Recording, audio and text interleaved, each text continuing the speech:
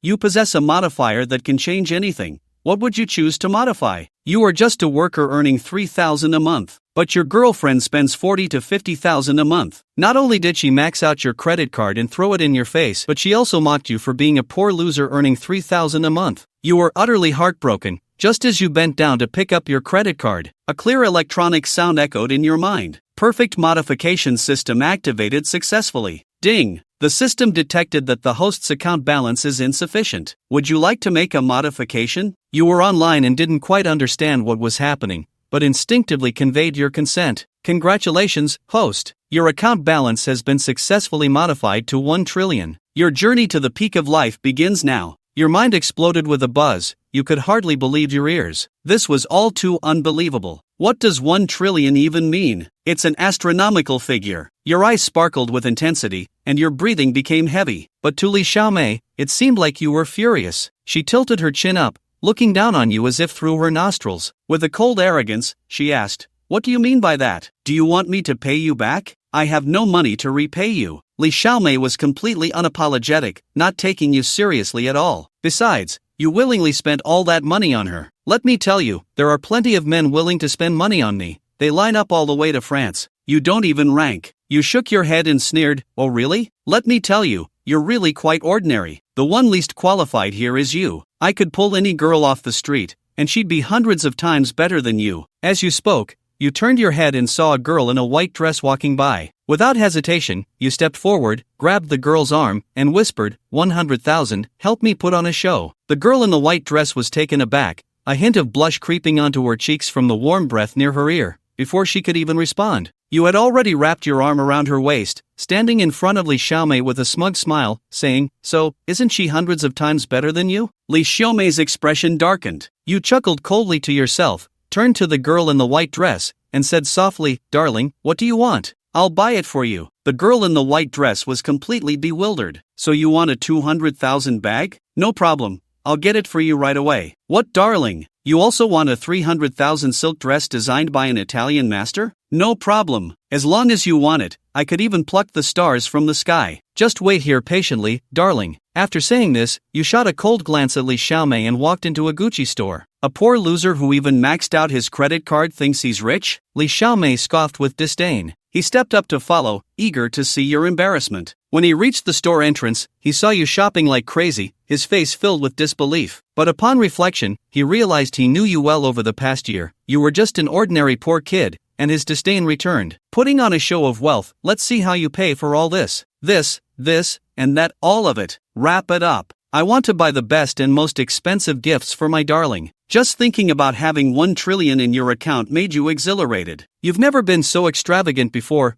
This time, let Li Xiaomei see that you're not short on money. The salespeople in the store were stunned, their eyes sparkling at the sight of you. Clients like this were truly rare. "Dear sir, the total is 298 million. Would you like to pay by card or mobile payment?" You pulled out the credit card that Li Xiaomei had thrown on the ground, and it was successfully processed. When Li Xiaomei heard that sound, her expression changed drastically, her disdain vanished, replaced by disbelief. "This is impossible. She clearly maxed out your card. How could there still be money on it, especially nearly 3 million? Yet there you were." Ignoring the stunned Li Xiaomei, you stepped towards the girl in the white dress, smiling, "Darling, let's go shop somewhere else." The two of you left hand in hand, leaving Li Xiaomei standing there, dazed and filled with frustration. As you and the girl in the white dress stepped out of the store and onto the street, you let out a long breath. You felt no sadness at all over what had happened with Li Xiaomei. Instead, a smile unconsciously crept onto your lips. That moment was truly satisfying. "Thanks for your cooperation. Let's add each other on WeChat.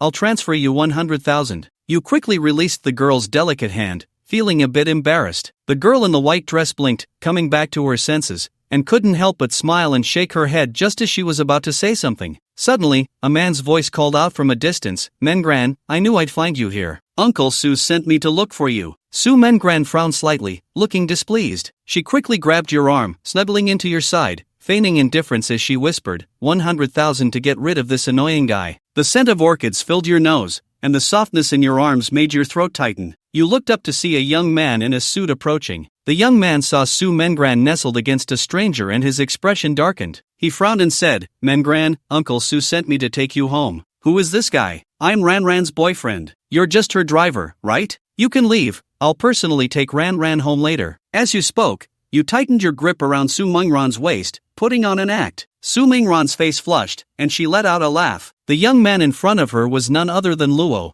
the son of the chairman of the lot group. Luo Fei frowned, his expression darkening as he looked you up and down. He scoffed disdainfully. Where did this country bumpkin come from, daring to impersonate the boyfriend of the Su family's young lady? Are you looking for trouble? You were taken aback, realizing that the woman you casually grabbed off the street was actually the daughter of Jiangqing's wealthiest family, the Su family. Unbelievable. Luo Fei looked helplessly at Su Mengran and said, Mengran, stop joking. In a few days, you'll be my fiancé. The marriage between our families has already spread throughout the region. Come home with me. I refuse to become a pawn for family interests. Luo Fei, I don't like you. I want to pursue my own happiness. Su Mengran leaned in and planted a kiss on your cheek right in front of Luo Fei, declaring, from now on, he is my boyfriend. You were completely stunned. This was turning into something real. Luo Fei's face turned livid, nearly exploding with anger. Su Mengran, don't think I can't see where this poor kid came from. You don't need to toast him or drink with him. He's dressed in cheap knockoffs from head to toe. He doesn't deserve me. You and Luo Fei are the perfect match.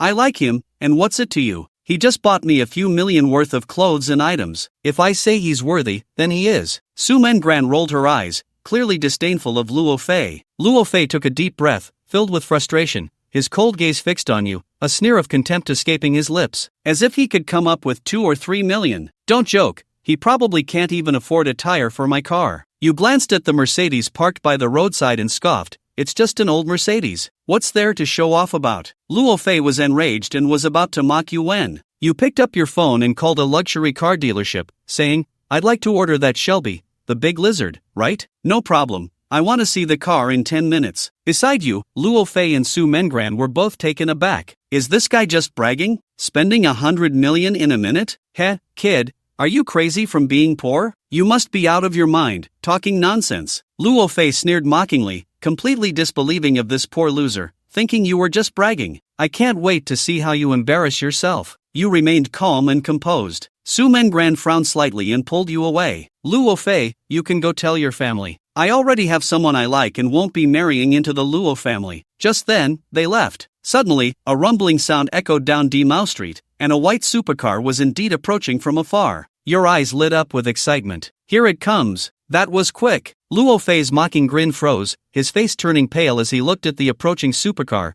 filled with disbelief and suspicion. It must be a coincidence. There's no way this poor loser could afford such an expensive supercar. You coldly shook your head and said nothing more. The arrival of the big lizard Shelby immediately attracted the attention of passers-by. A buzz of chatter erupted. Even Li Xiaomei, who had just exited a shop, caught sight of the supercar and was captivated. Wow, that supercar is worth over 10 million. I wonder which tycoon owns it. I really want to meet the owner. Many pedestrians were stirred, creating a commotion, and Li Xiaomei joined the crowd, eager to catch a glimpse of the wealthy owner. The impressive Shelby was simply too flashy and cool, attracting countless followers, and soon Mao Street was completely blocked. Eager and excited gazes focused on the middle-aged man stepping out of the Shelby, sparking a wave of gasps. Wow, he's so gentlemanly and handsome. Everyone assumed this middle-aged man was the owner of the Shelby, but little did they know. The middle-aged man approached a young guy who looked to be in his 20s and politely bowed. This scene left everyone present shocked and incredulous. You must be Mr. Wang, right? Esteemed sir, this is your newly ordered limited edition Shelby supercar. Please take a look and accept it. Yes, very good. Efficient service. I've already made $1 billion,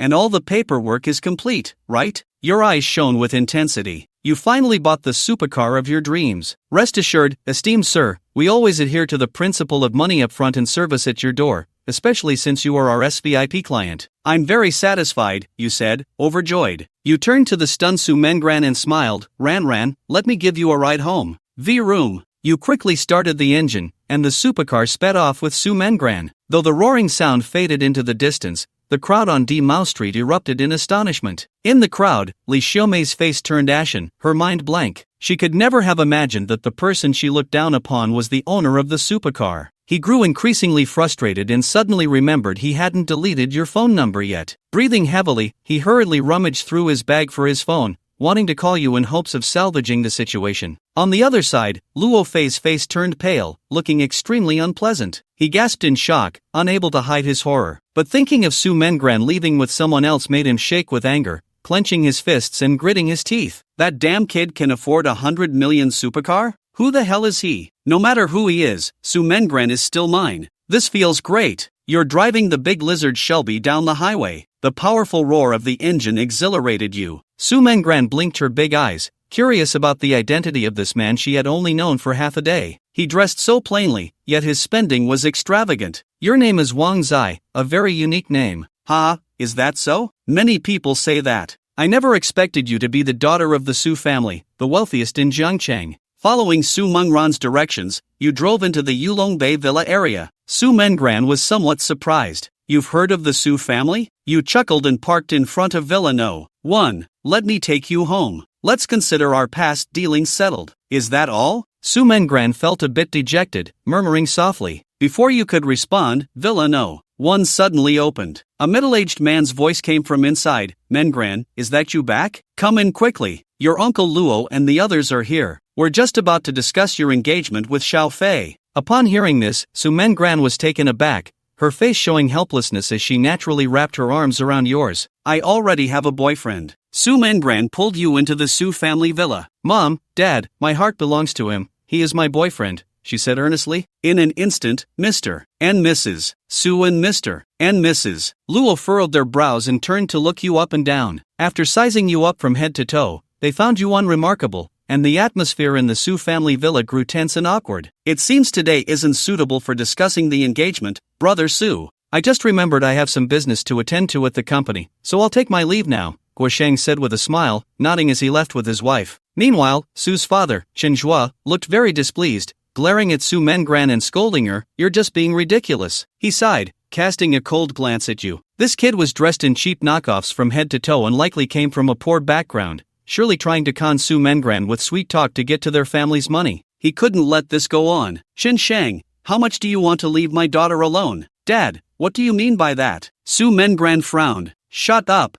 Su Ming shot Su Mengran a glare. Su's mother pulled Su Mengran aside to silence her, clearly indicating that the whole family looked down on you. You shook your head helplessly. Uncle, you've misunderstood. Misunderstood? Is 100,000 enough? Su Ming's expression was cold. You chuckled, which only made Su Ming more displeased. What are you laughing at? Is 100,000 not enough? Fine, I'll give you 600,000. Leave my daughter immediately. You remained expressionless and unmoved, even finding it somewhat amusing. In the past, you might have thought 600,000 was a lot, but now, you truly didn't think much of it, as your card balance was over 900 billion. Heh, just 600,000? Su Ming's expression darkened, growing increasingly angry. This kid was indifferent to 600,000, he must be looking to extort more money. My foolish daughter really has no sense. Mengran, he's just a poor kid, dressed in clothes that barely cost a few hundred. Being with him will only bring disgrace to our Su family. Look at him, he doesn't even want 600,000. I can't see how he really likes you, he's just conning you, clearly eyeing our money to take advantage. Su Mengran was utterly speechless. Well, this kid is willing to spend $1 million for my precious daughter. This card has $1 million on it.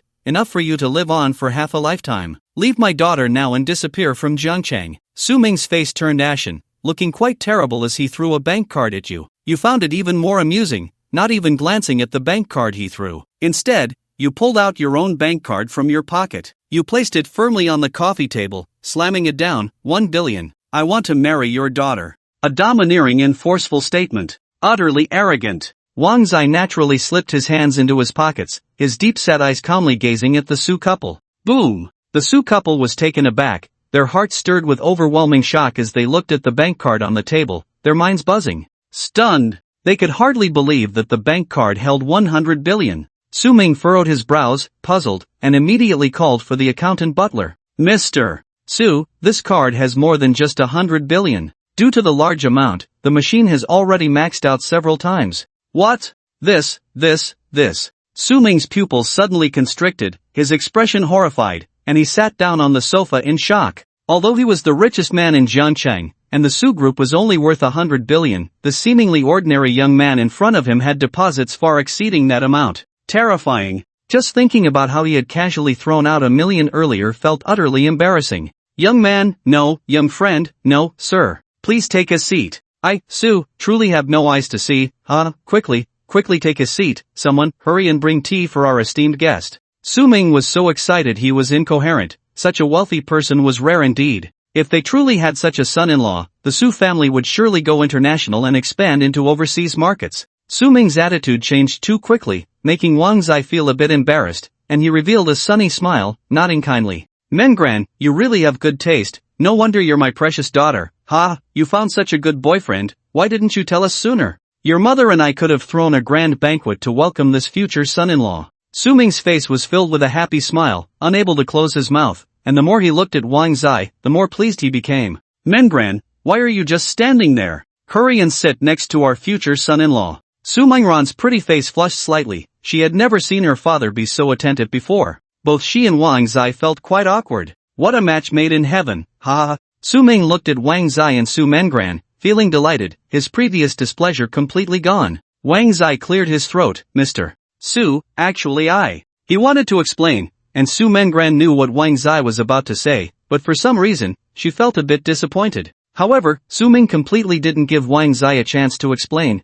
This child, how can you call me Mr. Su? That's too distant. Since you are Mengran's boyfriend, you should call me uncle. If you want, you can even call me dad in advance, I don't mind, ha ha ha. Wang Zai felt frustrated inside. You don't mind, but I do. Uncle, actually Come, drink tea. From now on, this place is your home, don't treat yourself as an outsider. Su Ming was just too enthusiastic. His warmth left Wang Zai unsure of how to respond. Meanwhile, Li Xiaoyun looked delighted, but her face was unusually pale, her forehead covered in a fine sheen of sweat. Su Mengran noticed and looked worried. Mom, are you feeling unwell again? Let me help you get some medicine. Li Xiaoyun smiled weakly at Wang Zai and said a faint okay. Just as she stood up, she suddenly felt dizzy, her vision darkening, and she almost fell to the ground. Everyone gasped, and Wang Zai quickly rushed to support Li Xiaoyun. At that moment, the voice of the perfect modification system echoed in Wang Zai's mind again. Ding, the system has detected that Li Xiaoyun has cancer and can only live for 3 more days.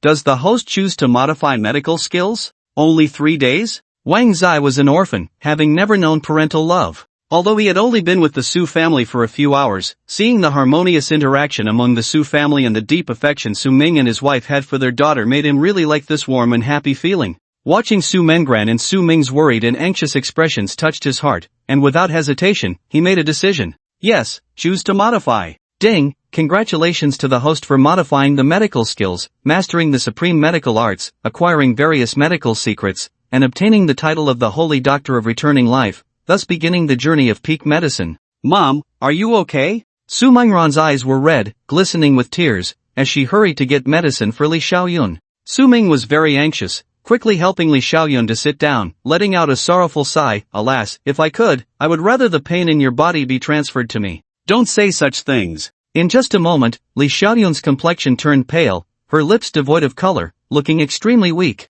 She was exhausted, quickly raising her hand to cover Su Ming's mouth, forcing a bitter smile. You are the pillar of this family cannot be without you. I just regret that I cannot continue to be by Mengran and Hauran's side. I am very happy that Mengran has such an excellent boyfriend now, but I fear I may never see Hauran marry and have children. Tears shimmered in Li Xiaoyun's eyes, a mix of comfort and regret. She was very aware of her physical condition and feared her time was short. Xiaoyun, don't say such pessimistic things. Even if I have to go bankrupt, I will cure your illness. I will call right now and have all the doctors in Jiangqing come. Su Ming hurriedly took out his phone, but Li Xiaoyun shook her head with a bitter smile. Even Wang Zai beside them raised his hand to stop him, leaving Su Ming puzzled, frowning. Uncle, there's no need to go through so much trouble. Although Auntie's illness is a bit tricky, I am confident I can cure her and ensure she doesn't die. Wang Zai had just had his medical skills modified perfectly by the system, and now he was the Holy Doctor of Returning Life, proficient in ancient and modern medical secrets. Su Ming looked skeptical, and even Li Xiaoyun shook her head and sighed. Xiao Zai, your aunt has cancer. That's an incurable disease. It's just cancer, nothing to worry about. Wang Zai was very confident, looking composed. Even so, Su Ming and Li Xiaoyun still didn't believe him. It seemed only a celestial being could cure such a terminal illness. Alas, Xiao Zai, you must be comforting us. Thank you for your kindness. Su Ming could hardly believe that Wang Zai had supreme medical skills. Wang Zai didn't mind. If it were before, he wouldn't have believed in such supreme medical arts either, but a miracle had indeed happened to him. Binding the perfect modification system was already unbelievable. If outsiders knew, they would probably want to dissect him for research. Let me try, Uncle Sue. Auntie's illness really can't be delayed any longer. She only has 3 days to live. What? 3 days? Su Ming was horrified, nearly falling to the ground as if struck by lightning. Fortunately, Su Mengran arrived just in time. Upon hearing that her mother only had 3 days to live, the cup in Su Mengran's hand fell to the ground with a bang, and tears as big as beans streamed down her cheeks. Wang Zai was unaffected. He had already begun treating Li Xiaoyun's terminal illness. As he modified his medical skills, a gentle energy inexplicably surged within him, like a warm current, crystal clear, with miraculous effects. He looked serious, an ancient secret technique emerging in his mind, and he began to perform it, the gentle energy within him gushing forth, flooding into Li Xiaoyun's body. In an instant, both Wang Zai and Li Xiaoyun appeared dignified, surrounded by a gentle radiance, looking extremely sacred. Li Xiaoyun felt as if she were in a warm treasure land, her fatigue and pain gradually dissipating. She could clearly feel her body changing little by little. This scene was magical. Su Ming and Su Mengran were completely stunned. They were dumbfounded. It was simply unbelievable. They could hardly believe their eyes. Su Ming looked astonished, murmuring softly, "Mengran, how did you meet this divine person? Our Su family has truly encountered a benefactor this time." On the street, Su Mengran kept rubbing her eyes, as if in a dream, feeling it was very unreal. The father and daughter were both very excited and thrilled, their eyes full of fervor, standing there in a daze for more than 2 hours.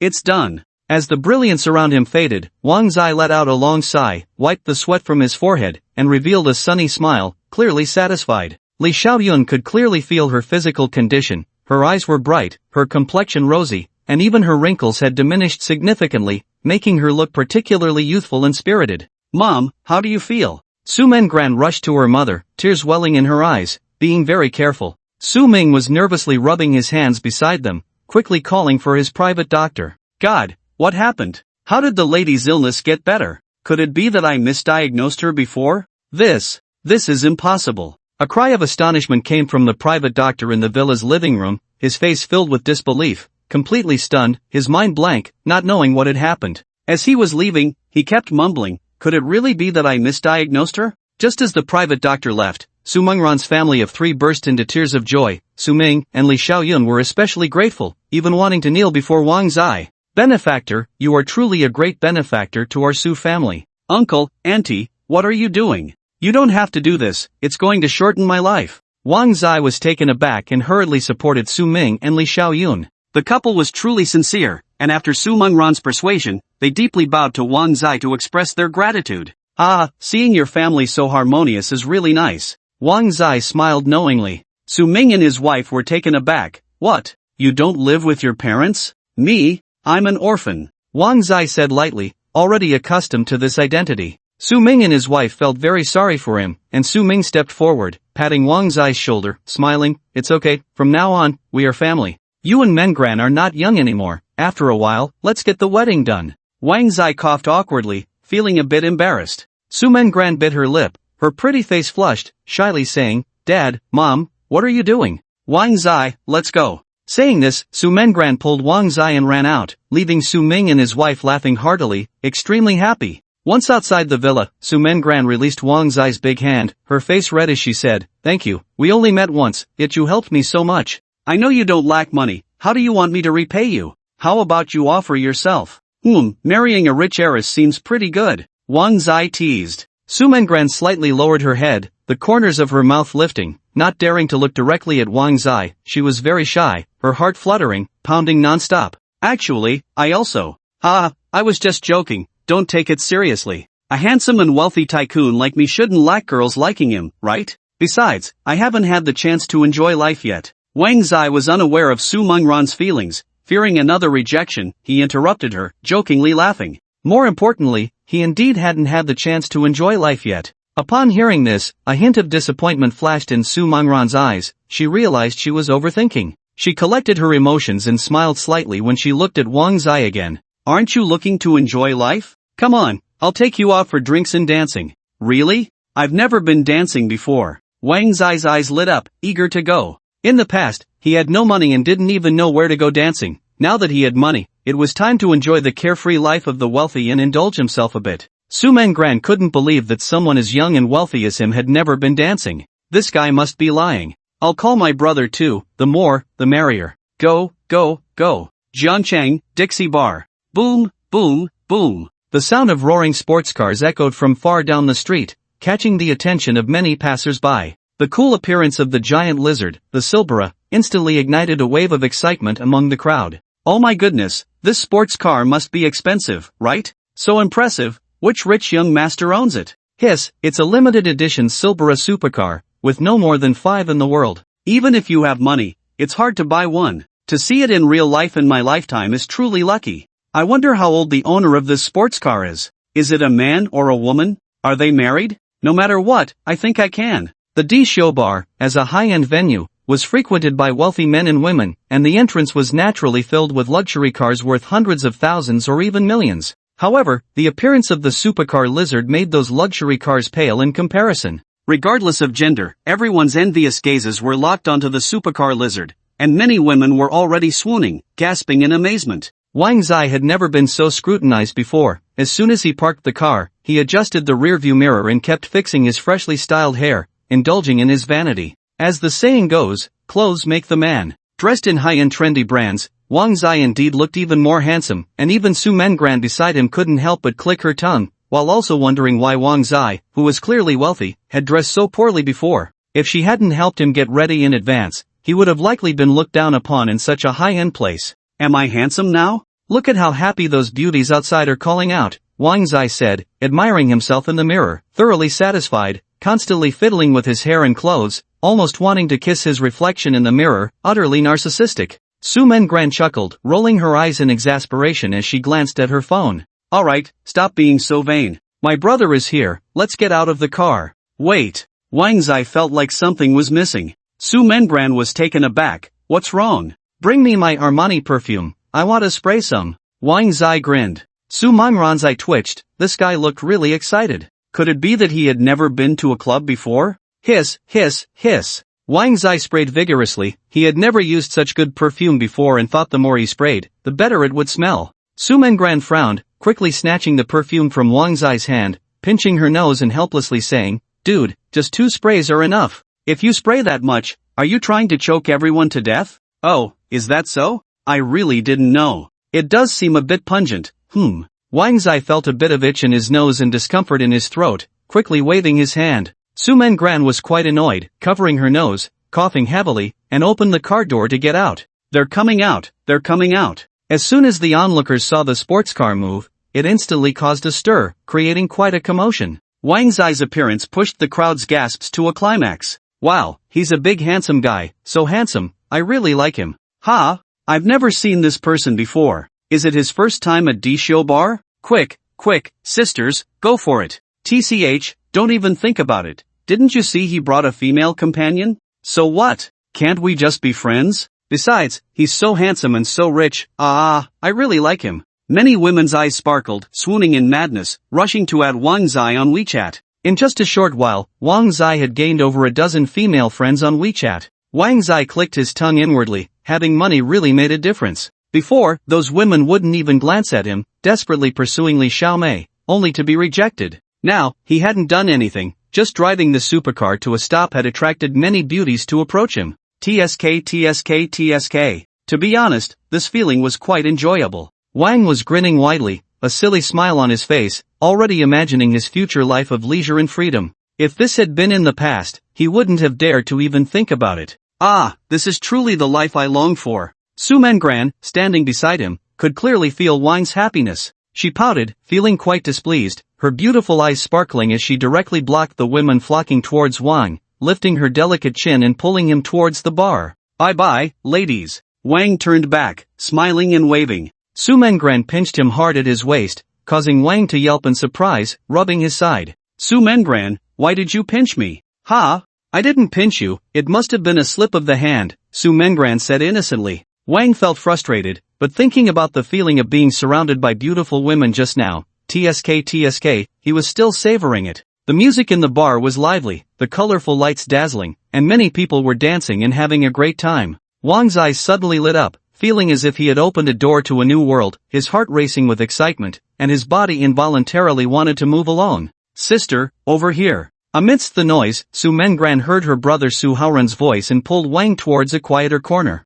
On the red leather sofa in the corner sat 3 men and 2 women, exactly 5 people, one of whom Wang recognized as Luo Fei. Su Haoran greeted them, and all eyes turned to Wang, scrutinizing him with unfamiliar looks. "Sister, who is this?" Before Su Mengran could introduce him, Luo Fei sneered disdainfully. "Oh, I thought who it was, dressed up like a human being, almost didn't recognize you." Upon hearing this, Su Haoran and the others were taken aback. "Brother Fei, you know him? I saw him before on Mao Street, a little pretty boy wanting to live off a woman. Your sister is completely smitten by him," Luo Fei said mockingly, full of contempt. Su Haoran was a bit confused. "Brother Fei, isn't my sister about to get engaged to you? You must have some misunderstanding." "Misunderstanding my ass, ask your sister who this pretty boy is." Luo Fei's face darkened, feeling very displeased. If it weren't for Wang's sudden appearance, in a few days, Su Mengran would have been his fiancé. Ultimately, it was all because of that detestable pretty boy Wang. Luo Fei hated Wang to the core,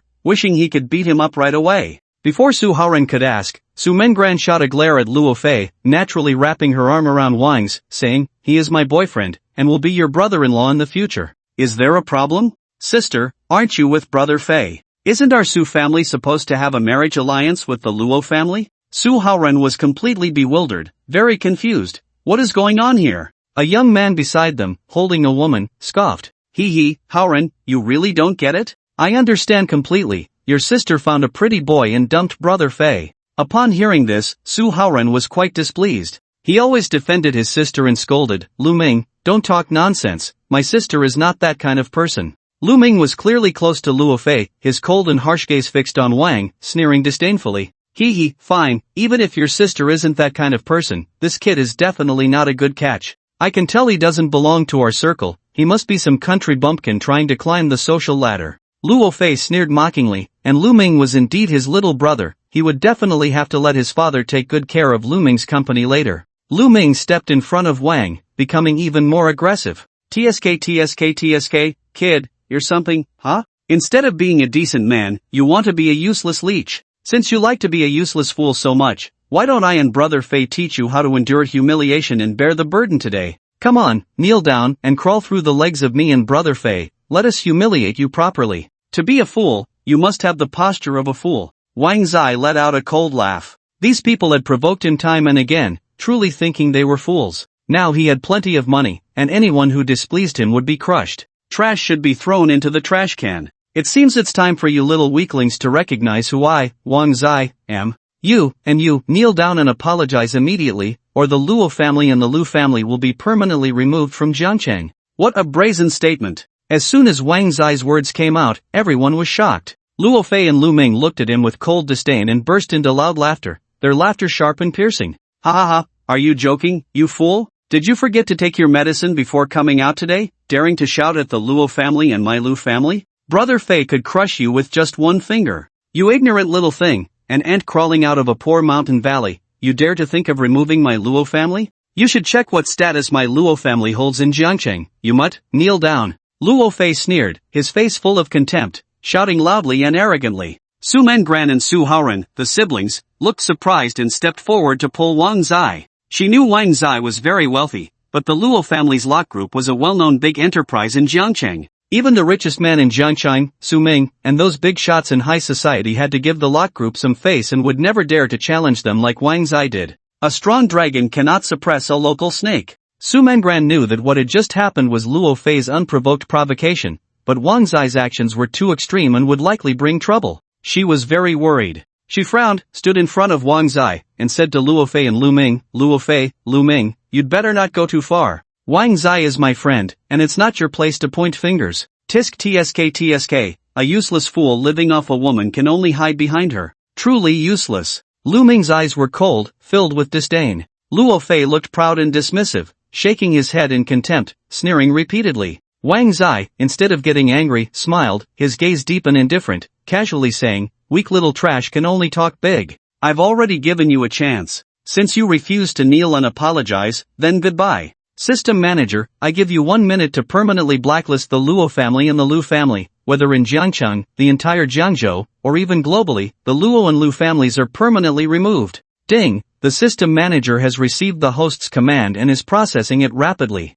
Ding, processing complete. The voice of the perfect modification system echoed in Wang Zai's mind, only he could hear it. Luo Fei and Lu Ming thought Wang Zai was crazy, hallucinating, and shouted angrily at the air. They looked at Wang Zai's strange behavior, stunned for a moment, then bent over, holding their stomachs, and laughed heartily. Did this fool just escape from the Qing Mountain Mental Hospital? Turns out he's a brain-dead idiot, ha ha. Damn it, this is really killing me with laughter. This scum is actually a moron. Su Mengran and Su Haoran exchanged glances, puzzled. To them, Wang Zai's behavior was truly baffling and very abnormal. However, at that moment, Luo Fei and Lu Ming's phones coincidentally rang at the same time. They laughed at Wang Zai, tears in their eyes from laughing, and without thinking, they answered the calls. Luo Fei, you little brat, what have you done outside? Just now, the Lot Group lost over 100 billion and went bankrupt. The villa, luxury cars, everything is gone. Your mother and I are now homeless, you beast. I should have smashed you against the wall back then.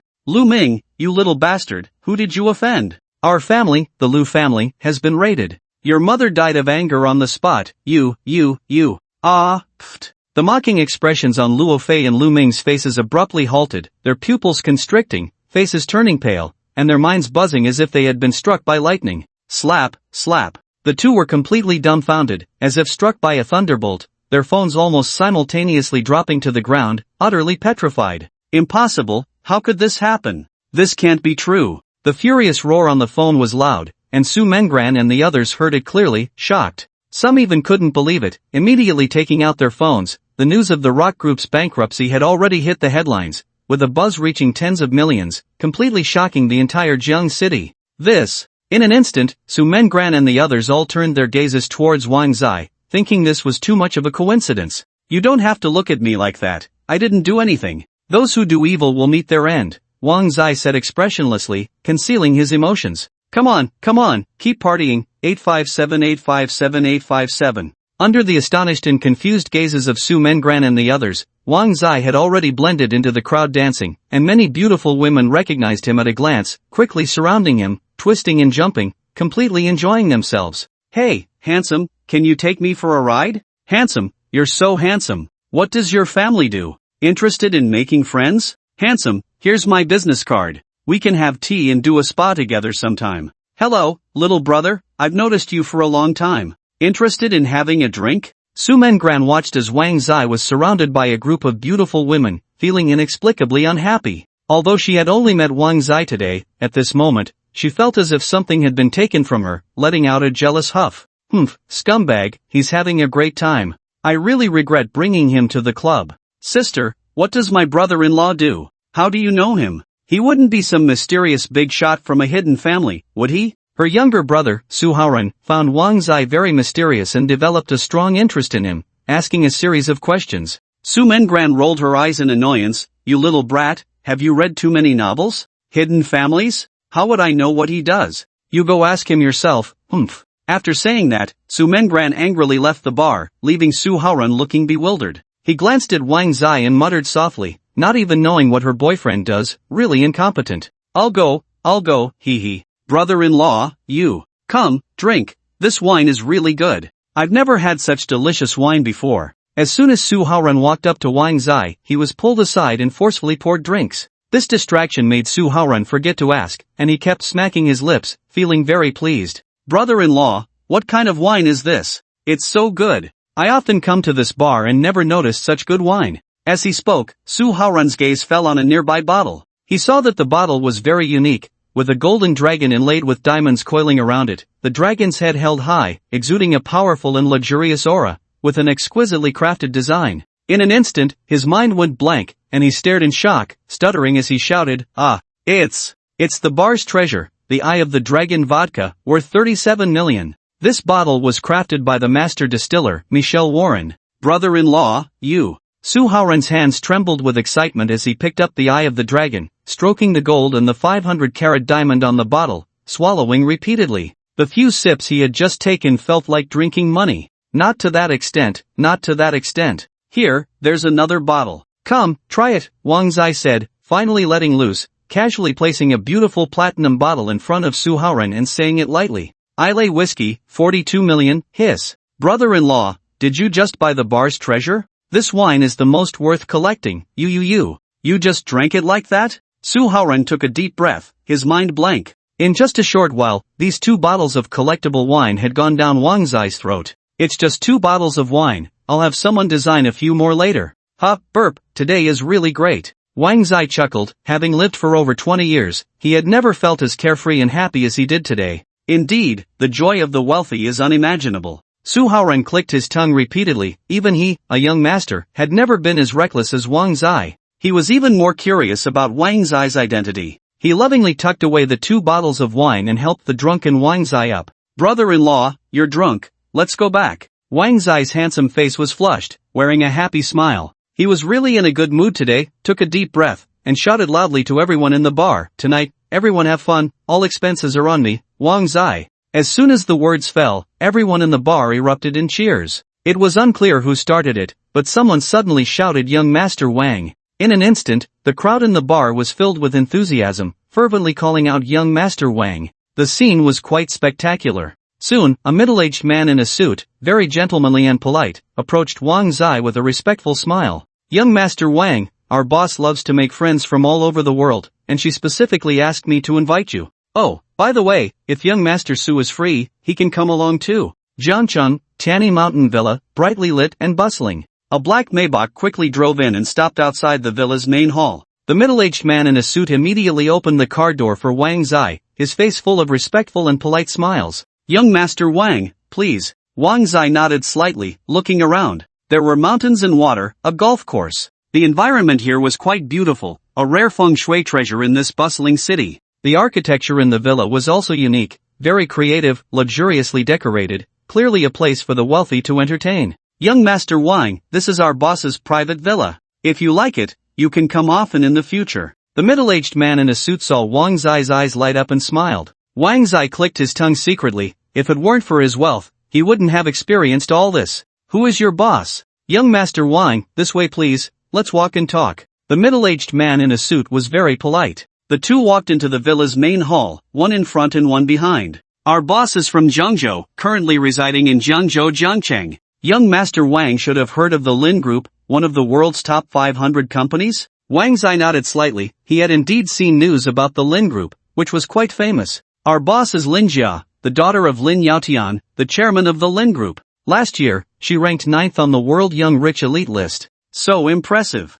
Wang Zai was quite surprised, not expecting the person inviting him to have such a background. He seemed to remember that the World Young Rich Elite list was for those under 30. He had seen a platinum author on that list before, which left a deep impression. Lin Jia, at such a young age, could rank 9th, indeed extraordinary. "Our boss plans to develop her career in Jiangcheng and has been busy making various friends during this time, hoping to familiarize herself with Jiangcheng as soon as possible." The middle-aged man in a suit was quite sincere, not hiding anything. "I see." Wang Zai suddenly understood, a subtle glimmer of brilliance flashing in his eyes. Now that he had money, he might as well take this opportunity to learn about the upper-class social circle. "We're here, young Master Wang." The two reached the second floor, and the middle-aged man in a suit opened a door, his face full of respectful smiles, slightly bowing and making a gesture to invite him in. Wang Zai walked in with his head held high, his gaze flashing as he surveyed the surroundings. At this moment, there were already 5 or 6 people in the hall, among whom 5 were middle-aged men, and the only young woman stood out prominently. She was dressed neatly and appropriately, exuding grace and poise. Her beauty and figure were exceptional, and her ethereal aura made one unconsciously want to look at her a few more times. She was none other than Lin Jia. As soon as Lin Jia saw Wang Zai, a polite smile appeared on her face. Besides her, one of the other 5 middle-aged men was actually a familiar face, Su Ming, the richest man in Jiangcheng. Su Ming's eyes lit up with joy upon seeing Wang Zai here, and just as he was about to step forward to speak, a very discordant voice suddenly echoed throughout the hall. "We've been waiting for half a day, thinking it was some big shot, but it turns out to be a wet behind the ears kid. This kid looks unfamiliar. I've never seen him before. He must be in the wrong place." "Kid, you've got the wrong place. This isn't where you should be. Get out." 3 of the middle-aged men frowned, looking at Wang Zai with disdainful and contemptuous eyes, while one remained coldly observing in silence. "Or what? Do you think I'm some old fossil? I've never seen you before. I'm still young and know my way around, so I'm obviously in the right place. Aren't you all invited by President Lin? Wang Zai smiled and nodded at Su Ming and Lin Jia, his indifferent gaze landing on the three men, taking a few steps forward to pull out a chair and sit down without any courtesy. Why are you all standing there? Sit down. Since we're all here to make friends, why put on such a stinky show? Arrogant. Truly too arrogant. The few middle-aged men were furious, their faces turning ashen, and one particularly plump man shouted the loudest, aggressive and confrontational. Arrogant. Even if your parents were here, they wouldn't dare speak to me like that. You really have no upbringing at all. You're talking to me about upbringing? Wang Zai, an orphan since childhood, felt his expression darken at those words, anger rising within him as he coldly stared at the plump man and said in a deep voice, "Tell me, who are you?" If I tell you, it might scare you to death. I am Pang Bing, the chairman of Haichuan Trading Company, Ltd., a prominent figure in Jiangcheng. You, kid. Pang Bing wore a proud and smug expression, full of disdain. However, before he could finish his sentence, Wang Zai raised his hand to interrupt. I'm not interested in your nonsense. Haichuan Trading Company, Ltd., right? Good. You can get lost now. As soon as he finished speaking, Wang Zai silently thought, System Butler, I give you 30 seconds to deal with Haichuan Trading Company, Ltd. Ding, the system has received the host's command and has completed the processing. The people around were taken aback by this, realizing that this kid was indeed young and had a huge temper. Get lost? Pang Bing was stunned, and then his expression turned cold as he laughed derisively. Ha ha ha, are you dreaming? The one who should get lost is you, kid. Just as Pang Bing was halfway through his sentence, his phone suddenly rang. He glanced coldly at Wang Zai and answered the call. Chairman Pang, it's bad. Just now, there was a serious financial loophole in our company, and people from above are investigating and have sealed our company. You need to run, Chairman Pang. What? This is impossible. The cold smile on Pang Bing's face instantly froze, his complexion turning pale, his legs going weak as he stumbled out. A piece of trash, really thinks of himself as a character. Wang Zai sat back down in his chair, letting out a cold snort. Everyone around had heard the content of Pang Bing's phone call, their faces filled with shock, and they all turned to look at Wang Zai, taking deep breaths, filled with confusion and horror. They had no idea what was going on. The atmosphere in the hall suddenly became much quieter. Lin Jia's beautiful eyes flickered as she glanced at Wang Zai with great interest and smiled. Alright, everyone take a seat. Since we're here, we're all friends, there's no need to make things so tense. This young man, I believe everyone should know him, our esteemed guest, Wang Zai.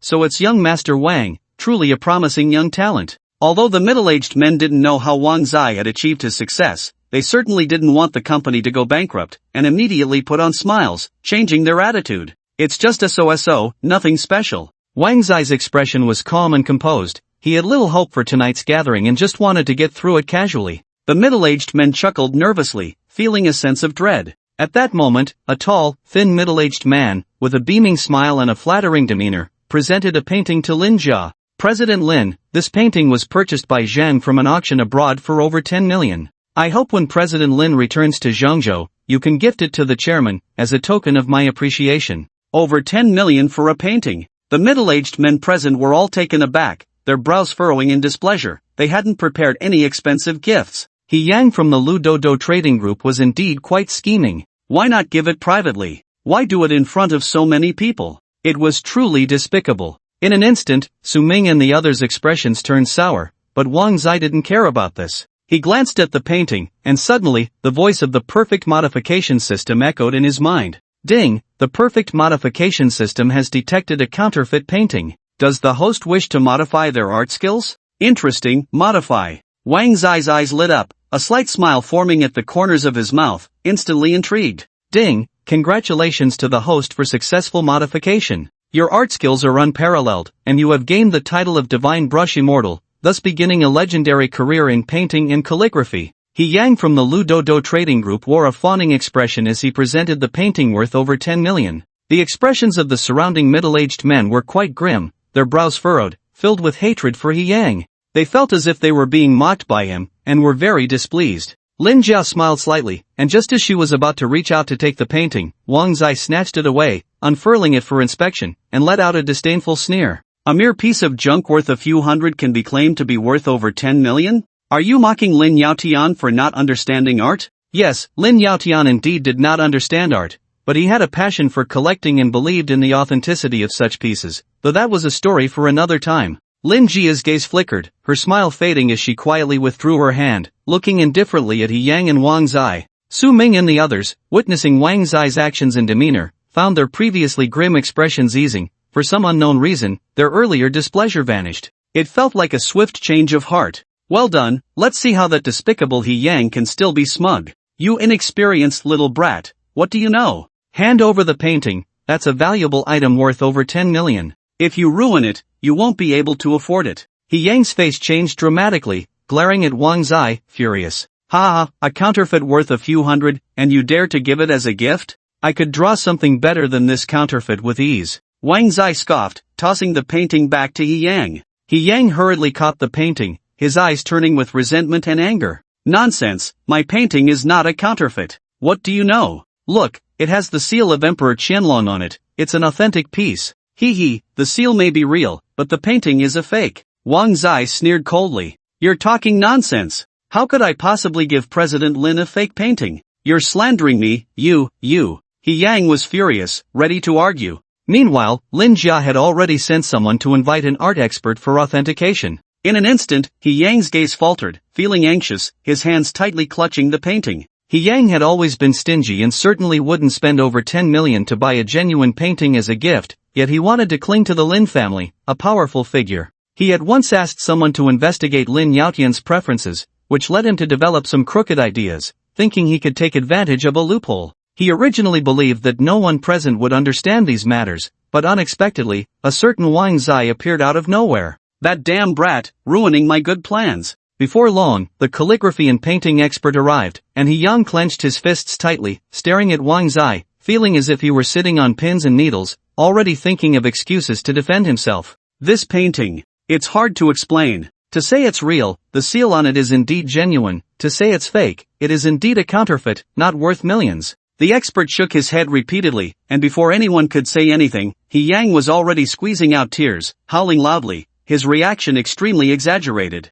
What? This is impossible, how could it be fake? I spent over 20 million for this painting, However, no one paid attention to He Yang, instead, they were all sneering, enjoying the spectacle. The gaze of everyone present fell on Wang Zai, even Lin Jia looked surprised, feeling it was unbelievable. How did you know? Me? I know a little about calligraphy and painting. It just didn't look right, so I spoke up. If Uncle Lin really likes calligraphy and painting, I could paint one for him as a gift. Wang Zai appeared confident. Lin Jia's beautiful eyes sparkled, feeling increasingly intrigued by this mysterious man, and without hesitation, she called for paper and ink. Su Ming, who knew Wang Zai was skilled in miraculous medicine, was now filled with excitement upon hearing Wang Zai was going to paint. In an instant, everyone surrounded Wang Zai, completely ignoring He Yang. Seeing that he could no longer maintain his facade, He Yang gritted his teeth, filled with resentment, and moved closer to watch Wang Zai paint. Wang Zai's brush moved like a dragon and snake, his actions fluid and graceful, and in no time, a scene of a chick pecking at rice appeared on the large sheet of white paper.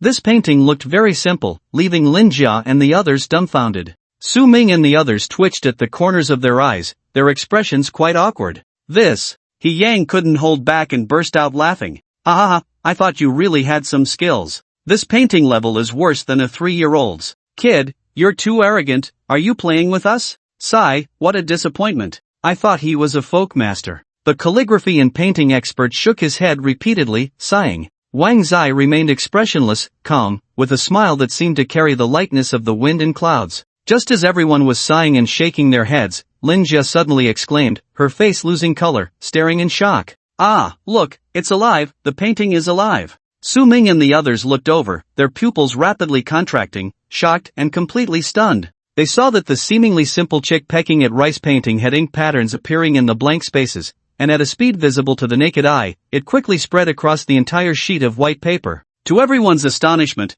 the chick that was pecking at rice rapidly grew into a phoenix. When it reappeared before everyone, it had transformed into a magnificent scene of countless birds flying towards the phoenix. It was utterly unbelievable. This, how is this possible? He Yang's mocking expression abruptly stopped, his face filled with shock, nearly collapsing to the ground. Everyone was in shock, taking a deep breath. This painting was simply extraordinary. If they hadn't seen it with their own eyes, who would believe it? The calligraphy and painting expert looked at Wang Zai with fiery eyes, and immediately knelt down, extremely excited and respectfully said, "A painting immortal is among us, a painting immortal is among us, please take me as your disciple." Wang Zai's eyes twitched, feeling quite troubled. How could he, at such a young age, take a man over 60 as a disciple? He chuckled dryly, "I just painted casually, you don't need to do this." Casually painted? Hiss, if you were serious, that would be something else. Everyone took another deep breath, their gazes towards Wang Zai growing even more fervent. Lin Jiao was overjoyed. Without any explanation,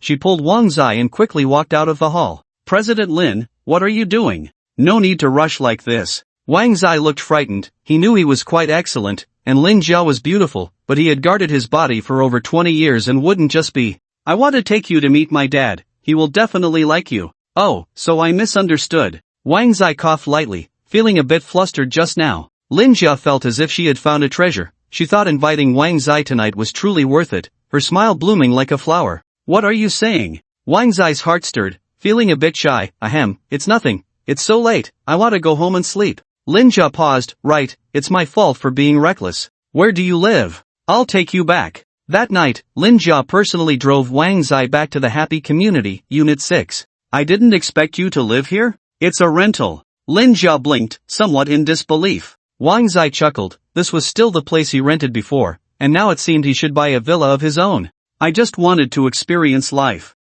That does sound like your personality, but this rental is too shabby." Lin Jiao frowned and shook her head repeatedly. Just as Wang Zai was about to say something, he looked up and saw a graceful figure standing at the rental door, and his expression immediately darkened. "Wang Zai, you finally came back. I called you, but you didn't answer. I've been waiting for you here all day, woo woo." As soon as she finished speaking, the graceful figure cried out and rushed towards Wang Zai. "Stop, Li Xiaomei, I have no feelings for you anymore." The one crying and rushing towards Wang Zai was none other than Li Xiaomei. At that moment, she looked like a different person, crying and acting overly dramatic, which was quite off-putting. At the very least, Wang Zai felt disgusted seeing Li Xiaomei deliberately pretending to be pitiful. "What I lack the least right now is women. I already have dozens of beautiful friends added on WeChat. Any one of them is hundreds of times better than you. Just stop here and save yourself some dignity." Wang Zai's expression was emotionless, his attitude resolute, not allowing Li Xiaomei to get close. He was very clear about Li Xiaomei's intentions, it was all about money.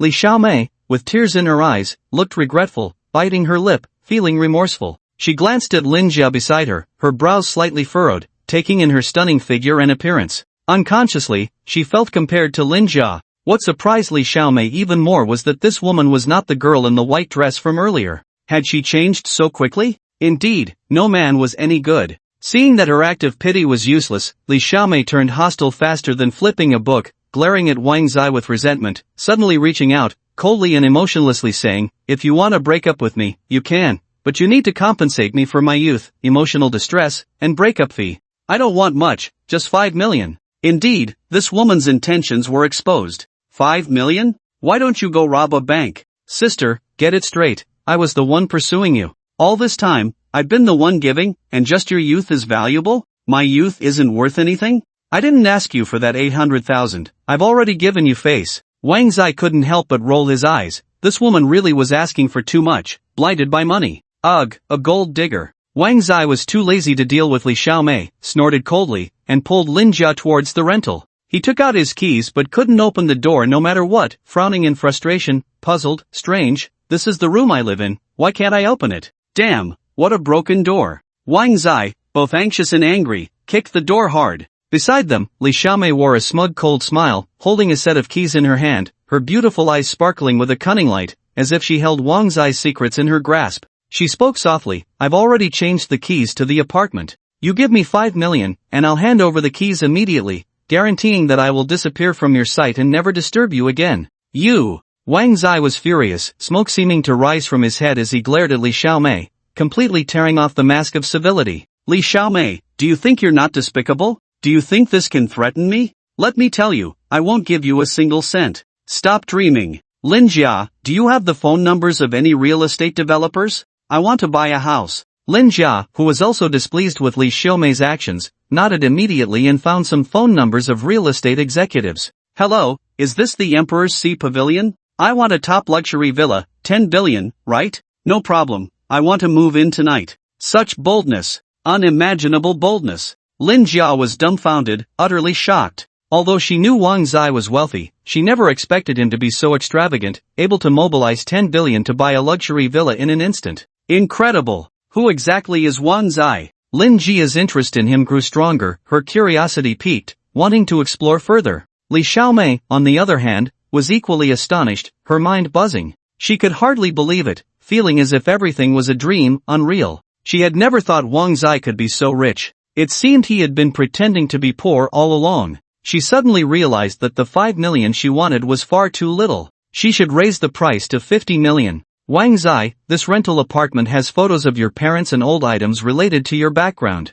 Those things are priceless to you. The money I'm asking for is nothing compared to that. 50 million, and I will hand over the keys with both hands. Ha, woman, you're playing with fire. You've completely crossed my bottom line, you're finished. Wang Zai's expression darkened, his gaze icy as he glanced at Li Xiaomei, took out his phone, and dialed the number of the real estate executive Lin Jia had just given him. Is this President Song? 100 billion, I want to buy the entire 6th unit of the happiness community. 100 billion, hiss. Whether it was President Song on the other end of the line, or Lin Jia and Li Xiaomei, they were all left speechless and utterly shocked upon hearing that terrifying figure. More importantly, Wang Zai spoke about it so casually, not even furrowing his brow, which stirred up a storm of emotions in Lin Jia, leaving her in disbelief. It should be noted that even the Lin Group, one of the Fortune 500 companies, would take a long time to mobilize 100 billion. Although Lin Yaotian's net worth reached hundreds of billions, his savings were only in the tens of billions. Yet here was Wang Zai, able to produce over 100 billion in an instant. Terrifying. Too terrifying. Wang Zai, just how rich are you? Lin Jia let out a bitter laugh. She thought she had seen many big shots, but Wang Zai's appearance completely shattered her understanding. Moreover, Wang Zai was so young, Lin Jia couldn't even dare to imagine, only feeling that he was a frightening person. Li Xiaomei took a deep breath, still unable to hide her shock. A subtle glimmer of cunning flashed in her beautiful eyes as she realized that the 50 million she wanted was indeed too little. She should raise the price to 500 million. I have no money. Wang Zai scanned Li Xiaomei warily, responding very decisively. If these people knew that his card balance was in the thousands of billions, they would be scared to death. Just then, several black cars suddenly arrived at the entrance of the happiness community. President Song personally brought people to the 6th unit to find the big spender who wanted to buy it for 100 billion. President Lin, what are you doing here too? When Song Qing saw Lin Jia, he was taken aback, then his gaze turned hot as he looked at Wang Zai, his face filled with smiles and respect. You must be Mr. Wang Zai, right? It's truly an honor to meet you, esteemed Mr. Wang Zai. Please, give me your instructions. First, get this woman out of here, and then secure this place with utmost priority. No one is allowed to approach. Here is 1 billion, take it. Wang Zai coldly glanced at Li Xiaomei and handed a card to Song Qing. After verifying the card, Song Qing, like a lapdog, became even more respectful and immediately looked at Li Xiaomei with great authority, waving his hand. Someone, throw this woman out. Immediately increase the security personnel and ensure the entire 6th unit is under strict protection. Not even a fly is allowed to enter. Li Xiaomei was quite helpless, but outnumbered, and despite her desperate struggles and screams, she was forcibly carried out. Song Qing was very efficient, quickly dispatching a large number of security personnel to completely secure the 6th unit. From then on, the 6th unit became Wang Zai's private domain, a forbidden place. Song Qing was very flattering towards Wang Zai, even sending someone to escort him to the Imperial Sea Pavilion and proactively inviting him to play golf. Wang Zai glanced at Lin Jia, who was eagerly anticipating, and smiled, saying, I can't refuse such hospitality, especially at Tianyi Mountain Villa, but I must clarify in advance that I don't play golf. Ha, you are too modest. Lin Jia laughed and shook her head. After seeing Wang Zai off, she immediately called her father, Lin Yaotian. Dear Dad, why not fly to Jiangqing tomorrow? I want to introduce you to a young master of calligraphy and painting. The Imperial Sea Pavilion, whether in Jiangcheng or across the entire Jiangzhou, is one of the top luxury villa areas. The villas here start at a minimum of 100 million, and those in the 10 billion range are among the best. For Wang Zai now, that was more than enough. Although it was night, the Imperial Sea Pavilion was brilliantly lit, the environment was quite nice, and the air seemed to be filled with the scent of money. Esteemed sir, this is the villa you requested. Please keep the property documents and keys safe. Wishing you a pleasant life. Money equals efficiency. Wang Zai looked at the luxurious, exquisitely designed high-end villa before him, his eyes shining with excitement, breathing heavily, unable to hide the joy on his face. He took out his phone and snapped a few exterior photos before pushing open the heavy door. "Welcome home, master." The pleasant and harmonious voices echoed around him. Wang Zai was taken aback, blinking as he looked around. Goodness, 2 neat rows of maids were already standing on either side, all looking very young, each with a smile, dressed in uniform, all equally attractive. Wang Zai's eyes lit up, and a smile involuntarily crept onto his face. Before he could say anything, the maids had already surrounded him, eager and polite. "Master, you must be tired. Please change into slippers. Master, you must be thirsty. Please have some water. Master, you must be hungry. A sumptuous dinner has been prepared for you. This way, please. Master." Goodness, this enthusiastic and melodious calling of master made Wang Zai ecstatic, floating on air. He didn't even need to lift a finger, he was already being well taken care of. He suddenly realized that he had truly wasted the past 20 years of his life. So this is how the rich enjoy themselves. This is so damn refreshing. Wang Zai completely relaxed, enjoying the moment. After a lavish dinner, feeling full and satisfied, he half lay on the sofa, burping and grinning foolishly, letting out a sigh of contentment. He didn't forget to take out his phone to browse through the villa and food photos he had just taken, feeling more and more thrilled with each glance. Everything felt so dreamlike, so unreal.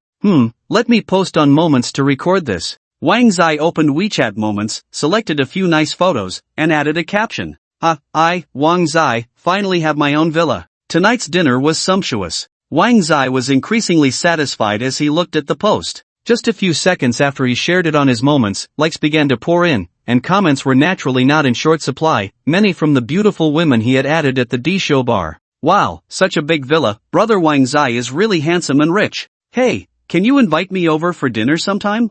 I love Australian steak, hee. Wow, such a big villa, perfect for parties. When will you invite us over to play, handsome?" Seeing these comments, Wang Zai couldn't help but smile slightly. He ignored them and was about to put down his phone when it suddenly rang. "Wang Zai, you're doing well, huh? Where are you making money now? That picture you posted on Moments, you found it online, right? Let's grab a drink sometime, it's been a long time since we saw you." The message was from none other than Chen Hui, Wang Zai's childhood friend. It was fate that he and Chen Hui had been in the same school and class from elementary to high school, a bond forged in iron. Recently, Chen Hui had helped him a lot in pursuing Li Xiaomei, lending him money without hesitation. Wang Zai had always kept this friendship in his heart. "Sure, I happen to be free these days, I'll treat you guys to drinks later." Wang Zai chatted with Chen Hui until late, and many friends added him to various WeChat groups, such as the Jiangcheng Young Singles Group, Jiangcheng Rich Young Masters and Ladies Gathering Base, Jiangcheng Sisters Garden, and so on. In short, they were all quite strange,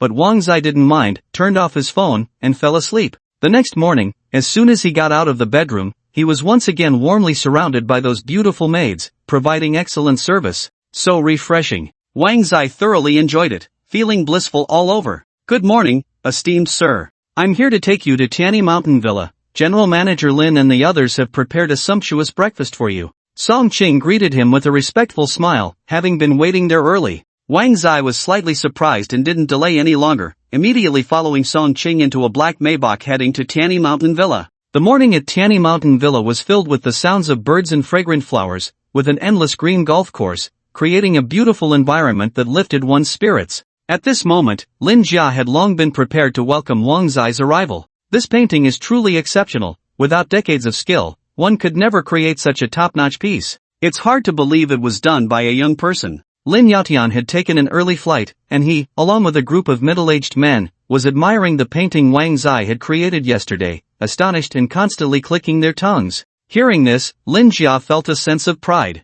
An elderly man nearby, upon seeing the painting, had his eyes light up as if he were looking at a treasure, suddenly stroking his beard and laughing heartily. "Ha, Director Lin, while what you said is indeed important, painting still relies on talent. The owner of this painting is probably one of those rare talents. I never expected to see such a genius in my lifetime. I have no regrets. Master, you flatter him too much. I think this painting is just average. Besides, that person hasn't even arrived yet. He's really full of himself, making the chairman and you wait like this. Someone without a sense of time probably isn't a good person either, A woman in her 20s beside Old Sher frowned, her expression proud and disdainful. She was Old Sher's disciple, Li Feifei, and as soon as her disdainful snort fell, others quickly echoed her, voicing their dissatisfaction. "Yes, Old Sher, what's your status? You're a highly respected master in the calligraphy and painting world. If you say second, no one would dare say first." That kid is just a young man, not worthy of making the chairman and old Sher wait so long.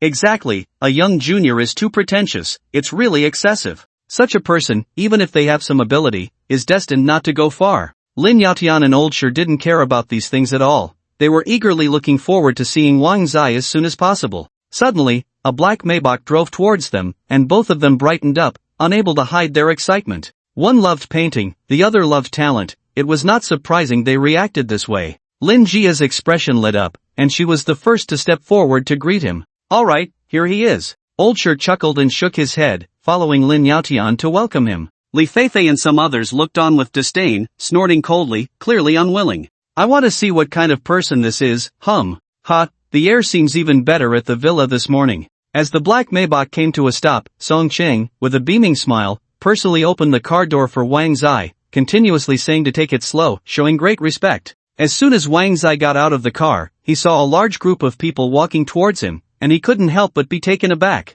The looks directed at him were a mix of enthusiasm and disdain, truly leaving Wang Zai confused. Wasn't he invited to play golf? Why were there so many people? What was Lin Jia up to? Wang Zai, you finally made it. Come, let me introduce you. This is my dad, Lin Yaotian, chairman of the Lin Group, and this is Master Sher, a highly respected figure in the world of calligraphy and painting. They heard you were coming today and specially took an early flight from Zhengzhou. After hearing Lin Jia's introduction, Wang Zai suddenly realized that these people had come to see him out of admiration.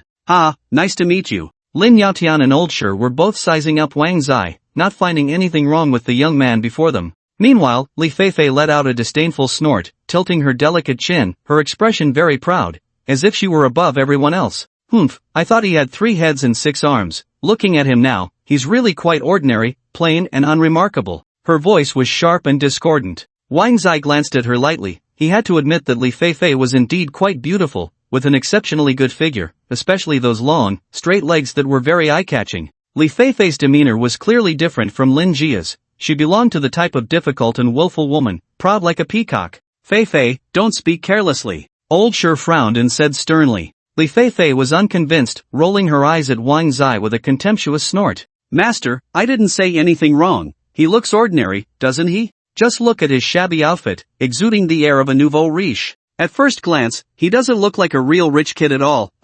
Coming from a poor background and still acting so high and mighty, does he really think the world revolves around him? Wang Zai sneered inwardly. This woman was beautiful but too superficial. He teasingly glanced at Li Feifei and said leisurely, I see fire in your liver, internal resentment, acne on your forehead, excessive heart fire, and hormonal imbalance. You should speak less and calm your mind, otherwise, you will surely get into verbal disputes with others, and if it gets serious, you might attract unnecessary trouble. You're talking nonsense. You're the one with hormonal imbalance. Your whole family has hormonal imbalance. Li Feifei was furious, feeling that this man was mocking her, which made her very angry. Wang Zai wore a playful smirk, shrugged slightly, appearing indifferent, and ignored Li Feifei. If you don't believe me, there's nothing I can do. Alright, Feifei, just say a little less. Old Sher sighed and shook his head, smiling at Wang Zai, saying, Young friend, I truly apologize for making you laugh. It's fine. You all waited for me so long, you must want to see my painting skills, right? Mr. Lin, have someone bring paper and pen, I'll paint quickly, and you can teach me how to play golf. Wang Zai was very straightforward, and Lin Yaotian and old Sher were all delighted, full of anticipation. Quick, have someone bring paper and pen. In an instant, everyone surrounded Wang Zai, ready to witness him paint. Many people did not believe that Wang Zai truly had first-class painting skills. In their eyes, he was simply too young. Especially Li Feifei, who hated Wang Zai, looking at him with complete disdain and skepticism, not giving him a chance at all, with a cold snort. A small person getting ahead. Wang Zai seemed to be oblivious to her words, his face serious as he prepared to pick up his brush. Whether intentionally or not, he had a lot of ink on the brush, and accidentally dripped it onto the white paper. Everyone was expecting Wang Zai to create a masterpiece, but they never anticipated such a low-level mistake right from the start. Lin Yaotian and old Sher frowned, and upon seeing Wang Zai's awkward posture while holding the brush, they realized it was completely unorthodox, looking entirely like someone who didn't know how to paint. Some knowledgeable people began to doubt, causing a stir. His movements are very unskilled, he doesn't look like someone who can paint at all. Was that the phoenix among birds really painted by him? Sigh, what a disappointment, we got all excited for nothing, this is clearly a novice. Is he just boasting? Could it be that the girl from the Lin family randomly found someone to amuse us? Hearing the crowd's doubts, Li Feifei wore a smug sneer, increasingly looking down on Wang Zai, sarcastically mocking him. So this is your level, huh? What a waste of paper. Let me tell you, this paper is very expensive, worth tens of thousands. Since you wasted it, you'll have to pay for it, otherwise. Before she could finish her sentence, Wang Zai showed no intention of changing the paper. His eyes sparkled with determination, the corners of his mouth slightly raised, and with a flick of his brush, he followed the droplet of ink, making a series of bold strokes. It looked casual and indifferent. The crowd was slightly taken aback, but as they watched Wang Zai's seemingly random gestures, they frowned again, shaking their heads in disappointment. Lin Yaotian and Old Sher exchanged glances, their doubtful eyes turning to Lin Jia. Although they didn't speak, their meaning was clear. Could this kid really paint? This was clearly just random scribbling. Ha ha, are you here to show off and deceive us? You've been bragging so much, I could tell something was off with you earlier. I knew you couldn't paint at all. What is this mess? A radish? Ha, a clown, truly ridiculous. Li Feifei finally burst into laughter, her gaze at Wang Zai filled with mockery and disdain. A radish? Lin Yaotian and Old Sher rushed over, and when they saw the crooked radish in the middle of the white paper, they were greatly disappointed, sighing and shaking their heads. Is this it? Alright, this is a radish gathering picture. To put it nicely, it's called a gathering of heroes. Wang Zai flicked his brush, and a few drops of ink completely smeared the paper. This action drew great dissatisfaction from the crowd. Even Lin Yaotian and Old Sher wore serious expressions, feeling that Wang Zai was being too perfunctory and rude.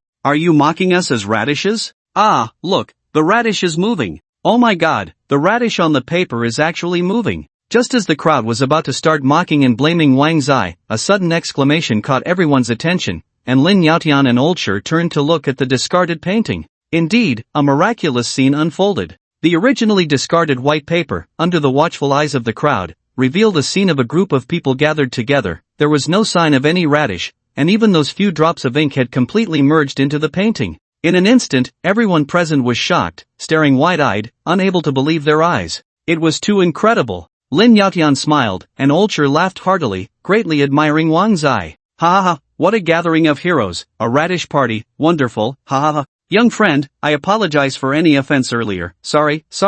Wang Zai wore a confident smile, surrounded by a group of people, each one filled with enthusiasm, giving him thumbs up, utterly impressed, showering him with praise. On the other hand, Li Feifei's face turned pale, the smug smile on her face completely vanished. For some reason, when she looked at Wang Zai at that moment, she found him much more pleasing to the eye. Her heart raced suddenly, and she bit her lip, feeling a mix of emotions. What's wrong with me? So what if he can paint? He's just an ordinary person, what's so great about that, Li Feifei was stubborn, disdainfully snorting, glaring at Wang Zai in anger before turning to leave. Bang! However, unexpectedly, Li Feifei, in her fury, didn't pay attention to where she was going. After a few angry steps, she bumped directly into a waitress. Soup and water spilled all over her and the ground. What's wrong with you? Can't you watch where you're going? You just bumped into me, really. I'm going to have Manager Lin fire you, get out of my way. Li Feifei was already in a bad mood, and this was just adding fuel to the fire. She felt like she was about to explode with anger.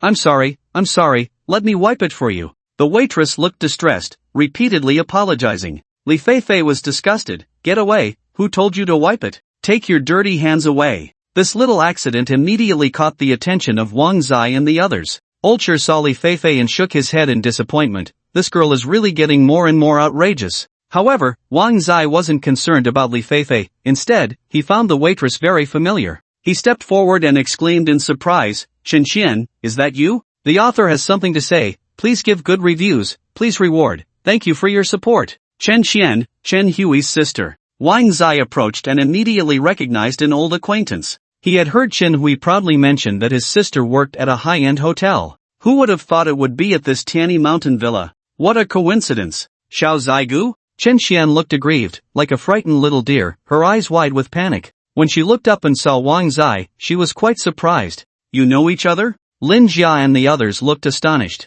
Wang Zai nodded lightly, glancing at Li Feifei, and said, she's my good buddy's sister. I just found out she works here.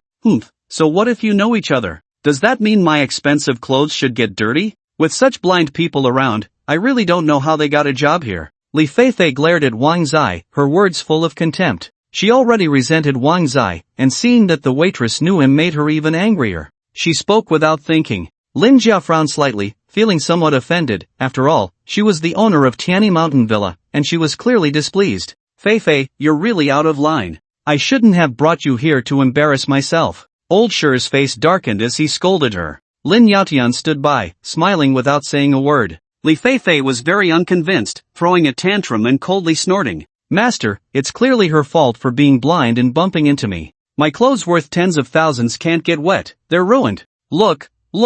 Old Shi was utterly disappointed, sighing and shaking his head, completely at a loss for words. Chen Shen nervously glanced at the fiercely Feifei, instinctively hiding beside Wang Zai, biting her lip and sobbing. Xiao Zaigu, I really didn't mean to, please help me, or I'll lose my entire salary for this month. Don't worry, I'm here, Wang Zai comforted her, casting a cold glance at Li Feifei and tossing out a bank card. A few tens of thousands worth of clothes, do you really have to be so relentless? I'll pay for her, take it. Humph, what's a broken card worth? Do you really think that just because you can do some calligraphy and painting, you're a big shot? Li Feifei rolled her eyes, very irritating. Take it or leave it. Wang Zai frowned slightly, clearly getting angry. He pulled Chen Xian and turned to leave. Chen Xian, let's go. In the future, if you see such an unreasonable woman, avoid her to spare yourself the disgust. It's like a toad sitting on your foot, not biting but annoying. Put. Chen Xian couldn't help but laugh out loud for a moment. Li Feifei was instantly furious, throwing a tantrum as she screamed, who do you say is a toad?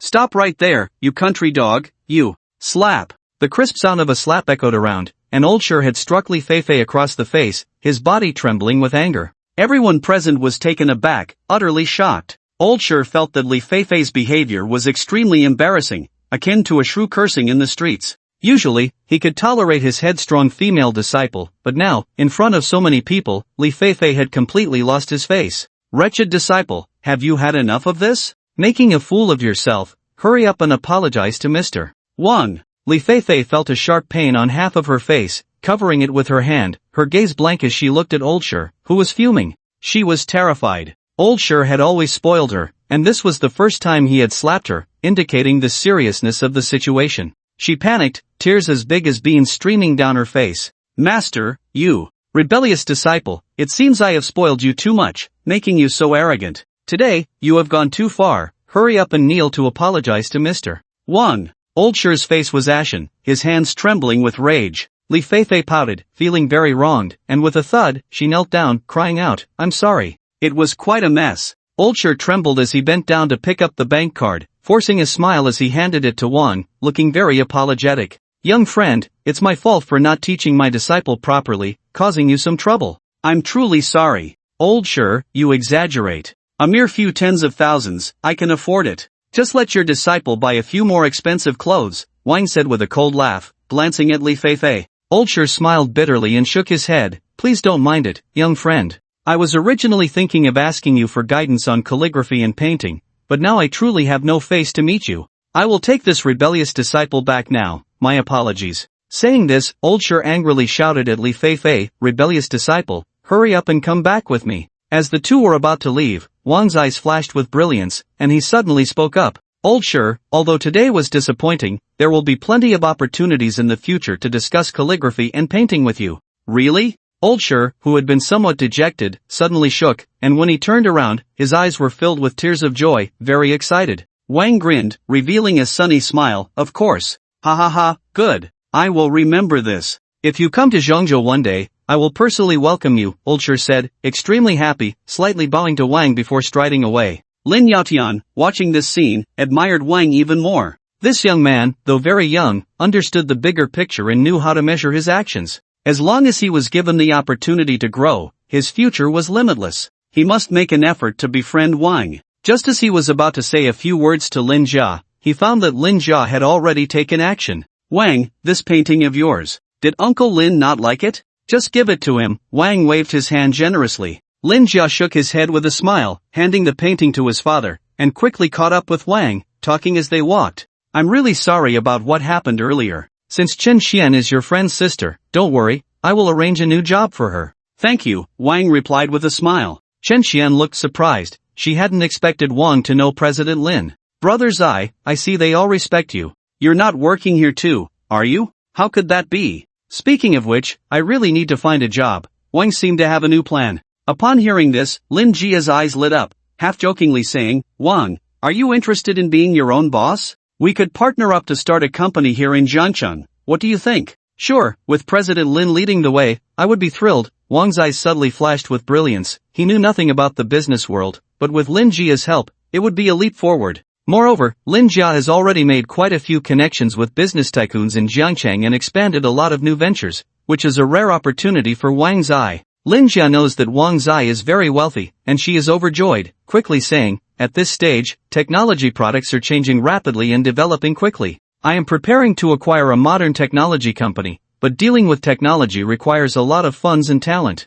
If you join, the funding part will be resolved, and we just need to scout for talent everywhere." Coincidentally, the CEO of that technology company is hosting a networking party tonight. If you are free, we can go together. Without a second thought, Wang Zai agreed, "No problem." That day, Lin Yaotian and his daughter Lin Jia personally accompanied Wang Zai for a round of golf. Wang Zai instantly fell in love with this sport of the wealthy. He is truly smart and picked it up quickly. Lin Jia only taught him some basic moves, and he grasped the essence of golf on his own. TSK. This kid not only excels in calligraphy and painting but also shows such talent in golf. I really wonder what kind of parents could raise such an outstanding person, Lin Yaotian said with a face full of admiration, constantly praising Wang Zai, feeling that this trip to Jiangcheng was well worth it. "Haha, Uncle Lin, you flatter me. I'm an orphan," Wang Zai laughed, unfazed, executing a standard move, sending the white golf ball into a beautiful parabolic arc, landing precisely in the distant hole. Seeing the ball drop into the hole, Wang Zai was quite satisfied, adjusted his cap, shrugged, and prepared to make another shot.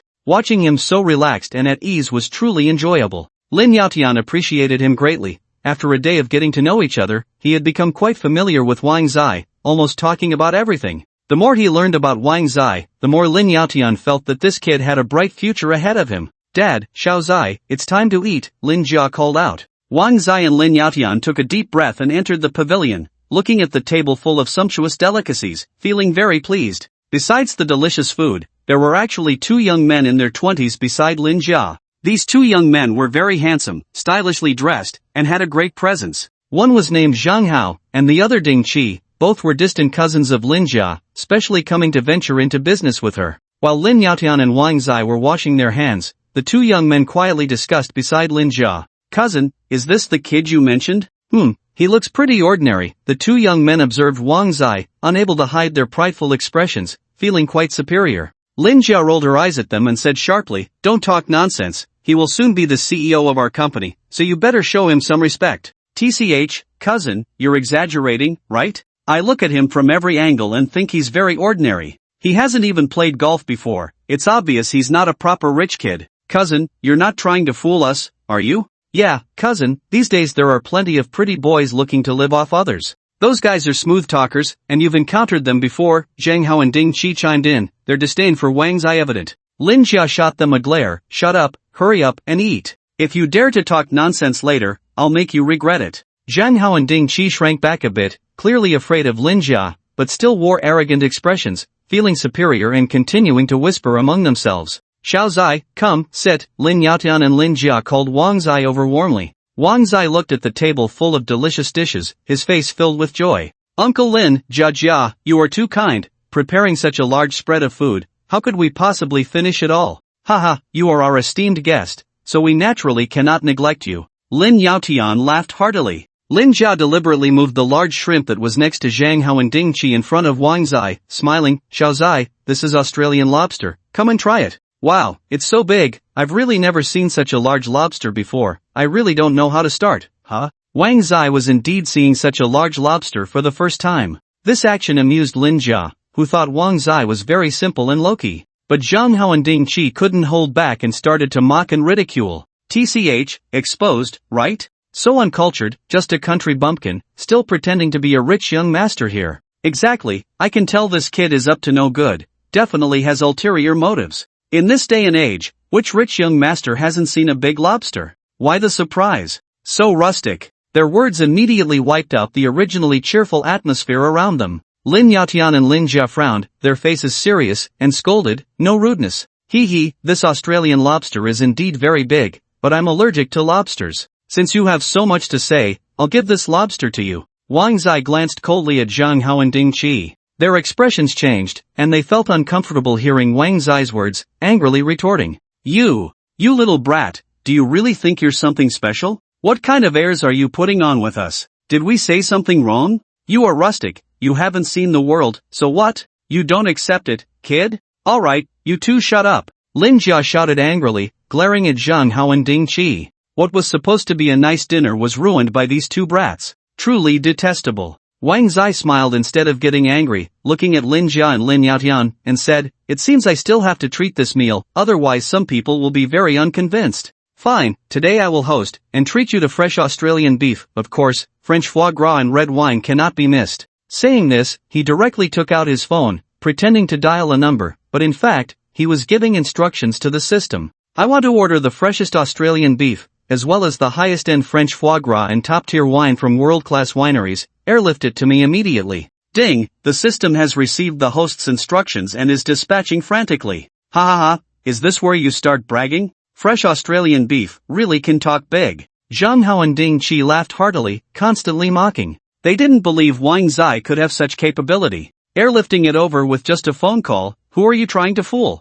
Alright, we'll wait and see how you keep this up. The atmosphere was very awkward, and Lin Jia tried to break the deadlock. After an unknown amount of time, a loud rumble suddenly came from the sky. A fierce wind swept across the entire golf course. It's here, a bit slow though. Wang Zai glanced at the sky. Zhang Hao and Ding Qi were shocked to see 3 helicopters appearing in the sky, their faces turning pale, dumbfounded. What's going on? Lin Yaotian and Lin Jia were also very shocked. How is this possible? It must be a coincidence. Zhang Hao and Ding Qi couldn't believe their eyes. When they saw a group of foreign waiters walking down from the helicopters, their minds went blank. Stunned. "Esteemed sir, this is the Australian steak you ordered. We are pleased to serve you." "Esteemed sir, this is the French foie gras you ordered. Please enjoy." "Esteemed sir, this is the top-tier red wine you ordered. Please enjoy to your heart's content." Boom! In an instant, everyone present was buzzing in their minds, completely shocked. This was too unbelievable. Above the golf course, the wind howled, 3 helicopters hovered, the rumbling sound deafening. The scene was spectacular. This is impossible. Zhang Hao and Ding Qi couldn't believe their eyes, their minds blank, their faces looking very bad, feeling quite awkward. Nothing is impossible, money can make the devil push the mill. "Uncle Lin, Sister Jia, come, this steak and foie gras are very fresh, try them quickly." Wang Zai's gaze was calm, his expression unchanged, with a sunny smile on his face, directly taking the initiative to invite Lin Yaotian and Lin Jia, father and daughter. The two of them looked at the foreign waiters and the lavish dishes that had just been airlifted, taking a deep breath, their hearts stirred with waves of shock. Luxurious. It was simply too extravagant. Unprecedented. This Wang Zai claimed to be an orphan, but how could he be so wealthy? Did his parents leave him a huge inheritance? But it couldn't be that he squandered it so extravagantly. It was terrifying. This. Xiao Zai, you really shouldn't have spent so much. This table must be quite expensive, right? Lin Yaotian thought he was already quite wealthy, but after seeing Wang Zai, he felt like a small fry compared to a big shot. Wang Zai smiled without speaking. He didn't even know how much it cost. Just then, a voice from the system echoed in his mind, and he glanced at the deduction message on his phone. Ding, the system has completed the host's instruction. Total expenditure 18 billion. Well, that's not much, just 18 billion. Hiss, 18 billion for a single lunch. Lin Yaotian's pupils suddenly constricted, and he gasped in shock. Zhang Hao and Ding Qi turned pale as paper, their bodies stiff, no longer daring to speak. They didn't even dare to take a seat. At that moment, they regretted mocking Wang Zai earlier. They finally understood that they were not worthy to have lunch with him. Uncle Lin, there's no need to be so surprised. If Uncle Lin likes, I can invite the world's top stock god Buffett to share this delicious meal with you. Wang Zai spoke lightly about this, while Lin Yaotian was astonished. His face twitched, and he quickly shook his head with a smile. No need, no need. Just being able to share a meal with you is already a great honor for Lin. Uncle Lin is joking. Come, try this fresh Australian steak. Wang Zai was very humble. Standing beside them, Zhang Hao and Ding Qi saw the foreign waiters about to pour wine for Wang Zai, and they hurriedly stopped them, smiling broadly, personally pouring wine for Wang Zai, looking like little brothers. Mr. Wang, we were blind before, truly sorry. Let us serve you as a token of our apology. Yes, Mr. Wang, you are magnanimous and forgive us for our mistakes. Slap.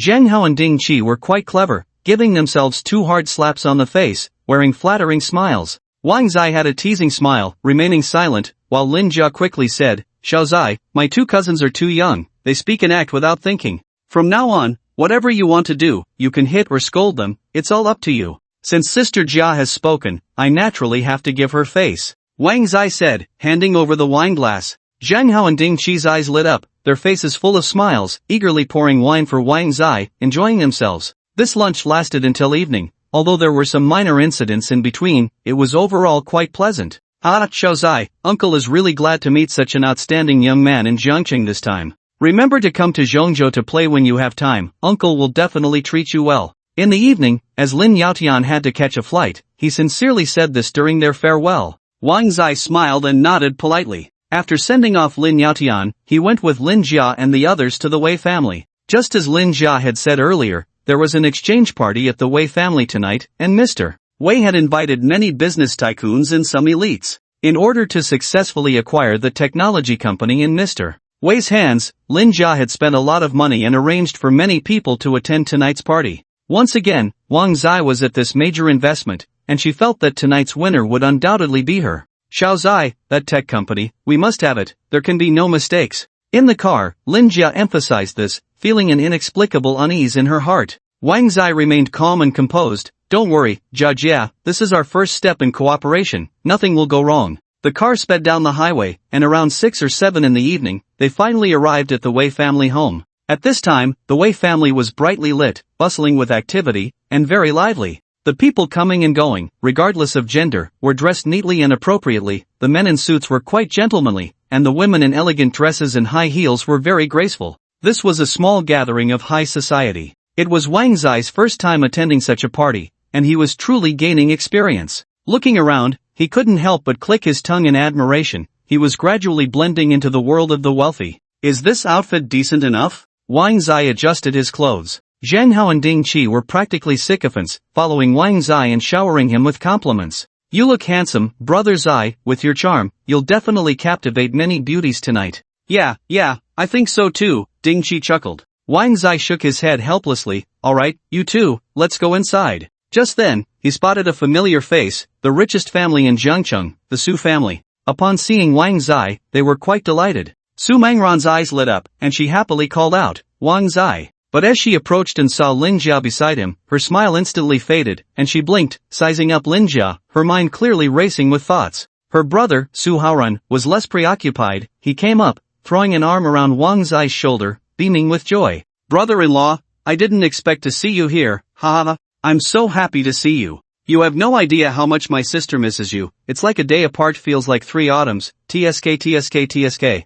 Su Haoran made a funny face at Wang Zai, which made Su Mengran's cheeks flush bright red, and she shot a resentful glance at her brother, then shyly glanced at Wang Zai. You silly brother, stop talking nonsense. Brother-in-law? Zhang Hao and Ding Qi were both astonished, momentarily confused about the situation. They couldn't help but look at Lin Jia, laughing carelessly. Cousin, it seems you have no hope, brother Zai actually has a girlfriend. Lin Jia was also sizing up Su Mengran. The two were completely different types of beauties, one a capable and assertive woman, the other gentle and playful. It all depended on what kind of type Wang Zai preferred. You two shut up, what nonsense are you saying? Lin Jia scolded, a smile appearing on her face, her beautiful eyes sparkling as she looked at Su Mengran and unexpectedly extended her hand. Hello, I'm Lin Jia, soon to be Wang Zai's partner. This sentence seemed very polite, almost like a gesture of goodwill, but for some reason, many people around sensed a strong smell of gunpowder. Zhang Hao and Ding Qi instinctively shrank their necks, while Su Haoran's eyes widened, his smile fading as he quickly released Wang Zai and stepped aside, swallowing hard, thinking to himself, wow.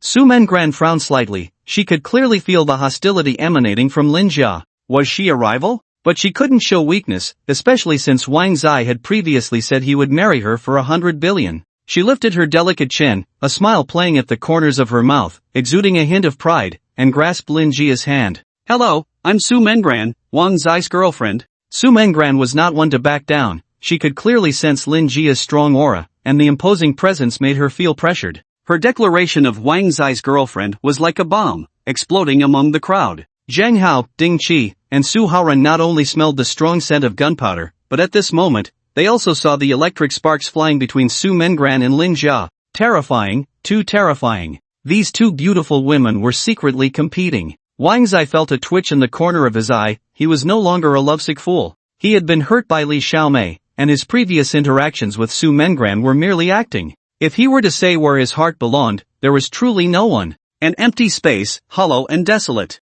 Since you two already know each other, is it really necessary to keep holding each other's hands? Have you both taken a liking to each other? Is the big orange already settled? Wang Zai coughed lightly, blinking his eyes, cleverly diffusing the awkwardness in the air. Upon hearing this, Su Mengran and Lin Jia both blushed, and almost simultaneously, they glared at Wang Zai in anger, huffing in unison, shyly letting go of each other's delicate hands. Nonsense! Nonsense! Everyone! Wang Zai burst into laughter. See, you two are so in sync on your first meeting. TSK.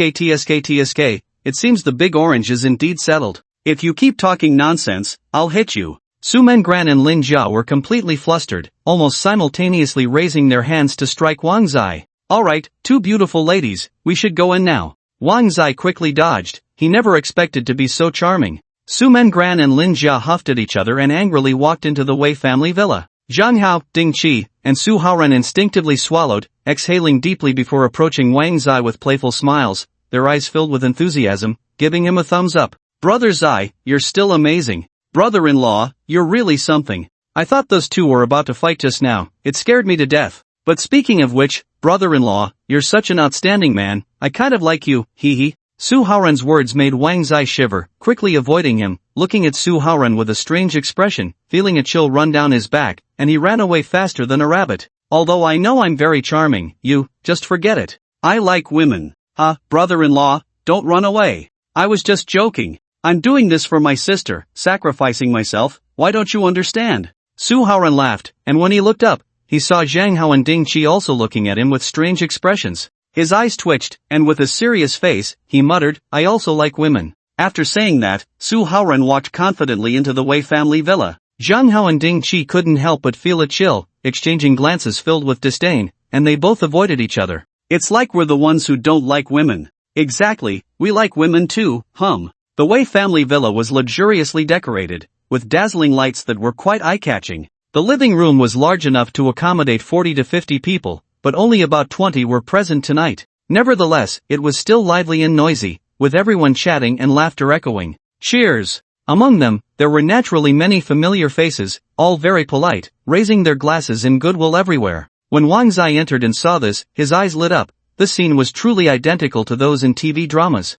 So this is what a rich person's party looks like. He casually picked up a glass of red wine, gently swirling it, and quickly blended in, resembling a wealthy young master. Wang Zai, standing at over 6 feet tall, was dressed in a well-fitted suit, looking very handsome and indeed charming. Most of the attendees were middle-aged, with very few young people. Therefore, Wang Zai's appearance was quite eye-catching. Many elegantly dressed, mature women unconsciously cast friendly glances at him. Some clusters of women even began to stir, occasionally laughing and glancing at Wang Zai, not knowing what they were discussing. Unbeknownst to him, Wang Zai had become the focus of those women's attention. Naturally, his presence also attracted the attention of many business figures. Oh, isn't that President Lin? The last time I went to Zhengzhou, I had dinner with your father. It's been a while, how is he? Although Lin Jia was not from Jiangcheng, the business people there all knew her. It must be said that her popularity was quite high, all thanks to Lin Yaotian's reputation. My father as well, thank you for your concern. You must be Chairman Zhou of Ruini Technology, right? The one who took the initiative to speak to Lin Jia was a middle-aged man with a fat head and big ears. His small eyes were full of smiles, but there was a hint of cunning that made one feel uncomfortable. I didn't expect President Lin to know me. Come, let me introduce you. This is my son Zhou Kai. Speaking of which, you two played together when you were kids, so you must have a lot to talk about. Zhou Wan's small eyes sparkled with a strange light as he hurriedly introduced the big fat man beside him to Lin Jia. The big fat man looked just like Zhou Wan, even fatter by a third, probably weighing over 200 pounds. Zhou Kai was indeed large and plump, his small eyes fixed on Lin Jia with great delight, but his appearance always made one feel quite lewd. He chuckled and extended his chubby hand. Hello, Jia, I'm Kai Kai. Don't you remember me? When we were kids, you liked to follow me around and call me Brother Kai Kai. Lin Jia smiled politely. To be honest, she really didn't remember this Zhou Kai. Out of courtesy, she shook hands with him. Unexpectedly, Zhou Kai grinned even more lewdly, completely enveloping Lin Jia's delicate hand with his large one, showing no intention of letting go. Sister Jia, your hand is really beautiful, just like when we were kids. Let go, you're being excessive. Lin Jia frowned, quite displeased, but unfortunately, she didn't have enough strength to pull her hand away. Sister Jia, are you rejecting me? Have you forgotten me? It's okay, I don't mind, we can get to know each other again. Zhou Kai chuckled, his small eyes filled with wickedness. My dad said that in a while, he would let me bring a betrothal gift to propose to the Lin family in Zhengzhou. When we were kids, Uncle Lin liked me, and our families getting married would surely make Uncle Lin very happy. Can't you understand what I'm saying? Let go. Lin Jia was furious. Just then, Wang Zai heard Lin Jia's angry shout and looked at Zhou Kai, the corners of his mouth curling up as he stepped forward. He, a toad wanting to eat swan meat? You should take a look at yourself. Saying this, Wang Zai splashed the red wine in his hand directly onto Zhou Kai's face. Splash! The lewd smile on Zhou Kai's face instantly froze, a sudden chill soaking him from head to toe, leaving him in a very awkward state. Who the hell are you? Looking for death? He immediately exploded with rage, smoke rising from his head, his small eyes filled with fierce light, and the fat on his face trembled as he stared fiercely at the tall Wang Zai in front of him. Wang Zai remained calm, pulling Lin Jia behind him, and coldly said, I'm your father, get lost. Lin Jia looked at Wang Zai's tall and sturdy back, her pretty face slightly flushed, feeling an overwhelming sense of security. However, Zhou Kai was the son of Zhou Wan, the chairman of Ruini Technology. Although Ruini Technology was not the most profitable company, it held a very special position in Jiangcheng, simply because it had powerful connections. One of Zhou Wan's uncles was a leader in high places, holding significant status and power in Jiangcheng. Moreover, Zhou Wan's appearance here tonight was clearly aimed at acquiring that technology company. This posed a significant threat to Lin Jia and the others. The conflict that erupted here immediately attracted the attention of those around,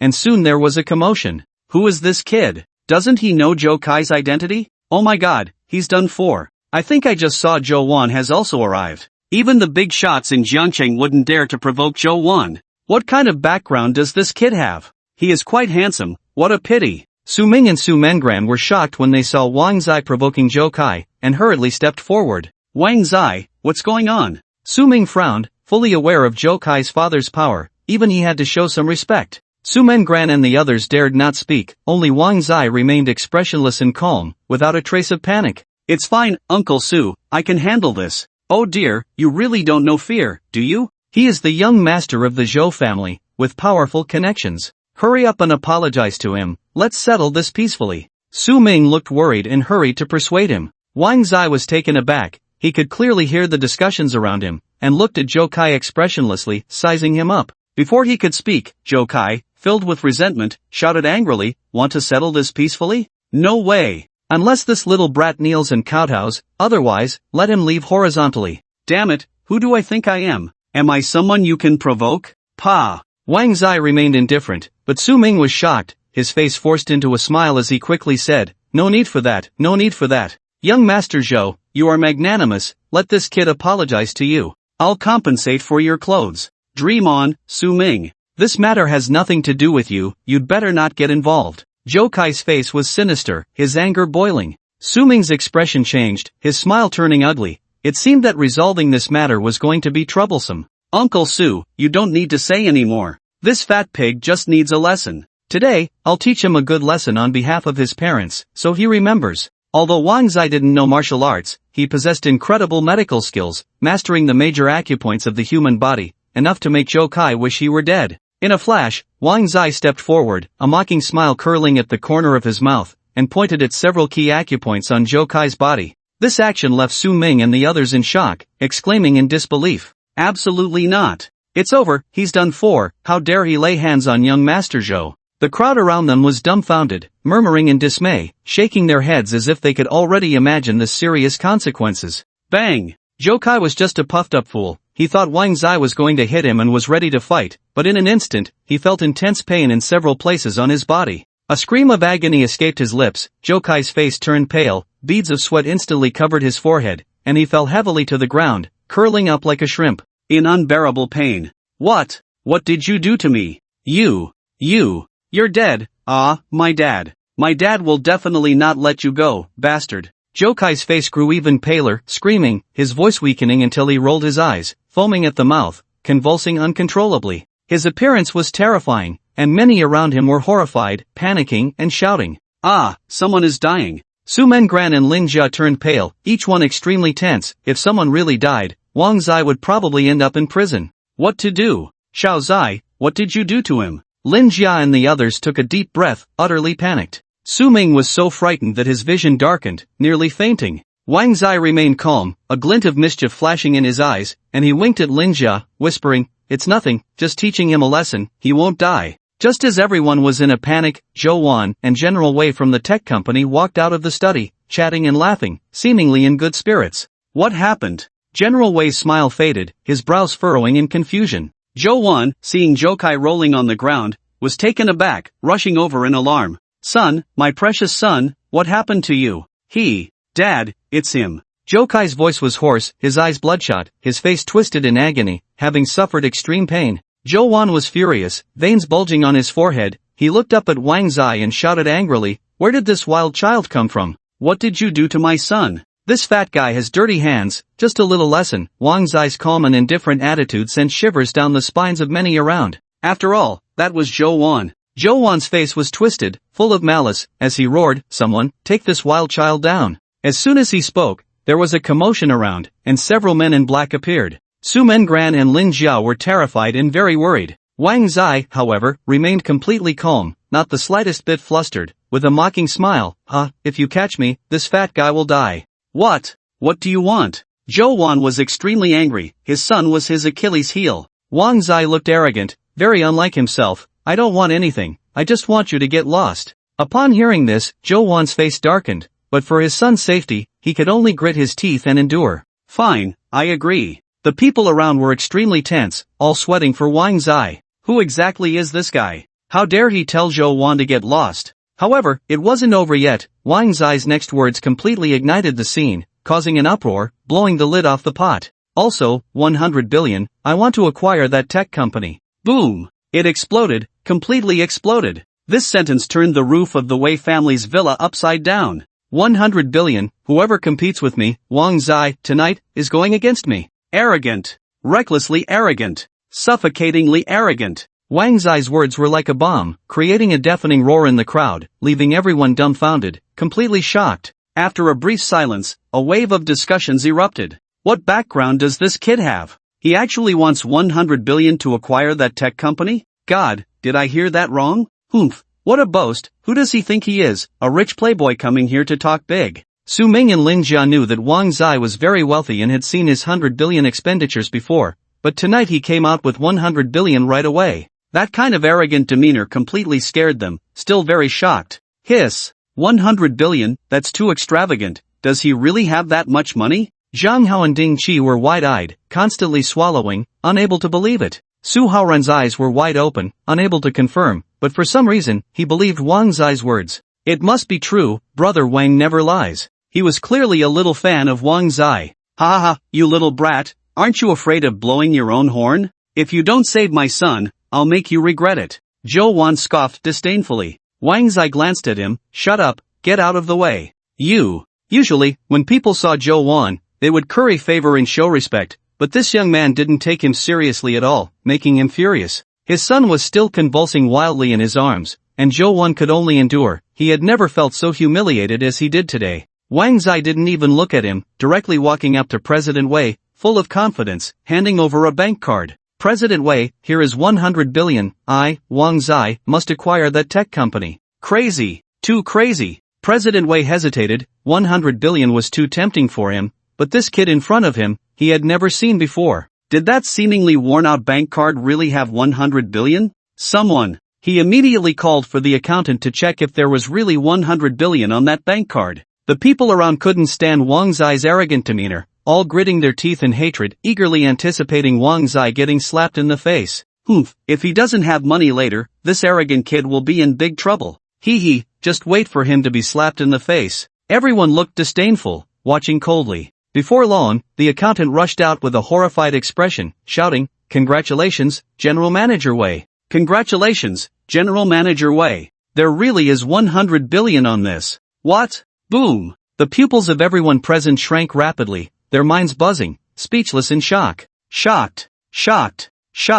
Who on earth is he? Zhou Wan's face turned pale, looking very bad. In his mind, an ordinary person could never suddenly come up with 100 billion. This kid in front of him was indeed so arrogant and presumptuous, clearly having great capital. For a moment, Zhou Wan felt he couldn't afford to provoke Wang Zai, fearing that Wang Zai had big figures backing him. He no longer dared to continue shouting, nor did he dare to let Wang Zai save his son, and he fled the scene in disgrace. General Manager Wei was almost scared to the ground. He had never seen so much money in his life. When he looked up at Wang Zai again, his face was filled with a respectful smile, bowing repeatedly. Honorable Mr. Wang, do you really want to acquire that technology company for 100 billion? Of course, why would I lie to you? Give me all the talents, equipment, and resources of that technology company. Wang Zai felt no pain at all. He still had several hundred billion in his account. General Manager Wei's eyes sparkled with excitement, nearly dancing with joy. All right, I'll have someone handle the paperwork right away.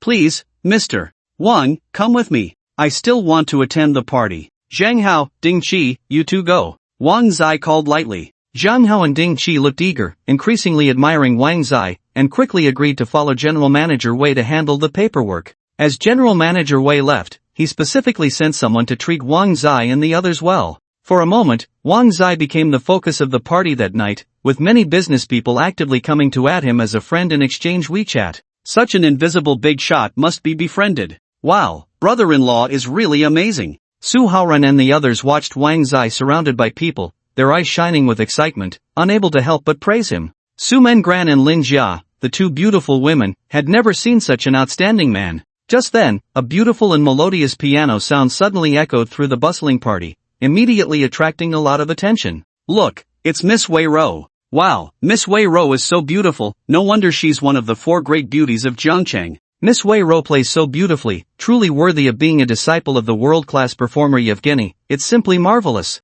Such wonderful music makes me want to dance. The crowd praised, but only Wang Zai had never seen the Wei family's young lady. He looked up and saw a short-haired woman in a formal dress on a high platform not far away. Just from her profile, one could feel her exquisite and three-dimensional features. Her figure was also quite graceful, paired with an elegant dress, exuding charm. The aura around Wei Ro was unlike anyone else, stemming from her artistic upbringing, something others could not replicate. Ro's mother is a cellist. She has lived abroad for many years. It's not easy to meet her and hear her beautiful piano music, Su Mengran said as she approached Wang Zai. Wang Zai turned to look at Su Mengran, about to say something when suddenly the voice of the perfect modification system echoed in his mind. Ding, the system has detected that the host's artistic cells are very active, fully immersed. Would you like to modify the piano skill? Modify. Ding, congratulations to the host for successful modification. The piano skill has reached legendary level. Embark on your peak journey as a pianist. As Wang Zai modified his piano skill, the sound of Wei Ro's piano reached his ears. Although it was still beautiful and melodious, he felt that something was off about the piano sound. As the saying goes, an outsider listens for the excitement, while an insider understands immediately. Wei Ro's condition today seems to be quite poor. Just as everyone was immersed in the beautiful and melodious sound of the piano, Wang Zai's deep, magnetic voice suddenly echoed throughout the hall. It seems that Miss Wei has something on her mind. This piano sound, while beautiful, lacks soul, and the tuning is off. As a disciple of the world-class master Yevgeny, making such a basic mistake is quite unacceptable. As soon as these words were spoken, the piano music abruptly stopped, and Wei Ro, along with everyone else, turned to look at Wang Zai in unison. Lacks soul? You say that as if you understand anything, ha. There were many admirers of Wei Ro present, and upon hearing Wang Zai's words, they were furious, causing an uproar. Miss Wei is the top disciple of the world-class master Yevgeny. She is a world-class talent. What do you, an outsider, know? That's right. You just have a bit of money. Do you really think being rich is impressive? How dare you point fingers at Miss Wei? Exactly, there are plenty of rich people in this world. Do you really think that just because you have some money, you can stand at the pinnacle of the world? Young man, different fields are like different mountains. Miss Wei's accomplishments in piano are not something you can criticize. You're too arrogant. Be careful not to get slapped in the face. Many people were simply die-hard fans of Wei Ro, unable to tolerate any negative remarks about her. They glared at Wang Zai with disdain and contempt, mocking him with cold words. Su Mengran frowned. She naturally believed in Wang Zai. Hearing the disparaging comments around her, she couldn't hold back her anger and let out a delicate snort. Shut up, my brother is richer than all of you. If you don't like it, you can only watch. You're all so sour. Besides, since my brother can point out what's wrong, he must have his reasons. You fools only know how to appreciate pretty sounds. One of the four beauties of Jiangcheng, Su Mengran, was also present. Upon hearing her reprimand, the surrounding people fell silent, their faces dark and sullen. Although they were still unconvinced, they could only hold back, letting out a few disdainful snorts. Since this kid thinks something's wrong, let him play himself. He probably hasn't even touched a piano. Exactly, is he just a loudmouth? We'll see how capable he really is. Wang Zai seemed to be unfazed, wearing a calm smile as he fixed his gaze on Wei Ro and stepped forward. Miss Wei, I mean no offense, but your piano playing really is off. The piano needs soul, and your condition tonight isn't great. If this continues, it will only bring you sadness and distress. Why not let me play a piece for you? Wei Ro was taken aback. This man could actually tell that she wasn't in good form, which was indeed impressive. However, as the top disciple of a world-class master, if she were to be outperformed by some random person, wouldn't that be quite embarrassing? Can you play? This question carried a hint of condescension and arrogance. I know a little, but I wouldn't say I'm proficient. Wang Zai was very humble, and after seeing Wei Ro step aside, he sat down next to the piano. At that moment, Wang Zai became the center of attention. Every move he made was closely watched, and many people looked on with disdain, waiting to see him make a fool of himself. Can he really play? Thought Wang Zai's movements were somewhat awkward. As soon as he sat down, he accidentally hit a piano key, producing a harsh and unpleasant sound that echoed throughout the room. Everyone present was momentarily stunned, and then they burst into mocking laughter. Ha! This kid can't play at all, turns out he's just a loudmouth. Get up, don't embarrass yourself here, you're just a clown trying to be funny. His posture is all wrong, it's clear he hasn't touched a piano before. How dare he criticize the top disciple of a world-class master? It's truly laughable. The mocking laughter of the crowd was quite piercing. Su Mengran and the others maintained a composed expression, gritting their teeth in anger. If it weren't for Su Haoran holding her back, Su Mengran would probably have jumped up in frustration. Sister, you have to trust your brother-in-law, Su Mengran said angrily, while Wei Ro furrowed her brows, feeling that something was off. Just then, amidst the sharp and unpleasant laughter, a beautiful and melodious tune suddenly emerged. The crisp and pleasant sound of the piano seemed to possess a magical power, instantly drowning out all the mocking voices. In an instant, the laughter on everyone's faces came to a halt, replaced by shock, followed by comfort and a soothing sensation. Eventually, the entire venue fell silent, and everyone was completely entranced by the wonderful piano music. Oh my God, this is so beautiful. A heavenly sound. I feel like I'm about to become an immortal. I love this feeling. Oh, Mom, I feel like I've fallen into my mother's embrace, so warm. Many people present were moved to tears. Wang's melody was truly healing, and that is no exaggeration. Wei Ro's expression softened, her arrogance completely vanished. She closed her eyes, silently shedding tears, yet her lips curled into a smile of enjoyment. It felt so good. This feeling, she had only experienced with her teacher, Yi Fugan. As the music ended, the entire party was enveloped in a peaceful silence, everyone lost in the moment, unable to pull themselves away. The lingering sound was truly captivating, echoing for 3 days. Miss Wei Ro, how was my performance? Wang stood up and approached Wei Ro. At that moment, he radiated an unparalleled charm, so attractive from the inside out. Wei Ro was too excited, unable to contain herself. The look in her eyes as she gazed at Wang was filled with admiration, fervent and deeply respectful. There was no trace of mockery left in the crowd. At that moment, everyone was stirred with awe and respect, and someone led the cheers. Suddenly, thunderous applause erupted. A master-level performer. Oh my God, he's so young, so handsome, and so rich. How can there be such a perfect man in the world? Ah, I'm dead. He must not be married yet. A man this outstanding is hard to find even with a lantern. I really like him. Many women in the audience were deeply moved. Su Mengran and Lin Jia exchanged glances, both beaming with joy. Su Mengran was the first to rush towards Wang, having never been this crazy or proactive before. Brother, you're amazing. She planted a sudden kiss on Wang's cheek. This kiss left many women feeling disappointed, and Lin Jia and Wei Ro felt a pang in their hearts, as if they had lost something. Wang was completely stunned, the warmth on his cheek made his heart race, and he turned to look at Su Mengran, feeling a surge of warmth. Mengran, you. Su Mengran's face turned crimson, she didn't even know what was happening to her, feeling as if she were holding a dozen rabbits, her heart racing and feeling shy. Meanwhile, Su Haoran kept cheering, brother-in-law is amazing, get together, get together. As the cheers grew louder, the entire crowd joined in, turning tonight's party into a special event for the two of them. Su Ming looked on with satisfaction. Kids, pick a date and have your wedding. This Although Wang had feelings for Su Mengran, this was all happening too fast. He was completely unprepared. He looked troubled and said in a deep voice, "I'm afraid that's not possible. I don't want to get married right now." Upon hearing this, Su Ming and the others' expressions changed, looking somewhat unpleasant, while Su Mengran bit her lip, feeling dejected. Before they could speak, Wang's phone rang. It was Zhang Hao and Ding Qi calling. "Brother, there's been a situation at that tech company. An overseas tech company suddenly sent a lot of people to cause trouble. You and your cousin should come over and take a look." "Brother-in-law, I'm going too. I've learned Sanda." Su Haoran loved to join in the fun, and besides, he greatly admired Wang Zai, so he naturally didn't want to miss this opportunity. Su Mengran opened her mouth, wanting to follow, but when Wang Zai turned to look at her, his magnetic voice slowly came out, very gentle. "Ran, wait for my good news at home." Although this sentence was nothing much, it was the greatest comfort to Su Mengran, making her very happy. The tech company was located in a relatively remote suburb of the western district of Jiangchang, which was the tech park new area of the entire Jiangchang. Although it was not as prosperous as the commercial center of Jiangchang, it was a nurturing base for talent and technology, known as Jiangchang's Little Silicon Valley. Su Haoran drove a big G, carrying Wang Zai and the others, and soon they entered the tech park new area. Unconsciously, Wang Zai had become the leader among them, with Lin Jia and Su Haoran walking proudly on either side as they entered the Grand Tech Building. This tech building housed 4 tech companies, including the one with Ruimi, as well as a number of tech firms and a foreign company, Wantong Technology. A month ago, a number of tech companies had gone bankrupt first and were acquired by Wantong Technology. The chairman of Wantong Technology intended to swallow the remaining Ruimi, integrating the entire Grand Tech Building, and had been secretly making moves. Because of this, troubles occurred in the building from time to time, either employee casualties or various small malfunctions and accidents. In short, it was very unstable, causing people to be on edge all day long.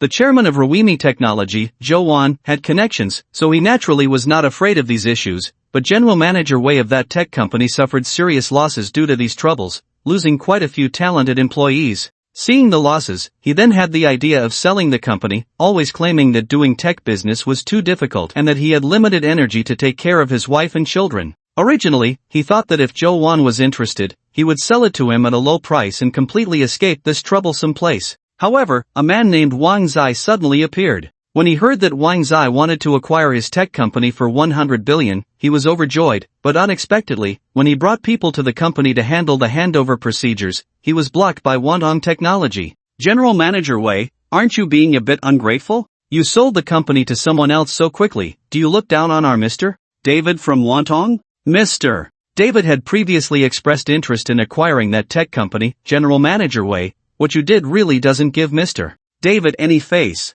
"General Manager Wei, our Mr. David has information on your wife and daughter. If you just leave like this, and if Mr. David accidentally does something excessive, you should be very sad, right? He. On the 22nd floor, in front of that tech company, a tall foreign youth, about 1.9 meters, with a robust build, wore a face of arrogance and disdain, sneering sinisterly. Beside him were 7 or 8 tall men in black, and from their skin color, it could be judged that they also came from overseas, each showing a fierce and contemptuous expression. They were intimidating. Compared to them, General Manager Wei and Zhang Hao, Ding Qi appeared much smaller and friendlier, their faces pale with anger. "Locke, are you threatening me? I never agreed to sell the company to Mr. David. Let me tell you, this is Jiangcheng, not a place for you to act recklessly." "Ha, having some backbone, but so what if I threaten you?" Locke said with a look of disdain, extremely arrogant. With a dismissive sneer, he raised his hand to push towards Wei Guosheng. Wei Guosheng stumbled, his brows furrowed deeply, and with a serious face, he stared hard at Locke. "Locke, don't go too far, you can't act recklessly here."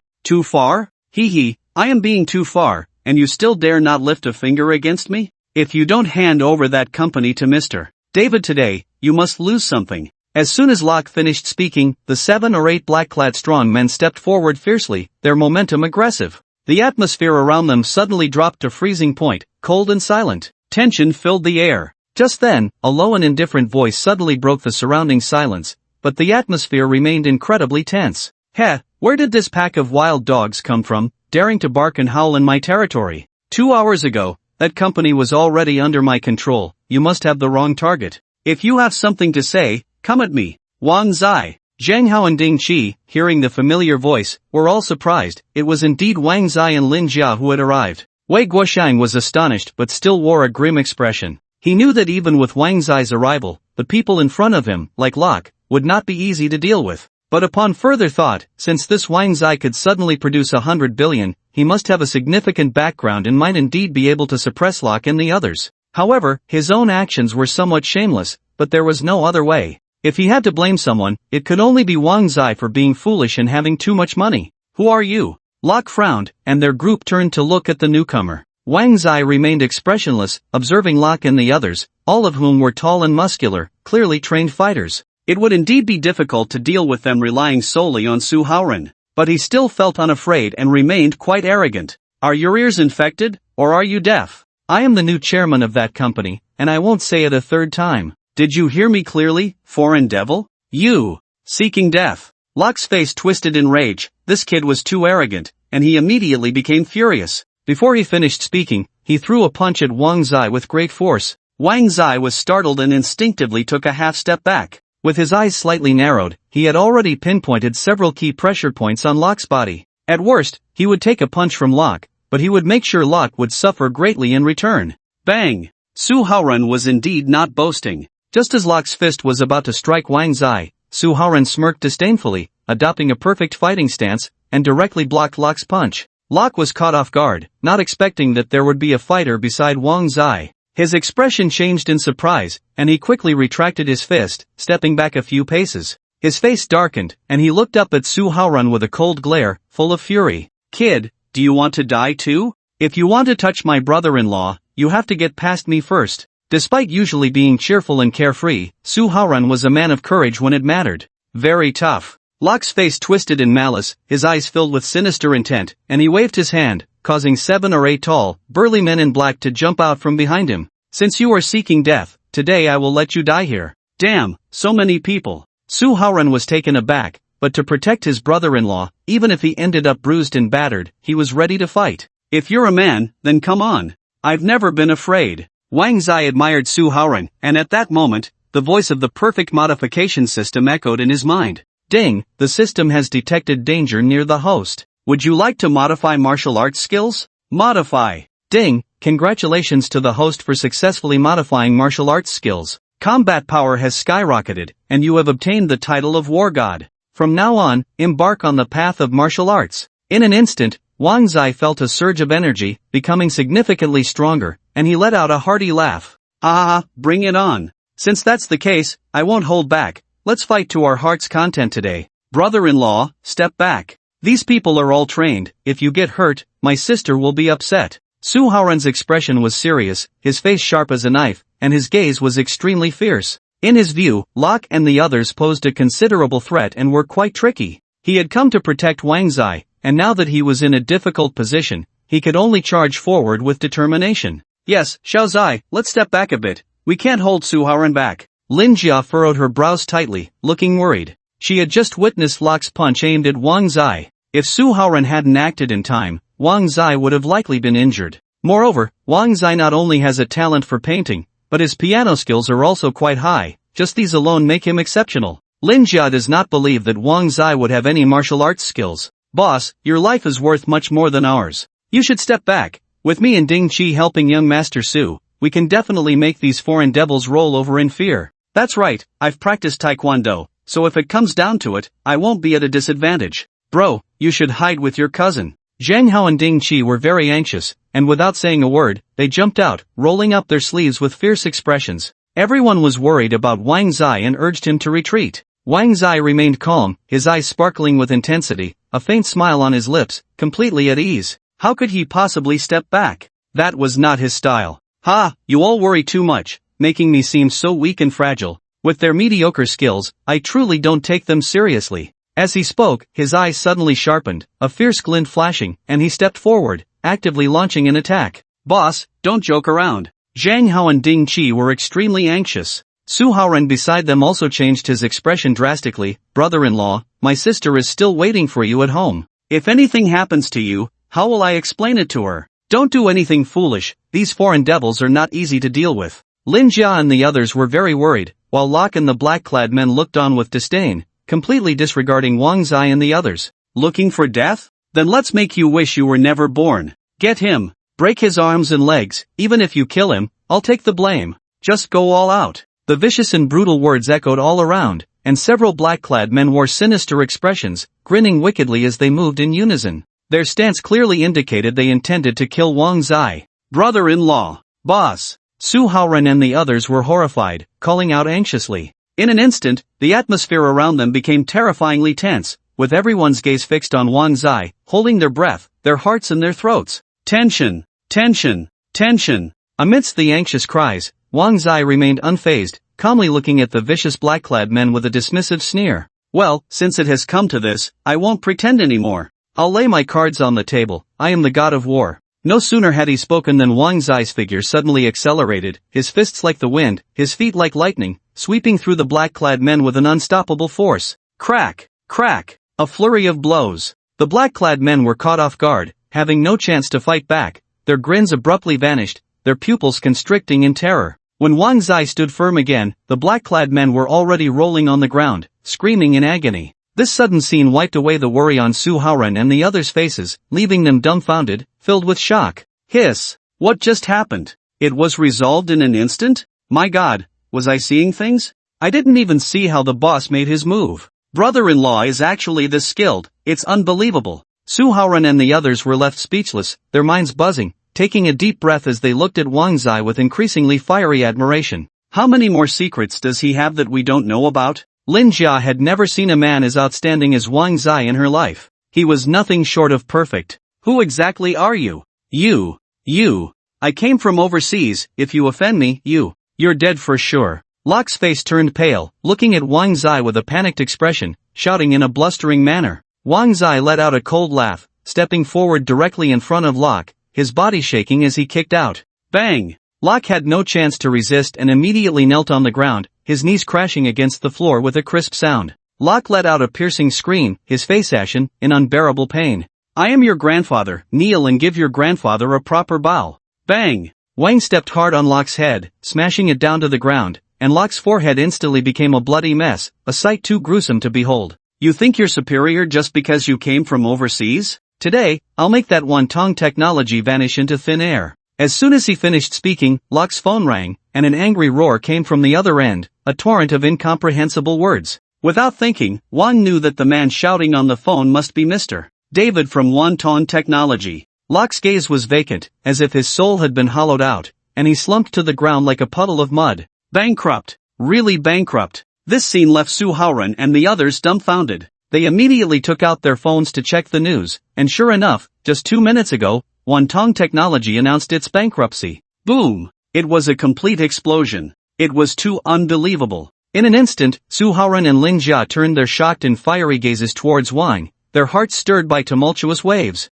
Brother-in-law, how did you do it? I didn't do anything. What's wrong? Wang wore an innocent smile. Su Haoren's throat bobbed as he stammered. One-Tong Technology is bankrupt. What? Such a coincidence? My goodness, heaven really treats me well. Wang was clearly playing dumb, his expression exaggerated. The problem was, Su Haoren and Lin Jia frowned, half believing, as they had no evidence and didn't know if it was Wang's doing. If it really was Wang, it was too quick, right? It seemed like a coincidence after all. In the end, Su Haoren and the others actually believed that Wang didn't know. Brother-in-law, your mouth must have been blessed. Ha, is that so? Then I wish you a promotion in wealth, soaring to become the richest man in Zhangzhou. Wang laughed heartily. Su Haoren's eyes lit up, he loved hearing such flattering words. Not just him, even Zhang Hao and Ding Qi were equally excited, stepping forward to bask in the glow. Boss, quickly wish us well. Alright, then I wish you all to be rich beyond measure, making money every day, and in the future, becoming wealthy magnates. Wang felt a bit overwhelmed, making himself seem like a fortune teller. The problem was, these guys were so happy, they were even more thrilled than winning the lottery. It was truly puzzling. Beside them, Wei Guosheng took a deep breath, he had indeed not guessed wrong. This young man before him was no ordinary person, and if he could attach himself to him, he would surely have a new opportunity. He wore a beaming smile, very respectful. Young Master Wang, now in this building, only that technology company and Ruimi Technology are left. If we can integrate the resources of both companies. Before Wei Guosheng could finish his sentence, Wang expressed his thoughts. I was just thinking that. Please inform Zhou Wan, offer 100 billion to acquire Ruimi Technology. If he agrees, have him bring the contract to Diwang Hage to find me. Diwang Hage. Wang had been living too comfortably these days. The maids catered to him with delicious food and drink, and he felt he was gaining a bit of weight. Not only that, he had invited many master craftsmen, design masters, and fashion masters from around the world. Honorable Mr. Wang, you truly have great vision. Not to boast, but those big brands like Armani, Chanel, Gucci, and others simply do not match your current status. Yes, Honorable Mr. Wang, rest assured, I will personally design and create your outfits to ensure your satisfaction. Wang looked up at a middle-aged man with a full beard. This one was a top design master from Italy, Lino. He nodded in satisfaction. Very good, Master Lino, with your words, I can rest assured. This card has 100 billion, you can take it and spend it. Lino was taken aback, his expression filled with respect and a smile, and without hesitation, he accepted the bank card. The other few people looked on with eager eyes, each becoming increasingly attentive. Honorable Mr. Wang, this is the redesigned garden plan I have prepared for you. Over here, I have arranged a helicopter landing pad, and here, I will personally design the landscaping for you. What do you think? A top designer from Germany, Ronar, took out a planning map and handed it to Wang. Wang furrowed his brow, somewhat dissatisfied, and shook his head, saying, if this garden has a landing pad, it's really too small. Won't it affect the feng shui? Feng shui? Ronar didn't understand what feng shui was at all. Honorable Mr. Wang, if you don't like it, I can remove the landing pad and redesign the garden for you. No, Master Ronar, you didn't understand my point. What I mean is, we should buy all the villas in this row behind and tear them down. That should allow for a large landing pad. Wang was being incredibly extravagant, and as soon as he said this, the other masters were left in shock. Don't worry about the money, there are 200 billion here. Take it and buy all the villas behind, and just follow this garden design plan. You will be fully responsible. As he spoke, Wang handed over another card. Ronar was astonished and no longer hesitated. He bowed to Wang and hurried off to get to work. You must be the French design master bosun, right? You will be in charge of designing my wine cabinet, and the bottles and glasses on top will also be entirely up to you. Here is 10 billion, if it's not enough, come back to me. Oh, by the way, my furniture also needs to be redesigned. 10 billion, I'll leave it to you, the Swedish design master Reina.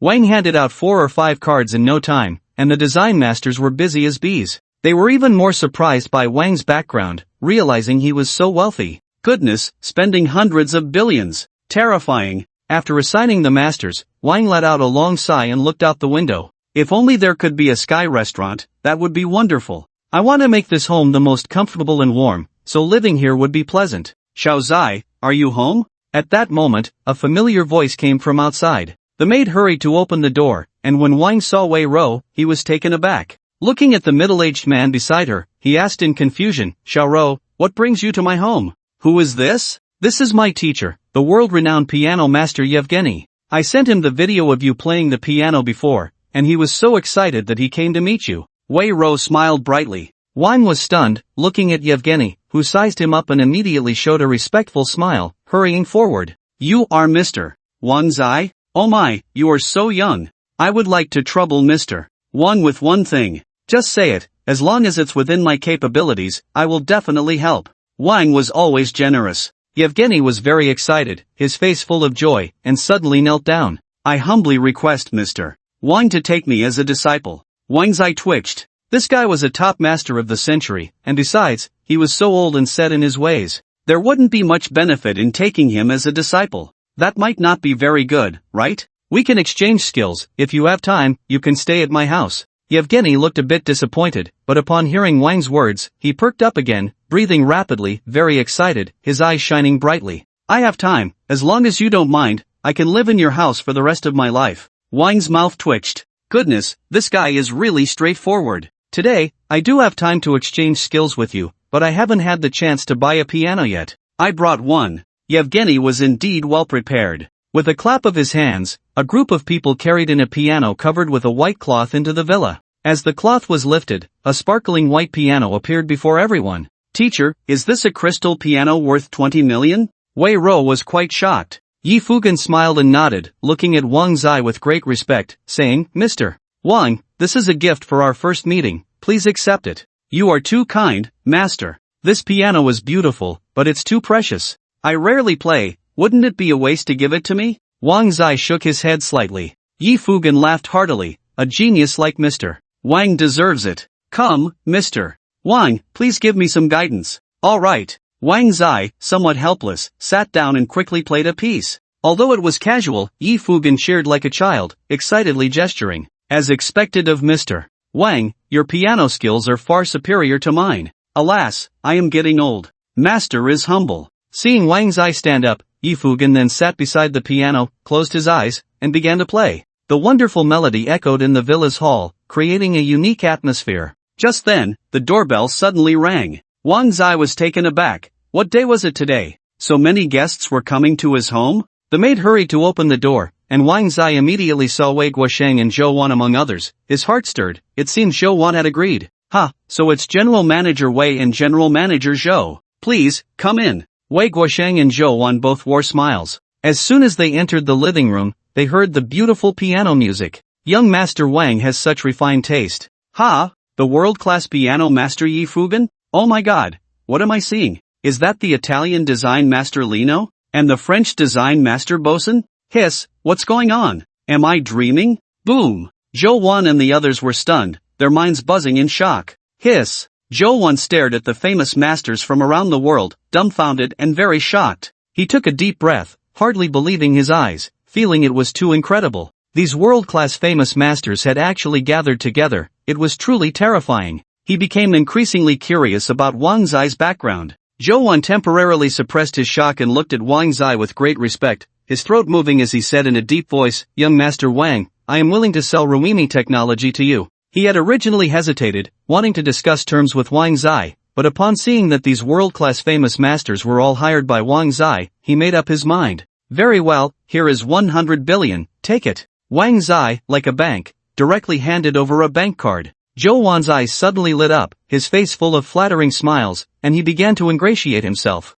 The first time I saw young Master Wang, I knew you were not an ordinary person, and I was right. If you need anything in the future, just let me know. I, Zhou Wan, will definitely agree without a frown. With General Manager Zhou's words, I am very happy. Wang Zai showed a kind smile. Now that he had integrated Ruimi technology and that tech company, the entire building belonged to him. If he could buy the entire tech park, that would be even more perfect. General Manager Wei, General Manager Zhou, I want to buy the entire tech park. I wonder how much it would cost. His question startled Wei Guosheng and Zhou Wan, their minds buzzing in shock. How wealthy was this young man? Spending over 100 billion without batting an eye, and now he wanted to buy the entire tech park? The tech park covers over 1,000 acres. To buy it, it would cost at least over 100 billion. If you want to integrate all the companies, equipment, and talent resources in the park, it would take at least several hundred billion. Alright, you two are familiar with the tech park, so why don't you help me with a big favor? 500 billion, I want to buy the entire tech park and upgrade it comprehensively. 500 billion? Hiss. Wei Guosheng and Zhou Wan were taken aback, never expecting Wang Zai's savings to be so much. It was simply unbelievable. Too terrifying. They were utterly shocked, mechanically nodding in agreement, completely stunned by Wang Zai. Well, 500 billion is no small amount. I'll call Dingsheng Bank right away and send a representative to personally allocate the funds for you. Dingsheng Bank? Wei Guosheng and Zhou Wan were thunderstruck, their minds blank, overwhelmed. Dingsheng Bank was an international bank, ranked among the top 3 in the world. Anyone who could conduct business there was among the elite of the wealthy. Not just anyone with money could do business at Dingsheng Bank. However, upon reflection, it was not surprising that Wang Zai, with such a large deposit, was not an ordinary person and could conduct business at Dingsheng Bank. Although Wei Guosheng and Zhou Wan were prominent figures in Jiancheng, they fully understood what it meant to be outclassed after meeting Wang Zai. This Wang Zai was simply an invisible tycoon. To encounter such a person in this lifetime was a stroke of luck. Soon, the president of Dingsheng Bank personally arrived at the Imperial Sea Pavilion. She was a middle-aged woman in her 40s, dressed in a black-fitted uniform, her figure well-maintained, exuding charm. Esteemed Mr. Wang, I am Fan Jinhua, the president of Dingsheng Bank. I am pleased to meet you, and I will be at your service. When Wang Zai saw Fan Jinhua, he was somewhat surprised. This woman had fair skin and was beautiful, clearly well taken care of. Moreover, her attire was very appropriate, and her unique aura was not something a young girl could compare to. She was mature and composed. President of Dingsheng Bank? My God! Wei Guosheng and Zhou Wan had never been as shocked as they were today. These few hours felt like a dream. They felt like mere juniors in front of Wang Zai. They realized they had wasted decades of their lives. Looking at the top-tier figures surrounding this young man, any one of them could cause a global sensation. Terrifying. With President Fan personally serving me, I feel very assured. I want to allocate 500 billion, you can handle all the procedures. Wang Zai's eyes sparkled as he glanced at Wei Guosheng and Zhou Wan. They swallowed hard, their eyes ablaze with admiration for Wang Zai, wishing they could serve him like oxen or horses, filled with respect. Young Master Wang, rest assured, we will go right away. President Fan, please. Wang Zai watched them leave, and thinking that soon the Technology Park New District would be his, he felt both excited and thrilled, his heart brimming with joy. However, with such extravagant spending, only a few hundred billion remained on his card. Until the Technology Park New District was fully renovated and upgraded, it seemed his life would have to be a bit frugal. Alas, only a few hundred billion left, life is tough for the poor. Wei Ro, seeing Wang Zai finish his business, shyly approached him to chat, but upon hearing his sigh, her eyes twitched, her expression oddly perplexed. Only a few hundred billion? Poor? Little Zai, you must have a misunderstanding about the poor, right? Wei Ro smiled wryly and shook her head. Wang Zai laughed heartily, muttering softly, I used to have 1 trillion on my card.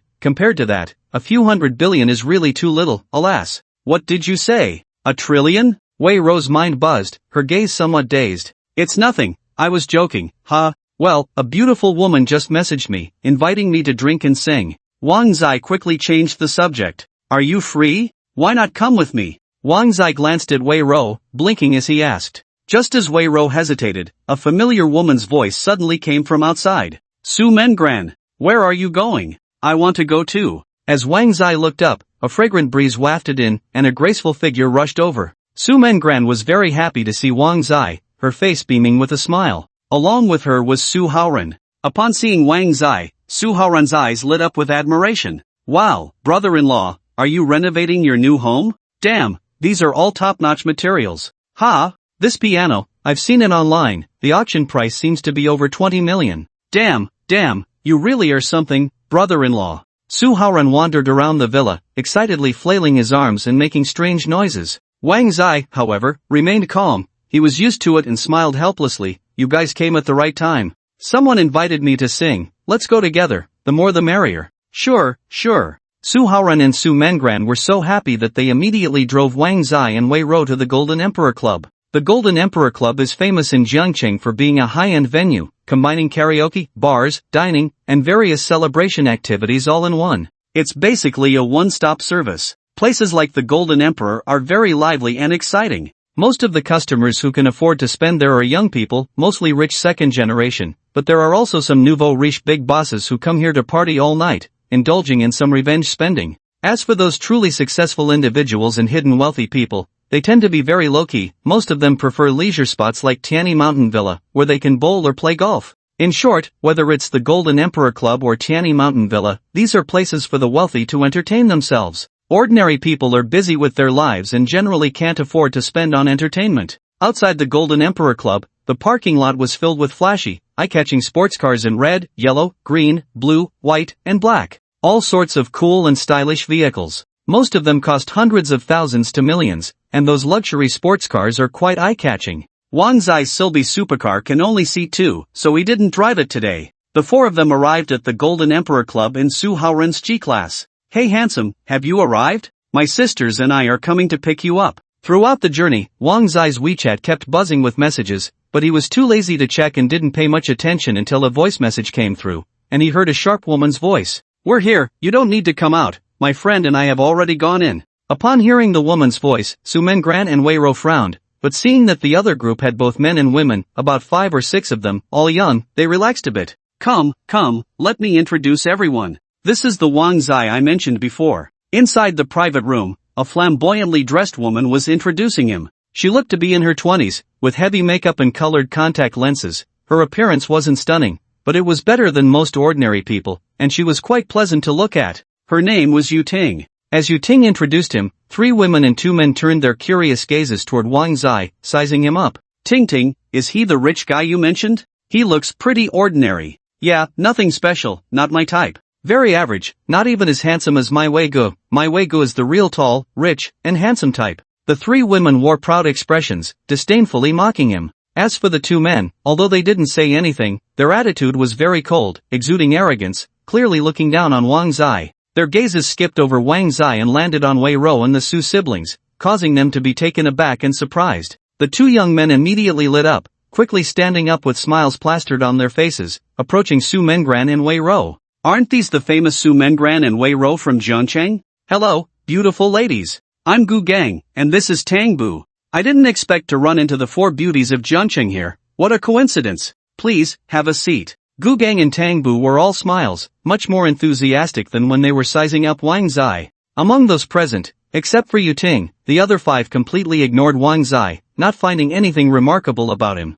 They were quite concerned about Su Haoren and his sister, as well as Wei Ro, and were very enthusiastic in offering their seats, constantly finding topics to talk about, laughing and chatting. Wang Zai's gaze was calm, completely unconcerned. He was well aware of his own notoriety in Jiangcheng, and it was only natural that these people didn't recognize him. Yu Ting felt quite embarrassed. Her friends were really lacking in manners. She forced a laugh. Wang Zai, don't mind them. My friends are all pretty good. They'll warm up to you. Come, sit over here with me. Wang Zai smiled politely, and just then, the door to the private room opened again, and a tall figure walked in, exhaling a long breath and shaking off the water droplets from his hands. What a relief, it feels so damn good. Oh, I see a few more people have come while I was in the restroom. Let me see if I know any of them. The man was Li Wei, who was in a relationship with Lu Mimi among the three women. Li Wei's appearance immediately made Lu Mimi's eyes shine with affection as she sweetly called out, Wei Gu, you were gone for so long, I missed you. Ha, babe, I'm here now, right?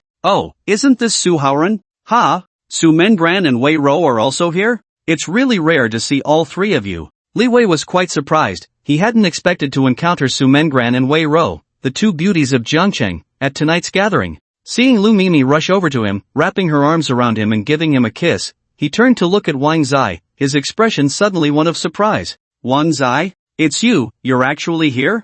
You know each other? Lu Mimi, nestled in Li Wei's embrace, looked at Wang Zai in astonishment. A playful smirk appeared on Li Wei's face as he arrogantly looked at Wang Zai and said lightly, not just acquaintances, Wang Zai and I were classmates back in the day. Oh, so you and Wang Zai are classmates. Since you two are old classmates, I don't need to introduce you anymore. What a coincidence, hee hee. Yu Ting was also surprised, and when she heard what Li Wei said, she let out a happy giggle. Nearby, Gu Gang and Tang Bu were equally astonished, their eyes flickering as they turned to look at Wang Zai again. I can't believe this guy is Wei Ji's old classmate, it's really unexpected. Yeah, but I didn't see him at Wei Ji's birthday party last month. Did he not go? Looks like this guy's relationship with Wei Gu is pretty average, but since it's Wei Ji's face, let's give him some respect. They were sizing up Wang Zai while whispering among themselves. It's worth noting that Li Wei's family was quite wealthy, a genuine second-generation rich kid. Although Li Wei's father wasn't on par with those big entrepreneurs in Jiangcheng, he was still a notable figure in the northern district. Gu Gang and Tang Bu nodded slightly at Wang Zai, clearly acknowledging Li Wei's status. Hee hee, indeed a coincidence. I didn't expect that poor kid without parents could end up in a place like this. Looks like Wang Zai, you've been doing well these years, Li Wei said with an arrogant expression, a mocking smile on his lips, his words dripping with disdain and contempt, quite unpleasant to hear. As soon as he said this, the smiles on Yu Ting and Gu Gang's faces froze, their expressions turning to shock, and everyone furrowed their brows, once again looking at Wang Zai in unison. This time, their gazes were noticeably colder and more doubtful. Looks like Wei Gu and this kid don't have a good relationship. Wei Gu, he's an orphan. Lu Mimi gently stroked Li Wei's arm, feigning concern. Li Wei sneered disdainfully, yeah, not only does he have no parents, but he's also very poor. Back in school, he couldn't even afford tuition. Seeing him here really surprises me. Oh, so he's just a poor loser. No wonder he came with the rich heiresses. Lu Mimi glanced at Wang Zai with disdain. Li Wei was taken aback, then noticed Su Mengran and the others nearby, seeming to understand something. When he looked back at Wang Zai, the contemptuous and arrogant sneer on his face grew even more pronounced. So that's how it is. I thought you were doing well these years, but it turns out you've just latched onto a rich guy. Impressive, Wang Zai. Wang Zai's expression was emotionless, his gaze calm. Back in school, Li Wei looked down on him, so it was no surprise that Li Wei could say such things. However, times had changed. The current Wang Zai was no longer the same. Li Wei, you really haven't changed at all. I told you back in school that one day you'd speak recklessly, and it seems that day has come. Ha, don't try to scare me. Our statuses are worlds apart. You'll never understand the joy of being wealthy. Besides, even if I cause a huge mess, my dad will take care of it for me. Li Wei spoke with a sense of superiority, feeling as if he were looking down on Wang Zai. But you, Wang Zai, still look like a poor loser. Even if you work hard your whole life, you won't achieve the life I have now. Let me guess, you probably haven't bought a house or a car yet? Tisk tsk, I feel sorry for you. Come on, since we're old classmates, I'll be generous today and treat you to some drinks, but you have to kneel to drink. Li Wei had a mocking expression, looking down on Wang Zai with disdain. Gu Gang and Tangbu nearby burst into loud laughter, joining in the mockery. Yeah, Wei Go is right, kneeling to drink is more fun. Hurry up and kneel, being treated to drinks by Wei Go is a blessing you earned over 18 lifetimes. On the side, Yu Ting's face turned pale. It was she who invited Wang Zai, and now it was so embarrassing, she felt truly awkward. Su Men Gran and Wei Ro frowned, their faces filled with anger. Su Haoren stepped forward, shouting angrily, Li Wei, don't go too far. I'm telling you, my brother-in-law. Before he could finish, Wang Zai coldly interrupted him with a wave of his hand, stepping forward with disappointment, shaking his head as he looked at Li Wei, and said coldly, I gave you a chance. Since you didn't cherish it, let your dad and mom come over and kneel to apologize. You speak so boldly. Wang Zai, what do you think you are? You're just. Li Wei was instantly furious, his expression twisted in wild. Slap. Wang Zai struck him, not giving him a chance to continue cursing. At this move, Gu Gang and Tangbu were shocked, while Li Wei was left dazed, his face contorting further. But before he could react, Wang Zai kicked out. With a thud, Li Wei fell to the ground like a dead dog, crying out in pain. Lu Mimi and the others gasped, their faces pale. As Li Wei struggled to get up, Wang Zai stepped forward, his face cold as he raised his leg and pressed it down on Li Wei's shoulder. Thud! Li Wei was no match for Wang Zai, feeling a sharp pain in his shoulder as he suddenly sank down, his knees crashing hard against the ground, making two crisp cracking sounds. Ah! A piercing scream echoed in the private room. Lu Mimi and the others were terrified, feeling that Wang Zai's attack was ruthless and merciless. You just stay there kneeling until your parents come over and bow to apologize. Wang Zai's expression was emotionless, yet he exuded an air of authority. His cold gaze swept over Gu Gang and Tangbu, who turned pale, their legs trembling in fear, and they too fell to their knees. Brother Zai, we know we were wrong. They were too cowardly. Meanwhile, Lu Mimi, like a mad dog, charged at Wang Zai, letting out a sharp roar. Beast! You dare to hurt my Wei Go? You're dead. You're just a poor loser. Do you even know who Wei Ji's dad is? Let me tell you, Wei Ji's dad is General Manager Li Yong of Ditai Company. Uncle Li has powerful connections. When Uncle Li arrives, you'll see how you die. Wang remained indifferent, as if he hadn't heard anything, plopping down on the sofa, crossing his legs, leisurely watching Li Wei, who was kneeling on the ground, barely clinging to life. Yu Ting beside him looked very displeased and hurriedly spoke up. Wang Zai, you should leave quickly. Li Wei's father is someone significant, the chairman of Ruini Technology, Zhou Wan, a big shot in Zhangcheng. I've also heard that Zhou Wan's background is terrifying, with a strong backing. It's said that Zhou Wan's uncle is a director in a certain district of Jiangzhou. You can't afford to offend him, Wang Zai. You should leave while Li Wei's father hasn't arrived yet. Upon hearing the name Zhou Wan, Wang Zai's expression turned strange, his eyebrows raised, and a smile unexpectedly appeared on his lips as he calmly said, Haoren, call Zhou Wan and tell him to come over immediately. I want to see just how impressive Li Wei's father really is. In a private room on the second floor of the Golden Emperor Club, compared to the noise and excitement of other rooms, this one was silent, the atmosphere quite heavy and oppressive. Wang Zai sat on the sofa, legs crossed, expressionless, calmly watching Li Wei and the others kneeling at the door, while the others looked serious and silent. Only Lu Mimi glared at Wang Zai with resentment, gritting her teeth in hatred. Is this the room? That little bastard dared to touch my Li Yong's son? Is he tired of living? Does he not know what position my Li Yong holds in Zhangcheng? At that moment, an angry roar echoed from outside the room. The disheveled Li Wei heard the familiar voice, tears streaming down his face as he cried out, Dad, I'm here. Wang Zai and the others all turned their gazes toward the door, and Yu Ting's face turned pale with shock, her heart sinking, filled with worry as she shook her head and sighed repeatedly. In her mind, with Li Yong's powerful background, how could the young Wang Zai possibly handle this situation? She felt very uneasy and panicked. Uncle Li is here, you're done for, you scum, Lu Mimi said with a spiteful disdain, sounding sharp and piercing, acting very arrogantly. Wang Zai remained calm and indifferent, his gaze steady as he looked ahead, completely unafraid. Bang! With a loud crash, the door of the private room was kicked open, revealing a middle-aged man, full of rage and arrogance. Which little bastard hurt my Li Yong's son? Where, get up quickly. Beside Li Yong stood a woman, who immediately spotted Li Wei kneeling on the ground, her face filled with shock as she rushed over, heartbroken. The woman tried to help Li Wei up, but his knees were shattered, and as he moved slightly, intense pain surged through his body. Li Wei grimaced, letting out a cry, his face ashen, trembling all over, unable to get up. It was tragic, tragic, tragic. Li Yong's eyes bulged with rage, as if they would pop out. He couldn't believe his precious son was hurt so badly. In an instant, he was furious, jumping up like a mad beast, letting out another roar. Beast! Which little beast hurt my son so badly? Step forward! Li Yong's fierce and angry gaze swept across the people in the room, and the atmosphere instantly became extremely tense. Lu Mimi hurriedly stepped forward, pointing at Wang Zai with hatred, screaming, "Uncle Li, it's him." Li Yong snorted lightly, following the direction Lu Mimi pointed, his angry and unfriendly gaze fixed on Wang Zai. Seeing this young man sitting there, still crossing his legs as if nothing had happened, he felt that Wang Zai was utterly disrespectful and extremely arrogant. His anger intensified, bloodshot eyes glaring as he charged toward Wang Zai. "Which family's little beast are you? Can't you hear me speaking? Stand up, you little brat, uncultured dog. Today, I'll teach you a good lesson on behalf of your parents." As Li Yong charged towards Wang Zai, the crowd gasped in shock, clearly flustered. Wang Zai, however, remained calm and composed, sneering dismissively. "Old fool, it's not your place to teach me a lesson. Kneel down and apologize, and I'll spare your entirely family. Otherwise, get the hell out of Jiangqing immediately. You speak so boldly, little bastard. Do you really think so highly of yourself? You should take a good look at who Li Yong is." Li Yong's brows furrowed deeply. He had never encountered such an arrogant young man as Wang Zai. It seemed he needed to teach him a lesson today, but before he could finish his sentence, a sharp voice interrupted. "Li Yong, how dare you offend Mr.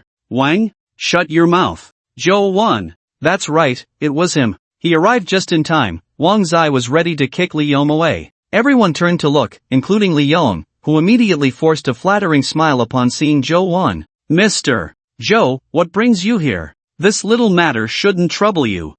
If I hadn't come, you would have made a huge mess. Hurry up and kneel to Mr. Wang and apologize." Zhou Wan glared at Li Yong angrily. This damn fool, truly blind to the situation, dared to offend anyone. He was simply asking for trouble. Li Yong was taken aback, completely confused about what was happening. He maintained his smile, glaring at Wang Zai with a sinister look, and said, "Mr. Zhou, you don't know, this little bastard is quite arrogant, you see? Slap. You're the bastard, you fool. I told you to kneel and apologize, so kneel. Stop whining." Zhou Wan was utterly furious. With a gritted jaw, he slapped Li Yong's face, the sharp sound of the slap echoing throughout the private room, accompanied by angry shouts and curses. Everyone present was stunned, shocked expressions on their faces, especially Yu Ting and Lu Mimi, who reacted extremely strongly, completely frozen in disbelief. What was happening? Li Yong's ears buzzed, his expression frozen in confusion, but the fiery pain on his face was all too real. He could truly feel Zhou Wan's anger. "You're just a blind fool. Do you know who this is? Mr. Wang is the new owner of the Science and Technology Park New District. He integrated and upgraded the park for 500 billion. His status is so high that even I have to show him respect. You still won't kneel?" Li Yong couldn't believe his ears, his mind blank, panic-stricken as he muttered 500 billion. Looking at Wang Zai's playful, cold smile, his legs trembled and went weak. With a thud, he knelt down, no longer the arrogant figure he once was. It was over, completely over. He had kicked a steel plate. This kneel left everyone in the room with their jaws dropped. Not far away, Li Wei's face turned ashen as he looked up at Wang Zai, filled with fear and a complex bitterness. He never imagined that the poor kid from back then was now the owner of the Science and Technology Park New District. This was a key core project base for Jiangcheng and even the entire Jiangzhou. A top priority. For a moment, the entire room fell silent. "Sir, I sincerely apologize. This old fool doesn't recognize greatness. The Thai company shouldn't have been entrusted to him. If you need, the Thai company can be integrated under your name." Zhou Wan's words terrified Li Yong. For him, the Thai company was his lifeline. "Mr. Zhou Wang. Mr. Wang, I know I was wrong. I'll listen to whatever you say. My whole family is willing to be your servants, Mr. Wang." Li Yong had no dignity left, crawling and kneeling before Wang Zai, utterly embarrassed. Wang Zai wore a mocking smile. "I don't need it. I have no interest in such a trash company. Get these eyesores out of here immediately. Don't delay me and my friend from singing." Zhou Wan's expression changed in shock as he shouted at Li Yong, "Did you hear that? You filthy things are in the way here. Hurry up and get lost." Yes, we'll leave right now." Li Yong was nearly scared to death and actually started to leave. When he rolled over to Li Wei's side, he saw Li Wei struggling to stand up and walk out. He was instantly filled with rage, his anger boiling over, and he slapped Li Wei across the face. Damn it, didn't you hear what Mr. Wang said? How dare you stand up? Get lost. What was supposed to be a good gathering had completely changed flavor because of Li Wei's little incident. Yu Ting and the others were quite surprised by Wang Zai's identity, and one by one, they put on smiles and actively sought to chat with Wang Zai, their attitudes doing a complete 180. Wang Zai had lost interest and immediately called Su Mengran and the others to leave in a hurry. What a buzzkill, Su Haoren couldn't help but complain, then smiled at Wang Zai. Brother-in-law, since you finally came out, how about I take you for a massage? Sure, but I don't know about these things. It wouldn't be that kind of place, would it? Wang Zai's eyes flickered, his heart stirring. He wanted to experience a lot more. As the saying goes, when a man has money, he becomes bad. There is some truth to that. Su Mengran, sitting in the back seat, rolled her eyes and warned him with annoyance, "You little brat, don't lead your brother-in-law astray." Wei Rou seemed to think of something, her pretty face flushing, her beautiful eyes sparkling as she turned to look out the car window. Hee, sis, I'm an honest person. How could I lead my brother-in-law astray? I meant that place. You and Xiao Rou can also go for a spa, it's all proper. Su Haoren chuckled, winking at Wang Zai. Those who understood, understood. Wang Zai glanced at Su Mengran and Wei Rou through the rearview mirror. To be honest, if it weren't for these two women, he and Su Haoren would probably have let loose. Tonight was definitely going to be a night of indulgence. What a pity. Next time, he must find more opportunities to communicate with Su Haoren. Soon, they arrived at a luxurious and high-end spa center. So this is where you meant, Ren Tianya. Su Mengran clearly recognized the place. Su Haoren chuckled. What else would it be? You think it's some kind of disreputable place? My brother-in-law and I are honest people, right, brother-in-law? Ahem, yes. Wang Zai coughed lightly. It seemed this kid had definitely been to some disreputable places. Su Mengran understood the little tricks men had, rolled her eyes, huffed lightly, and pulled Wei Rou to walk into Ren Tianya first. I haven't had a treatment in a long time either. Rou, let's go. Su Haoren watched his sister and Wei Rou leave, his true colors showing as he linked arms with Wang Zai. Hee, brother-in-law, how about I take you to? Not today, your sister and the others are still here. Another day, and also, stop calling me brother-in-law all the time. Your sister and I haven't done anything yet. Wang Zai felt a bit helpless. He had told Su Haoren many times, but this guy just wouldn't listen. As usual, Su Haoren chuckled, furrowing his brow slightly. Brother-in-law, I have to go relieve myself first. You go in and wait for me in the lobby, okay? Saying that, he dashed off without a trace. Wang Zai shook his head helplessly and was just about to step into the Ren Tianya Spa Center when a childish voice came from behind, and a small hand tugged at his shirt. Big brother, can you help me find my sister? Wang Zai was taken aback, looking down to see a little girl about 4 or 5 years old. The girl had fair, rosy skin, delicate features, and sparkling big eyes like two black gems, very cute. She looked like a porcelain doll, speaking in a sweet, childish voice that could melt anyone's heart. The clothes she wore were clearly from this spa center. Little sister, did you run out from inside? Wang Zai squatted down, his expression gentle. The little girl blinked her watery big eyes, like a chick pecking at rice. Yes, but I got lost and don't know where my sister is. Boo-hoo. Don't cry. Come, big brother will take you to the front desk, and let the front desk lady announce for your sister, okay? As Wang was speaking and about to pick up the little girl, a sudden waft of fragrant wind came, and a delicate, fair hand pushed him away. Startled, Wang instinctively dodged and looked up at the newcomer, who had already shielded the little girl behind her, glaring at him with a frosty expression. What are you doing? Don't move. If you dare to make a move, I'll call for help. Wang felt frustrated. He stood still, carefully staring at the woman who had suddenly appeared. She had her hair up, was fair and beautiful, wearing a white off-shoulder dress that accentuated her charming collarbone and nice figure. However, it was late at night, and she was wearing sunglasses that completely obscured her delicate face, making it impossible to see her true appearance. Sister, this big brother is a good person. I got lost, and he helped me find you, the little girl said wisely. Is that so? Jiang Shiyu snorted lightly. Seeing Wang not speaking and staring at her, she frowned, feeling a bit displeased. Hey, have you looked enough? Wearing sunglasses at night is quite bizarre, Wang said, retracting his gaze and shaking his head with a smile. Jiang Shiyu frowned even more, increasingly annoyed. Who are you talking about? Is there anyone else here? Wang replied lightly, looking down and smiling at Jiang Xiaoxiao. Since this girl is fine, I should go in for a massage. After the initial moment, Wang no longer stared at Jiang Shiyu and maintained a cold attitude. For some reason, Jiang Shiyu felt a bit uncomfortable, sensing something was off. Usually, people, regardless of gender, couldn't take their eyes off her and would revolve around her. Especially those men, who would throw money at her without hesitation. Now, this man in front of her only glanced at her once, which was quite unusual and triggered her rebellious feelings. Hey, man, stop. I haven't thanked you yet. No need. I usually do good deeds anonymously, but you look quite like a big star.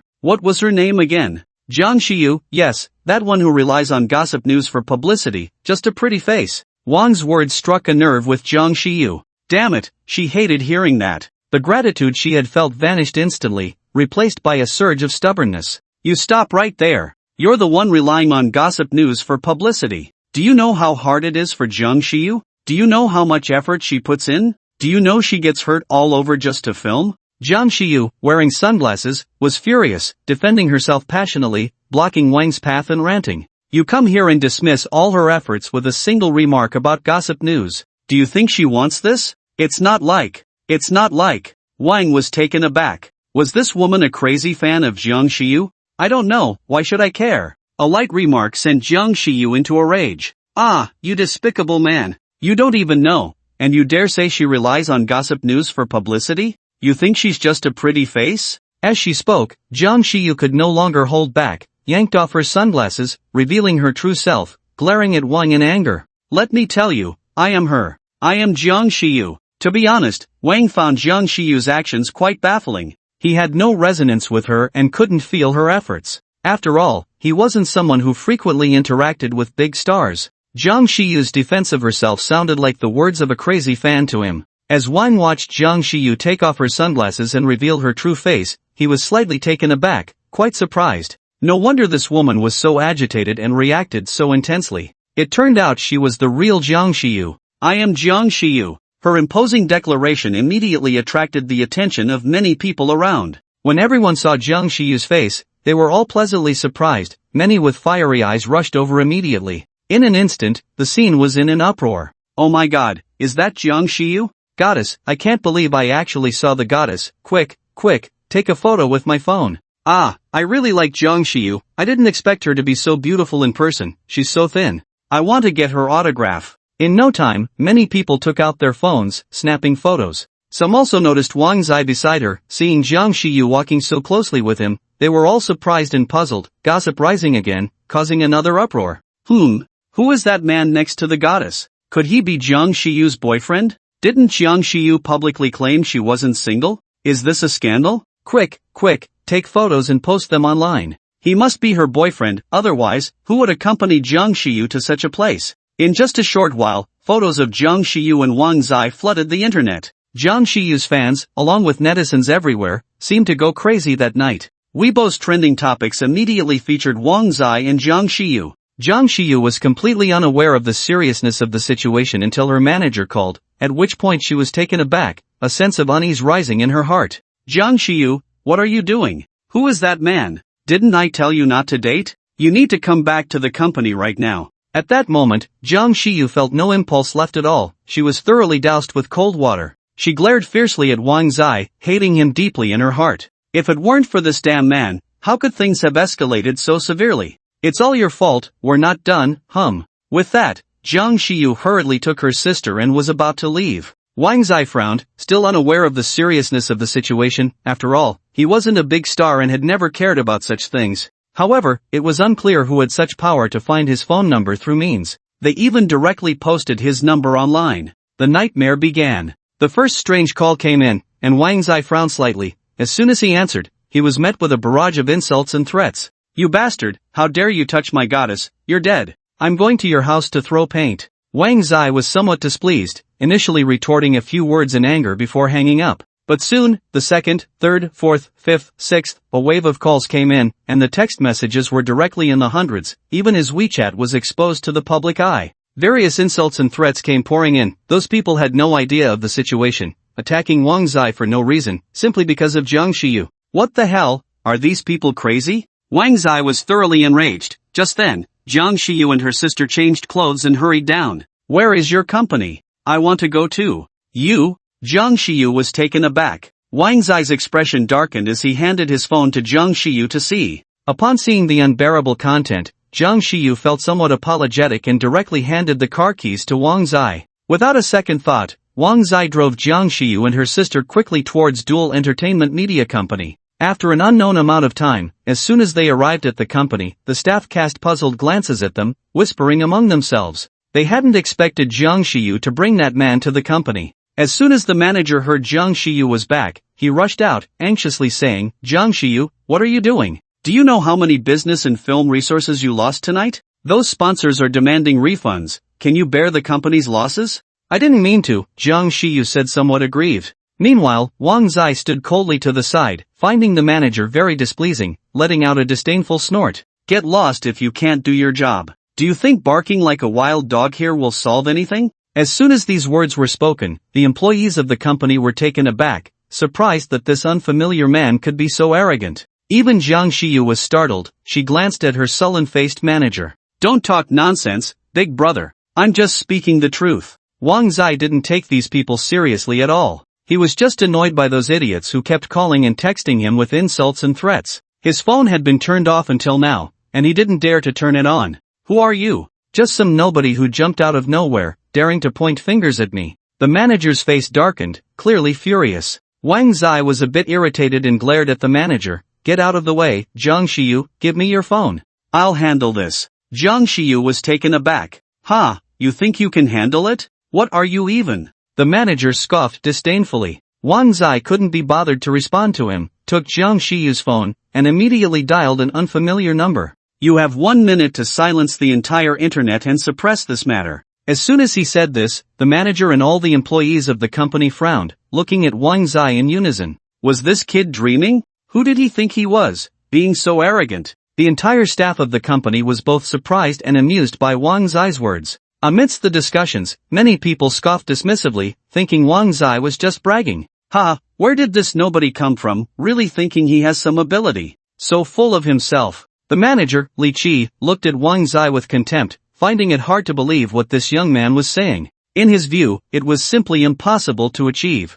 Just a fool's dream. "Yeah, Brother Li is our company's top agent. Even you would need a lot of effort to calm this situation down. This young man actually says he can suppress it in a minute, really overestimating himself. Who does he think he is? I see him as quite ordinary. He must be too proud to back down, deliberately saying this in front of us. After all, bragging doesn't cost anything, haha. He's still too young, completely unaware of the ins and outs of our industry. His words are so arrogant, making us look like fools. He's clearly insulting us. How arrogant." The crowd around them was buzzing with discussion, pointing fingers at Wang Zai, all with unfriendly expressions, constantly mocking him. Wang Zai remained expressionless, his gaze calm and composed, coolly hanging up the phone and returning it to Jiang Shiyu, a slight smirk on his lips, disdainful. "It seems everyone in this company is a bunch of useless good-for-nothings. They can't even handle this small matter and are in such a mess, truly pathetic." Wang Zai's words were merciless, and Jiang Shiyu's face turned pale. She frowned tightly, looking at Wang Zai with skepticism, somewhat displeased.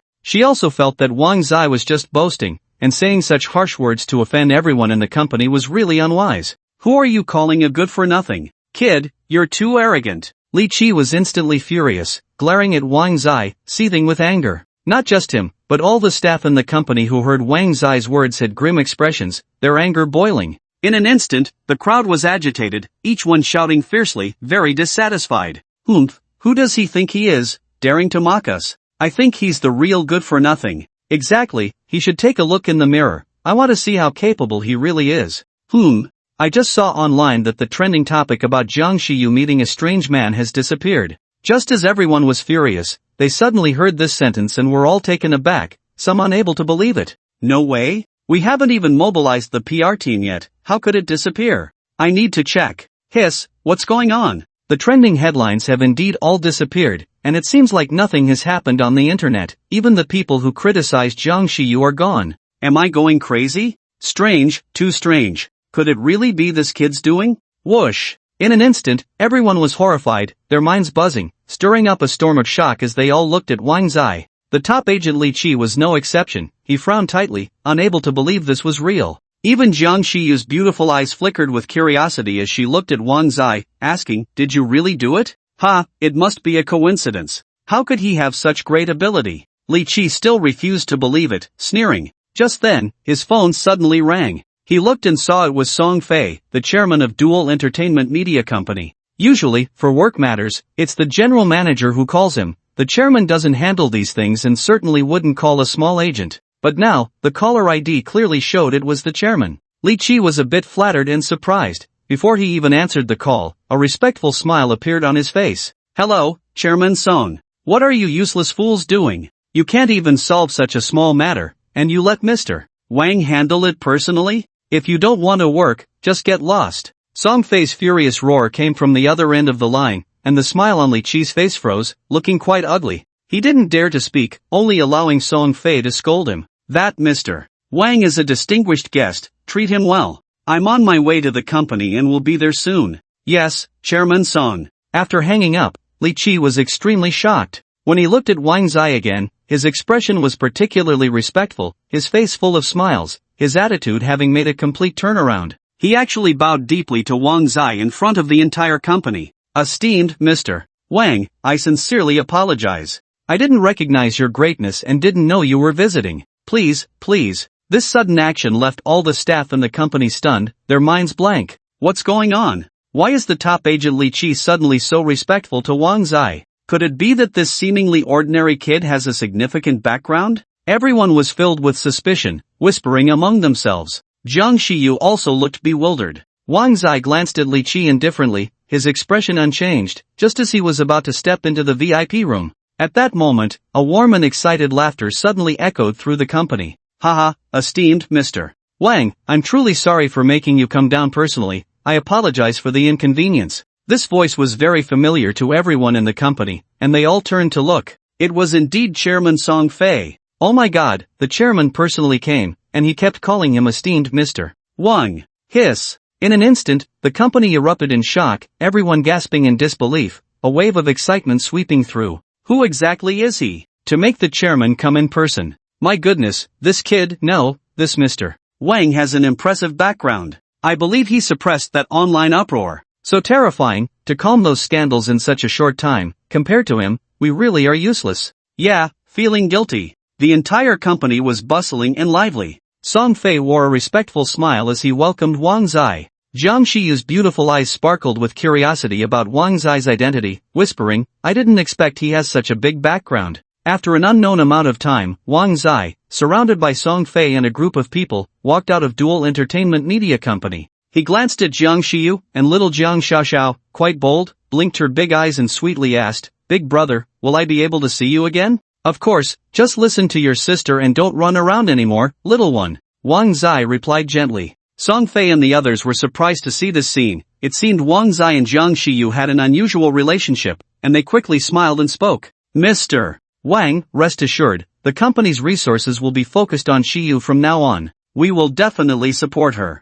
To be honest, whether or not they support Jiang Shiyu was of no concern to Wang, it was entirely what Song Fei and the others were overthinking. However, with things having come to this point, Wang didn't say much more and glanced at Jiang Shiyu. That glance made Jiang Shiyu's heart race, her pretty face flushed, and she shyly lowered her head. Alright, it's already very late. Mr. Song, you should head back. Wang didn't notice Jiang Shiyu's reaction, he withdrew his gaze, and just as he finished speaking, Su Haoren called. Brother-in-law, where are you? You disappeared in just a moment. Where are you? I'll come pick you up. Besides Su Haoren, Chen Xian also called. On the phone, Chen Xian's voice was choked with tears, sounding very anxious. Xiao Zaigu, my brother. He got into a car accident, woo-woo. Jiangcheng First Hospital. Upon hearing that Chen Hui had been in a car accident, Wang immediately rushed over. When Chen Xian saw him, she burst into tears, feeling very sad, and directly threw herself at him, sobbing. Woo-woo, Xiao Zaigu, you finally came. Don't cry, how is Chen Hui? Is it serious? Wang frowned, his face full of worry and anxiety. When I got the call, my brother was already unconscious and was in emergency rescue. Chen Xian's tears flowed like a fountain, utterly heartbroken. She and Chen Hui had been orphans since childhood, growing up in a welfare home, relying on each other for many years. For her, her brother was her support, her pillar. If he suddenly fell, it would be like the sky had collapsed. What will I do if something happens to my brother? Woo-woo, he's my only family, Xiao Zaigu. It'll be fine, he will be fine. Huizi is blessed and has a strong fate, I won't let anything happen to him. Wang's expression was serious and solemn, his eyes shining with determination. If Chen Hui really couldn't be saved, he would use his extraordinary medical skills to perform miraculous feats, snatching lives from the hands of death. It must be fine. Chun Hui. Wang clenched his fists tightly, his facial muscles tense, very serious and anxious. At that moment, a nurse came out of the emergency room, scanning the surroundings and calling out lightly. Who is the patient's family? The patient has lost too much blood and urgently needs a large amount of blood transfusion. Come, sign here, and take this slip to pay. Chen Xian wiped her tears and hurried forward, signing without even looking. When she saw the amount on the slip, she froze, biting her lip, hesitating. Doctor, I don't have that much money. The nurse looked up at Chen Xian. Since it's an accidental car accident, this money should be covered by the perpetrator. Where is the perpetrator? They ran away. Chen Xian's lips turned pale, trembling continuously, tears of sadness sliding down her cheeks, feeling helpless and desperate. Ran away? The nurse was surprised. Looking at Chen Xian's sorrowful expression, she sighed and shook her head, offering some comfort. Life is at stake. Saving the person is the priority. How about this? I'll take this slip to get the blood first, and you can pay me back later. I can only help you this much. Upon hearing this, Chen Xian was very touched, filled with gratitude, and kept bowing to the nurse. Wang couldn't help but glance at the nurse a couple more times. At this moment, he was the only one who could help Chen Xian. Give me the slip, I'll pay the money, and you all focus on saving Chen Hui. The nurse was taken aback by this, looking up at Wang, who was already quickly heading towards the payment area. When he returned, Chen Xian was tearful and full of gratitude. In her mind, Wang had grown up with them in the welfare home, and over the years, he surely didn't have much money. The little savings he had were for his future marriage. Chen Xian knew that Wang's life wasn't easy either. Xiao Zai good, did you use your savings? Don't worry, I will definitely pay you back. Savings? Wang Zai was taken aback. It seemed Chen Xian had misunderstood something. Although most of the balance on his card had been spent, there were still several 100 million left. No need, Huizi has helped me a lot over the years. Once he's better, there's no need to send him takeout. I'll arrange a job for him. Brother Zai, without you, I really wouldn't know what to do, Chen Xian said gratefully. Wang Zai smiled and shook his head. Alright, who told us to grow up together? That perpetrator escaped, right? I'll find someone to bring him in. A cold glint flashed in Wang Zai's eyes. Damn it, he hit his brother and dared to run away. He wanted to see just how capable that perpetrator was. Without hesitation, he took out his phone and called Zhou Wan. This guy had connections, not to mention his network in Jiangcheng was exceptional, especially with some leaders in relevant departments. President Zhou, my buddy was hit by someone. We must find that bastard tonight. I'll be waiting at the first hospital in Jiangcheng. Zhou Wan on the other end of the line didn't hesitate at all and immediately agreed. This was his chance to show his capabilities, and he certainly wouldn't be vague about it. Soon, Wang Zai received a message from Zhou Wan. Mr. Wang, the perpetrator is Sun Koan, the second son of Sun Fugue from Yuhuan Company. I've already sent someone to catch him, they'll be there shortly. Moments later, 3 or 4 plainclothes officers brought in a young man dressed head to toe in designer brands to the first hospital. I just hit someone, why do you have to drag me here like this? Don't you just want money? My family has plenty, just let me go, and I'll give you however much you want. The young man shouted as he walked, clearly unwilling to accept the situation, struggling all the while. Hearing the commotion and seeing Sun Koan, Wang Zai's face darkened, and he shouted, Bastard, you hit someone and still have the nerve to argue? You animal. With that, he stepped forward and punched Sun Koan squarely in the face. Bang! Sun Koan was caught off guard, blood immediately splattering from his face as he screamed. When he focused on Wang Zai, his expression twisted with malice, filled with cold resentment, he cursed, Who the hell are you? How dare you touch me? My dad is Sun Dong from Yuhuan Company. If you touch me, you're dead. Kneel. Wang Zai showed no fear of Sun Koan's threats and kicked him in the leg. With a thud, Sun Koan fell to his knees in front of Chen Hui's hospital bed, his face twisted with resentment as he struggled to get up. Wang Zai wouldn't give him the chance and slapped him hard. You animal, you hit my buddy and still dared to run? If anything happens to my buddy, I'll make your Sun family pay. Who are you? Sun Koan, bruised and battered, felt an inexplicable unease rising in him, starting to panic, but he still refused to back down, struggling desperately. What the hell does it matter who I am? I'm your grandfather. Wang Zai's expression hardened, and he slapped him again, coldly saying, You'll stay here serving until my buddy recovers. In your dreams. I'm the second young master of the Sun family, how could I serve a delivery guy? Besides, this delivery guy isn't dead, right? You just want money, just say the amount, my family has plenty. Sun Koan panicked, his eyes bloodshot, having been thoroughly scolded. With 3 or 4 people holding him down, he couldn't move at all, and standing in front of him was the fierce-looking Wang Zai, clearly not someone to mess with. It seemed he had kicked a hard board this time. Wang Zai snorted disdainfully and suddenly reached out, gripping Sun Kuan's chin tightly. So you think you're the only one with money, huh? Let me tell you the truth. I'm so broke I only have money left. To me, you're just a dog. Do you still have the face to shout? Do you believe I'll ruin you right now? Hearing this, Sun Kuan was horrified, growing increasingly anxious. Just then, a loud, furious shout rang out, and the atmosphere around them suddenly became tense and serious. Arrogant! Which blind dog dares to ruin my son? You arrogant dog, who gave you the right to capture my son? At the entrance of the hospital room stood a middle-aged couple, their expressions dark and filled with anger. The man speaking was the bald middle-aged man. His face was fierce, coldly staring at Wang Zai, and upon seeing his son Sun Kuan's bruised face, his fury escalated. Where did this wild child come from? Hurry up and release my son. Are you looking for death? Dad, Mom, save me. Sun Kuan's eyes suddenly lit up with joy, as if he had seen a savior, struggling desperately. Sun's mother, witnessing her son's humiliation, was filled with resentment, her sharp and piercing voice echoing around, quite unpleasant to hear. You bastard, are you deaf? Let my son go. Oomph, little beast, you don't even know who I am, and you dare to touch my son? Tell me, whose wild child are you? State your name. The couple exuded an air of menace, their demeanor haughty and contemptuous, as if they were gods looking down from above. Wang Zai let out a disdainful sneer, completely disregarding the family, his face as cold as frost, his gaze indifferent. Sun Fugue, little beast, you actually know me? Since you know me, why don't you hurry up and release my son? Are you waiting for me to teach you how to be a person? Sun Fugue was taken aback, surprised that this young man actually recognized him. What infuriated him more was that this young man, knowing who he was, continued to provoke him, simply too arrogant, too brazen.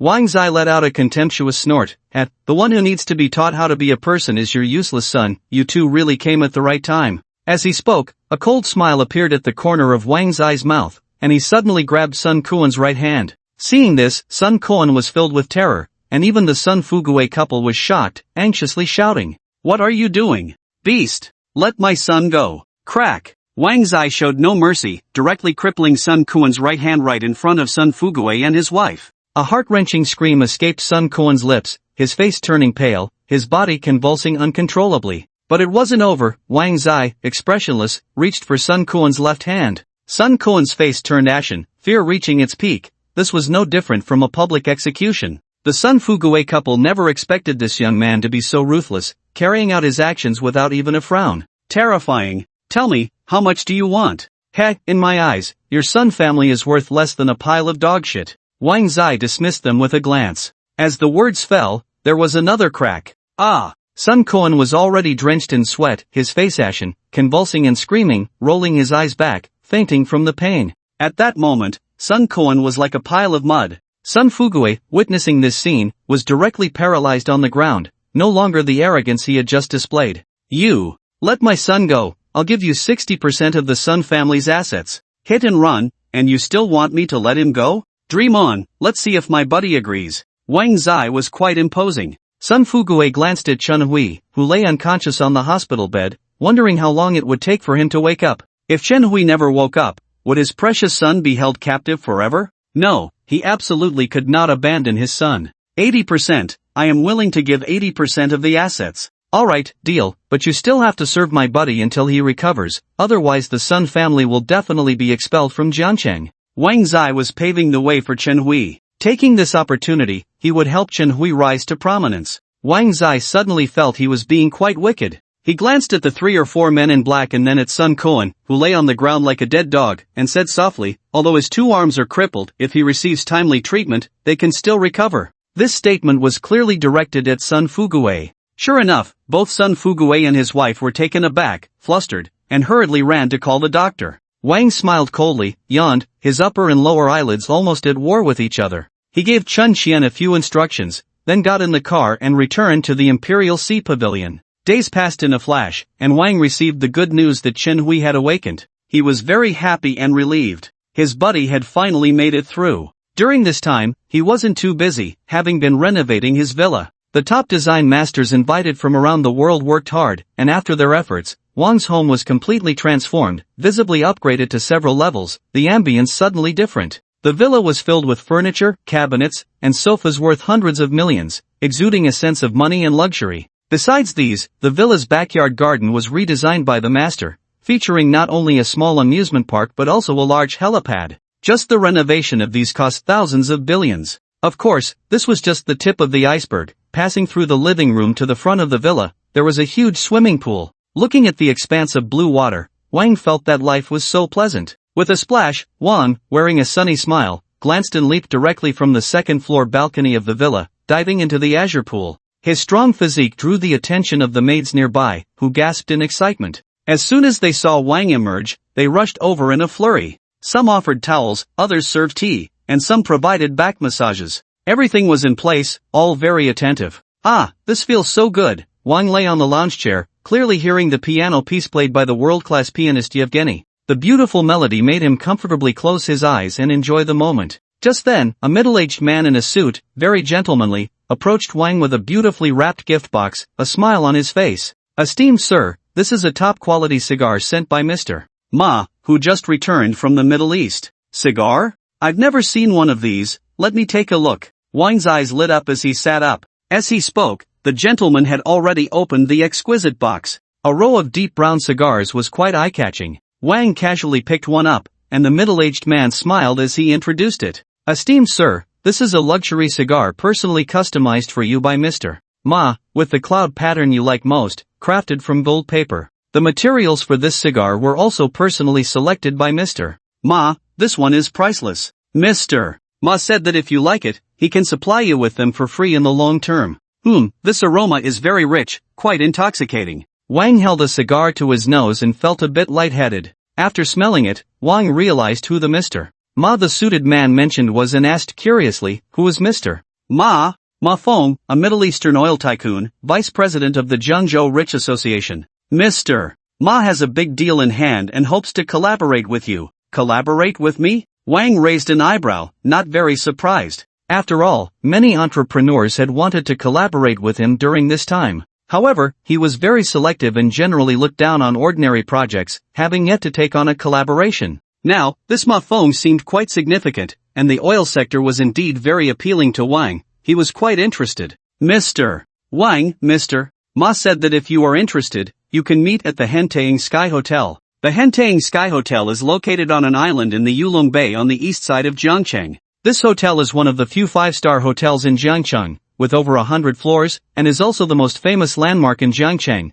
a popular spot for many tourists. "Sir, this way please." In front of the hotel lobby, people were bustling about, and a black Rolls-Royce Phantom caught the attention of many passers-by, who cast envious glances. "Mr. Wang, Mr. Ma has been waiting for you upstairs for quite some time. I'll take you up now." A man in a suit with gold-rimmed glasses smiled politely. Wang nodded gently, looking around, his eyes sparkled with excitement. It was his first time at this five-star hotel, and the level of luxury was indeed extraordinary. In the past, he had only gazed at this place from the square on the shore, and now that he was here, he couldn't help but feel a surge of emotions. It truly was a great place. Following the guidance of the suited man, Wang took the elevator to the 56th floor. This floor was neither too high nor too low, situated in the middle of the building, offering a comfortable view of most of Jiangcheng. Naturally, such middle floors were the most expensive. Anyone who could come to this level was either rich or influential, with some background. "Sir, this way please."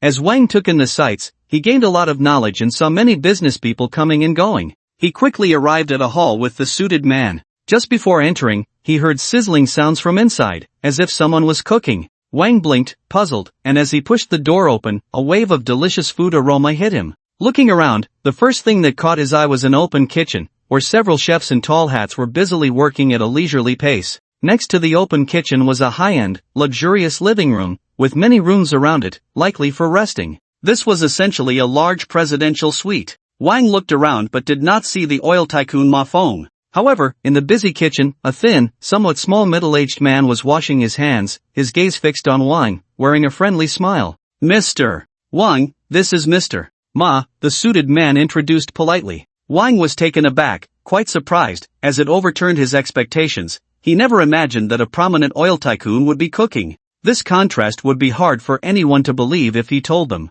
However, it was a well-known fact about Ma Feng. "Mr. Wang, I apologize for not mentioning earlier that Mr. Ma loves to cook. He once aspired to be a chef, but things didn't go as planned, and he accidentally became a Middle Eastern oil executive. Still, that hasn't stopped his passion for food. Wang twitched at the corner of his eye. What a casual remark. As soon as Wang sat down, Ma Feng approached with a smile, holding a plate of freshly made food. Little brother, come, try my freshly made French foie gras. You're too kind, Mr. Ma. Wang politely glanced at the foie gras in front of him, the enticing aroma wafting through the air. Ma Feng sat down and gestured for him to start. Wang nodded slightly, picked up the knife and fork, and skillfully cut a small piece of foie gras to put in his mouth. Having eaten Western cuisine for some time, he was quite adept with the utensils. The foie gras melted in his mouth, the aroma filling his nostrils and reaching the top of his head, quite intoxicating. However, having eaten too much similar foie gras recently, Wang slightly frowned.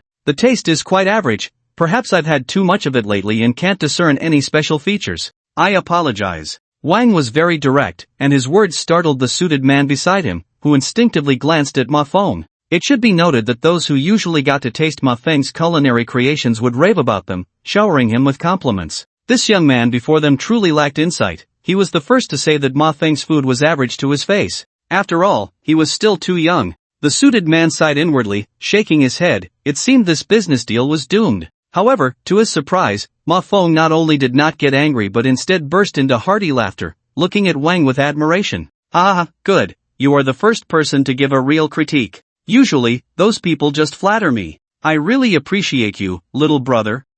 Really? I always say what I think. Good is good, bad is bad. I hope Mr. Ma doesn't mind. Wang put down his knife and fork, neither servile nor overbearing. The more he acted this way, the more Ma Feng appreciated him. It seems little brother has some research in this area as well. Why not take this opportunity to show off a bit? Let's exchange ideas. I can only eat. As for making it, I really can't claim to be an expert. My skills are naturally not as good as Mr. Ma's, so let's forget it. I don't want to embarrass myself. Wang was startled. He really couldn't cook. However, at that moment, the voice of the perfect modification system suddenly echoed in his mind. Ding, host modifies culinary skills, becoming a world-class chef. Begin your journey as a culinary master. Wang felt a bit helpless. Ma Feng naturally didn't believe what Wang was saying was true. He thought Wang was just being modest and laughed. Come on, little brother, we're just exchanging ideas, no need to feel pressured. I love messing around in the kitchen, the joy is simply unimaginable. With a pull and a tug, Wang couldn't refuse and had to walk towards the kitchen. However, after the modification by the perfect modification system, he felt much more confident than before. At least he had a lot more assurance in his heart. What frustrated him was that Mr. Ma had clearly come to discuss business with him, yet it turned into a culinary exchange. Well, as long as Mr. Ma was happy, the business matters would be settled. Culinary exchanges were also an important part of discussing business and cooperation. After all, one must cater to their preferences. Little brother, what are you planning to make? Ma Feng was very much looking forward to it. Wang thought for a moment. Although the ingredients nearby were plentiful, there were still quite a few scraps, which seemed quite wasteful. He spoke up, I'll use these scraps to make a vegetarian Buddha jumps over the wall. Scraps? Ma Feng was taken aback, looking at Wang with increasingly appreciative eyes. This young man had a very righteous mindset. Now we advocate for reducing waste. Since little brother said so, I look forward to the Buddha jumps over the wall you make, huh?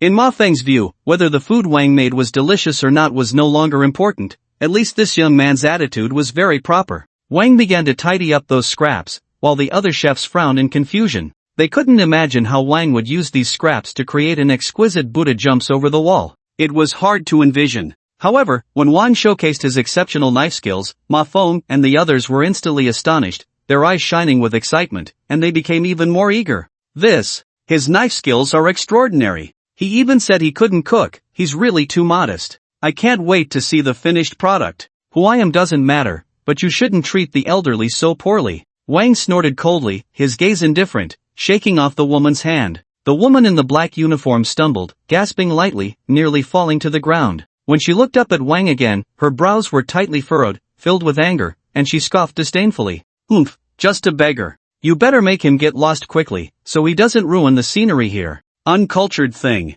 Wang turned his back, directly assessing the tattered old man. His eyes widened in surprise, both delighted and excited. Uncle Hong, it's really you. I thought you looked familiar. How have you? The old man was taken aback, looking at Wang with a puzzled expression. He furrowed his brows for a long time before suddenly becoming extremely excited, his hands trembling, his voice hoarse. It's little Zai. I never expected to see you again in my lifetime. Ha, that's great. You're doing well, really great. Hong Xiang looked Wang up and down, seeing this young man dressed so splendidly. His eyes sparkled with joy, a beaming smile on his face. But just thinking about how I have fallen to this state makes me feel ashamed, and I can't help but lower my gaze and let out a long sigh. Alas, there was an accident at the orphanage, the funding chain broke, and that damned director cheated us old folks out of our money and fled abroad. Those old folks were furious, some left in anger, and now it's just me and you, Aunt Feng. We can only rely on playing the arrow and performing, picking up some cans and scraps to support those little ones without homes.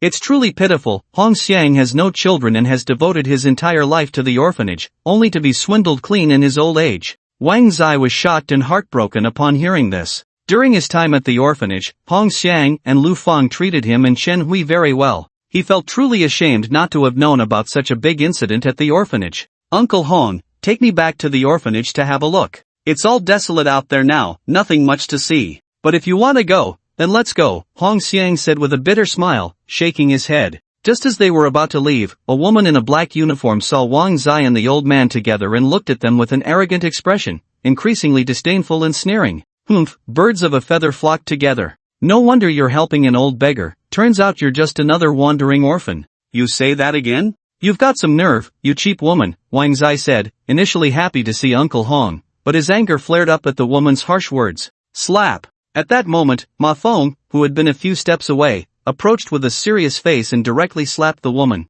The crisp sound of the slap echoed in all directions. The woman felt a buzzing in her head and a sharp pain on her face. When she focused her eyes, she saw it was Mr. Ma, and her face turned pale with panic. Mr. Ma!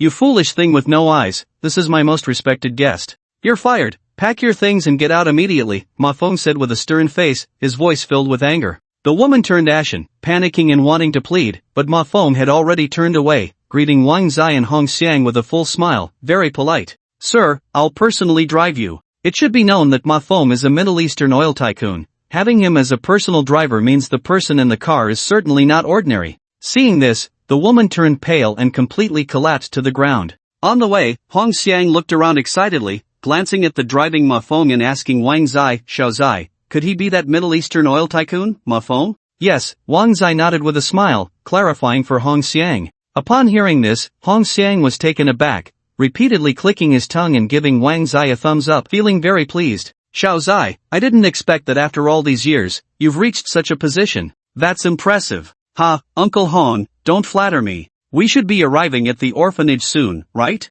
Wang Zai glanced outside, vaguely remembering the familiar streets. Hong Xiang nodded, filled with emotion, and sighed silently. Soon, they arrived at the former orphanage. It had been abandoned for many years, overgrown with dry grass, and while some remnants of the past remained, it was already a different place, very desolate. Wang Zai frowned as he looked at the large characters above the gate, Wangming Orphanage. He had grown up in this orphanage. To him, it was almost like home, filled with childhood memories. Xiao Feng, quickly bring those little ones out, look who has come. Hong Xiang called out happily. Amidst a chorus of chattering children, a woman in her 40s or 50s wiped her hands and limped out from a small courtyard nearby. She squinted her eyes, looking at Wang Zai for a while, and suddenly became emotional. Is it Wang Zai? Aunt Feng, it's me. Wang Zai quickly stepped forward, supporting Lu Feng. Aunt Feng, what happened to your leg? Ha, it's really you. You've grown so much, I almost didn't recognize you. Xiao Zai has done well, ha. My old cold leg isn't a big deal, seeing you back, all my ailments are gone. Lu Feng was overjoyed, constantly sizing up Wang Zai. The children beside her looked at Wang Zai with clear eyes and cheerful smiles, utterly innocent and pure. Wang Zai followed Lu Feng and Hong Xiang into the small courtyard next door, noticing that they had laid mats on the ground for beds, and the room was cluttered, resembling a slum. Despite this, the children's clothes, though not the latest styles, were all clean. It was evident that Lu Feng and Hong Xiang were still caring for these children with great effort. We two old folks are taking care of these little ones. Life is a bit tough, but at least we have enough to eat and wear warmly. However, I've heard that this place is going to be demolished soon. I've recently found a nice bridge tunnel and hope to move there before the demolition. Wang Zai immediately noticed the large red demolition notice on the wall, and he felt a pang in his heart. no matter what, he had to preserve this childhood memory. Of course, he was also willing to take responsibility for the latter half of Hong Xiang and Lu Feng's lives. Uncle Hong, Aunt Feng, you can stay here with peace of mind. I decided to buy this place so that our welfare home can start anew. When Hong Xiang and Lu Feng heard this, they were shocked, but then they frowned inside. Xiao Zai, we know you're doing well now, but this is an important planning area, and the land is very expensive. I've heard it might cost billions. Just a mere few billion. Do you have a developer's phone number? Let's call them and buy it. Without a second thought, Wang Zai was determined to purchase the land. Hong Xiang and Lu Feng were left speechless, utterly astonished. Xiao Zai, you can't be joking about this. Wang Zai was being too extravagant. Lin Jia's eyes sparkled with joy. No way, this isn't appropriate. What's inappropriate? Anyway, all this gold is at Tianyi Mountain Villa. If you like it, just take it. Wang Zai smiled slightly, nonchalant. Hundreds of armed transport vehicles were parked at Tianyi Mountain Villa, attracting the attention of many wealthy businesspeople. Some bosses in the jewelry and precious metals business were quite sensitive, thinking the market was about to change, and immediately notified their subordinates to start buying in bulk and stockpiling goods. As a result, for a while, precious metals were in short supply, causing regional prices to rise. It seems some big shot heard some news and decided to hoard so much gold. Little did they know, Wang Zai wasn't paying attention to this at all, nor did he expect that this would actually affect market prices, which was quite surprising. On his way home, Wang Zai received a call from Chen Hui and changed his route to meet him. Since the car accident that landed Chen Hui in the hospital, he had recovered well and gained a substantial amount of wealth. It could be said that he had turned misfortune into fortune. In a cafe on D Mao Street, as soon as Wang Zai saw Chen Hui, he was overjoyed. You brat, you're recovering well. You got out of the hospital so quickly. What can I say? I'm young. Luckily, I used to run deliveries and do hard labor, so my physical condition isn't bad. Otherwise, I would have met the king of hell by now. I really did have a close call. Chen Hui laughed, welcoming Wang Zai. But speaking of which, I have to thank you. I didn't expect you to be so deep. What kind of relationship do we have? No need to thank me. Wang Zai laughed heartily. When he was in trouble, Chen Hui had helped him a lot. He was one of the few good friends he had. I invited you here today partly to thank you, and partly because I want us to gather with those little friends from the welfare home back then. When Chen Hui mentioned this, Wang Zai was astonished. Do you have their contact information? A few days ago at the hospital, I saw Zhao Li. That guy is doing quite well now. He just happens to have the contact information of others. It's been several years since we met those little buddies at the orphanage, growing up together through hardships. Chen Hui sighed with emotion. Wang Zai nodded in agreement, lost in memories. Meeting is fate. To be honest, I saw Uncle Hong and Aunt Feng this morning. Really? How are they now? Is the orphanage still there? Chen Hui's eyes lit up, filled with excitement. Wang Zai nodded lightly but didn't say much. He hadn't told Chen Hui about buying the orphanage. To him, it was just a small matter, and not mentioning it would save Chen Hui from worrying. That Zhao Li is doing quite well now. I heard he's the boss of an electronic technology company over in Jiangqing Technology Park. The last time he saw me, he talked a lot. Chen Hui was very happy when Zhao Li was mentioned. After all, they had grown up together through hardships. Have we decided on a gathering place? How about I book a private room at the Cloud Top Sky Hotel? Wang Zai was never stingy. That place is too expensive. A single visit would probably cost tens of thousands. It's not worth it. Zhao Li has already booked a private room at the Tianqiu Hotel. Since he's doing so well now, we should take the opportunity to treat him, Chen Hui said with a smile. Ha, alright, then I'll call someone to drive us. Wang Zai didn't hesitate or think much and immediately made the call. Soon, a Maybach stopped outside the cafe, attracting a lot of attention. Chen Hui was taken aback. Xiao Zai, you really are willing to spend money, renting such a nice car. It wasn't rented, it was clearly borrowed, without spending a dime. The driver was Zhang Hao, Lin Jia's cousin. Upon seeing Wang Zai, he greeted him with a respectful smile. Zai go, please. Wang Zai didn't explain, pulling the hesitant Chen Hui into the Maybach. Soon, outside the Tianqiu Hotel, as the Maybach drove in, hotel staff hurried out to greet them. Esteemed gentlemen, do you have a reservation? Yes, Zhao Li booked a private room. Here's his business card, Chen Hui said, pulling a card from his pocket. The staff glanced at it, their faces filled with polite smiles, quickly leading Wang Zai and Chen Hui towards the private room. As soon as they entered, others began arriving by car or taxi. Upon seeing the Maybach parked at the entrance, they were all surprised, their eyes lighting up, discussing among themselves. That car must belong to Zhao Li. Among us who grew up in the orphanage, Zhao Li is the one doing the best. He's already a company boss. Yeah, I knew Zhao would succeed. After all, he and Wang Zai were the best students at the orphanage. Speaking of which, I wonder how Wang Zai is doing now. I heard Wang Zai borrowed a lot of money to pursue a woman and lost his job. I don't know if it's true. What? There's such a thing? Wang Zai is really unfortunate. I thought Wang Zai would be as outstanding as Zhao Li. It seems I was wrong.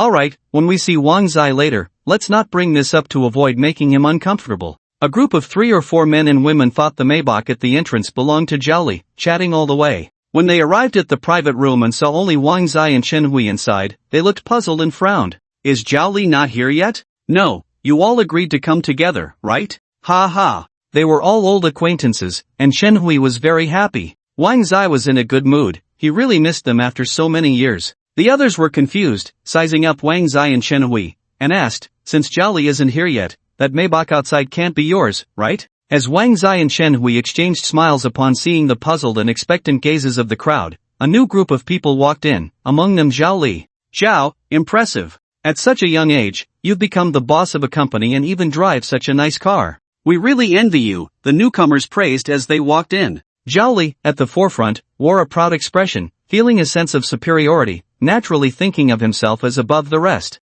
After all, those who grew up with him had all fared worse than him. Wow, is that Maybach at the entrance really yours, Zhao Li? The 3 or 4 people who had been waiting for Wang Zai and Chen Hui's response were suddenly astonished upon seeing Zhao Li and rushed over. Maybach? Zhao Li was taken aback. He had indeed seen a Maybach parked at the entrance, but he was driving an entry-level Mercedes. After all, it was still a Mercedes. Zhao Li chuckled and fell silent, seemingly tacitly agreeing. The crowd was instantly filled with awe, their eyes shining as they gave him thumbs up. Zhao, you're doing great. Among us, you must be the one doing the best. Yeah.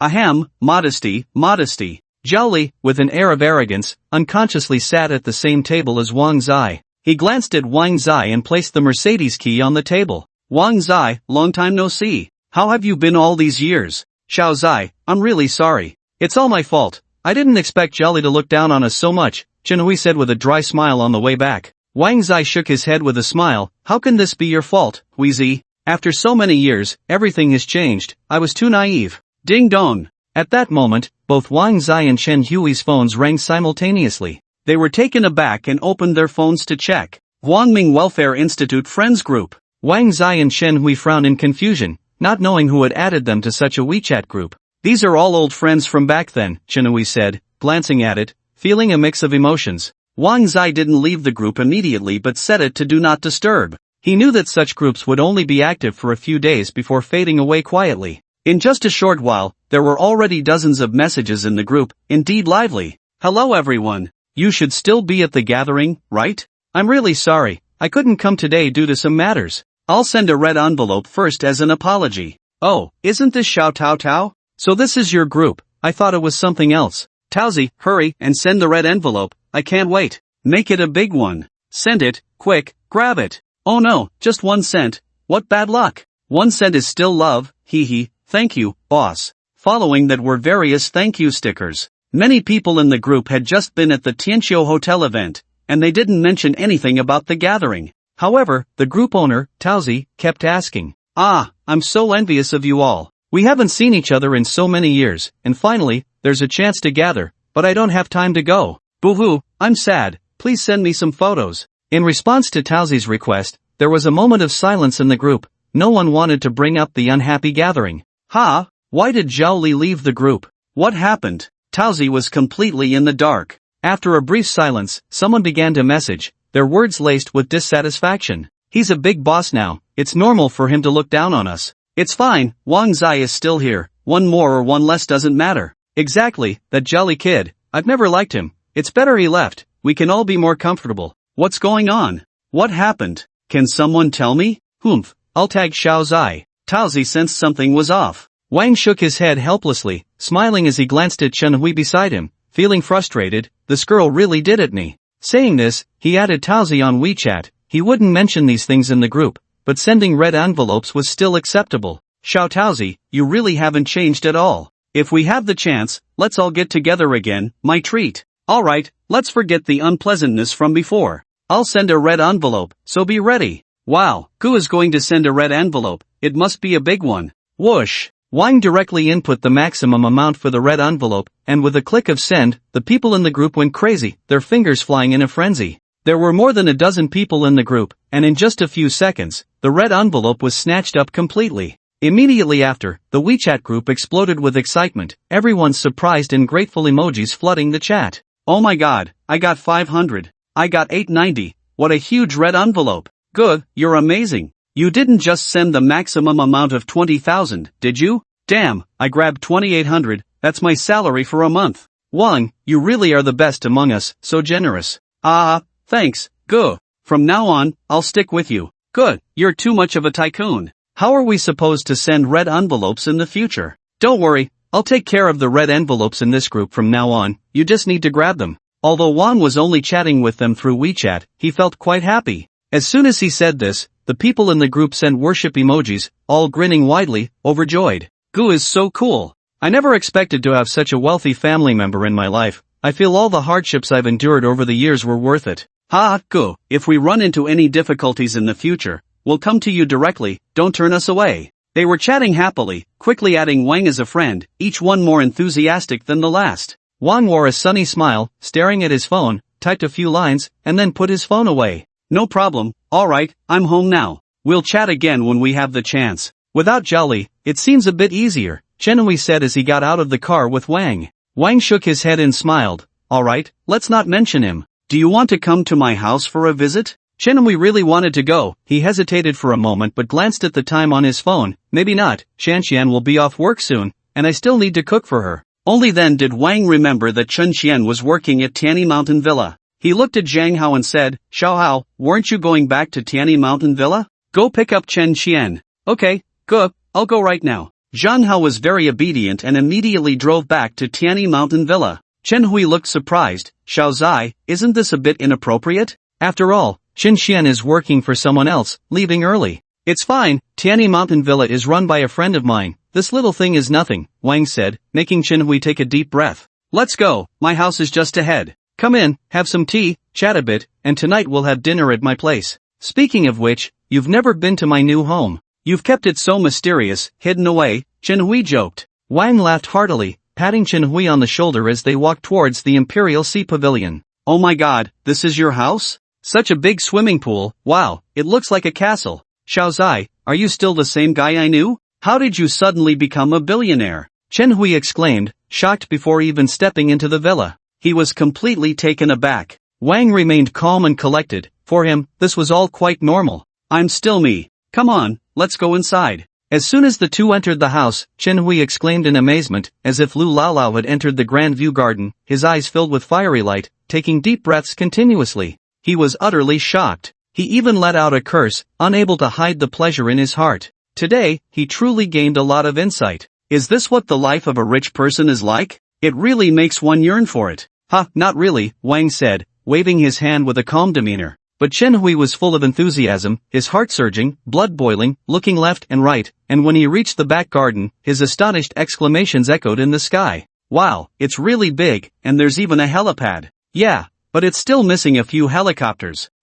I need to buy a few when I have the time. Wang thought the helipad was too empty and had decided early on to buy helicopters. Upon hearing this, Chen Hui looked at Wang in shock, swallowing his saliva, giving a thumbs up, filled with envy. Bro, you are really a tycoon. This is no longer a home, it's simply a paradise. Oh, not at all. I'm planning to set up a sky restaurant here. That would seem more romantic. Wang had been thinking about a sky restaurant for a long time. In the past, Chen Hui would have thought Wang was just bragging, but now he completely believed Wang could pull it off. He was full of enthusiasm, continuously giving Wang a thumbs up, utterly impressed. Amazing. I never thought I would get to visit such a large villa in my lifetime.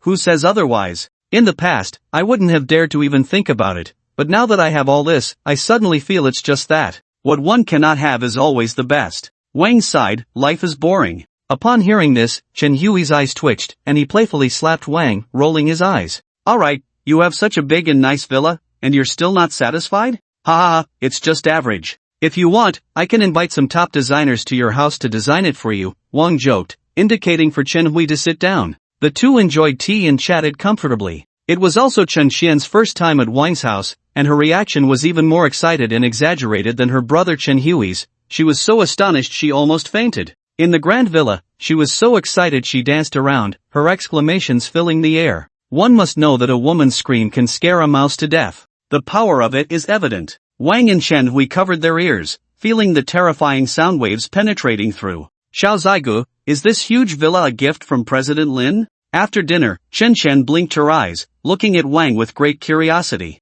They knew very well what Wang was like before. Chen Hui had always been too afraid to ask, but Chen Chen was straightforward, saying whatever came to her mind. Wang felt a bit awkward. If he said all this was earned by himself, it wouldn't be convincing to the Chen siblings. Seeing Wang's awkwardness and not knowing what to say, Chen Hui pulled Chen Chen aside to ease the situation, saying, "Alright, little girl, why ask so much? You have food and drink, isn't that enough? Hee, I'm just curious. It's getting late, we should head back." The siblings did not linger any longer. As Wang was about to take a shower and sleep after seeing them off, Su Mengran called, "Xiao Zigu, you're not asleep yet, right? I want to tell you something. My mom's friend's husband has a terminal illness, and he heard you can treat it, so he wants to ask you to take a look." "Sure, but it's so late now, let's do it tomorrow." Wang glanced at the time, it was already past 9 p.m. On the other end of the phone, Su Mengran quickly agreed. Just as she was about to hang up, Wang Zai suddenly said, "I can treat you, but I have to charge a fee.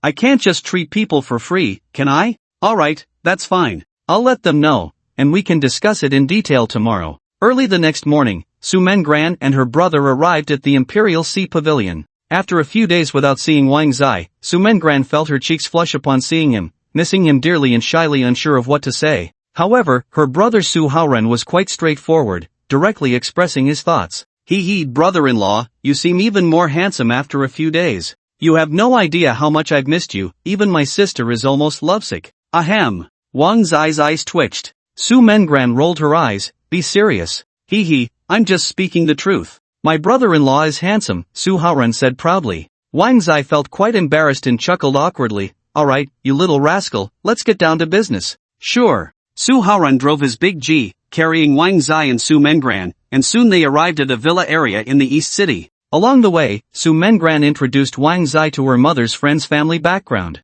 It turned out that the chairman of the Zhou group had stomach cancer and had traveled all over the world in recent years, even going abroad several times. It was all in vain. As his condition worsened, at a tea party for wealthy ladies, Mrs. Zhou heard Su Mengran's mother, Li Xiaoyun, mention that Wang Zai had great abilities. That was how they sought out Wang Zai. However, when they arrived at the Zhou family's living room, the atmosphere was quite tense. A young man and woman clearly looked down on them, showing disdain and skepticism. Especially the young man in a pink suit, Zhou Kai, who was the chairman's son. Zhou Kai frowned, looking at Wang Zai with contempt, questioning him. "Our mom is really something, how can she just find someone to treat our dad? This kid looks so young, he clearly isn't serious." "Brother, stop it. Treating our dad is the priority. Mom is anxious too." Dr. Li said dad can only live for 3 more days, sob. His sister Zhou Tiantian started to sob, feeling very sad. Zhou Kai shot a disdainful glare at Wang Zai, his expression cold.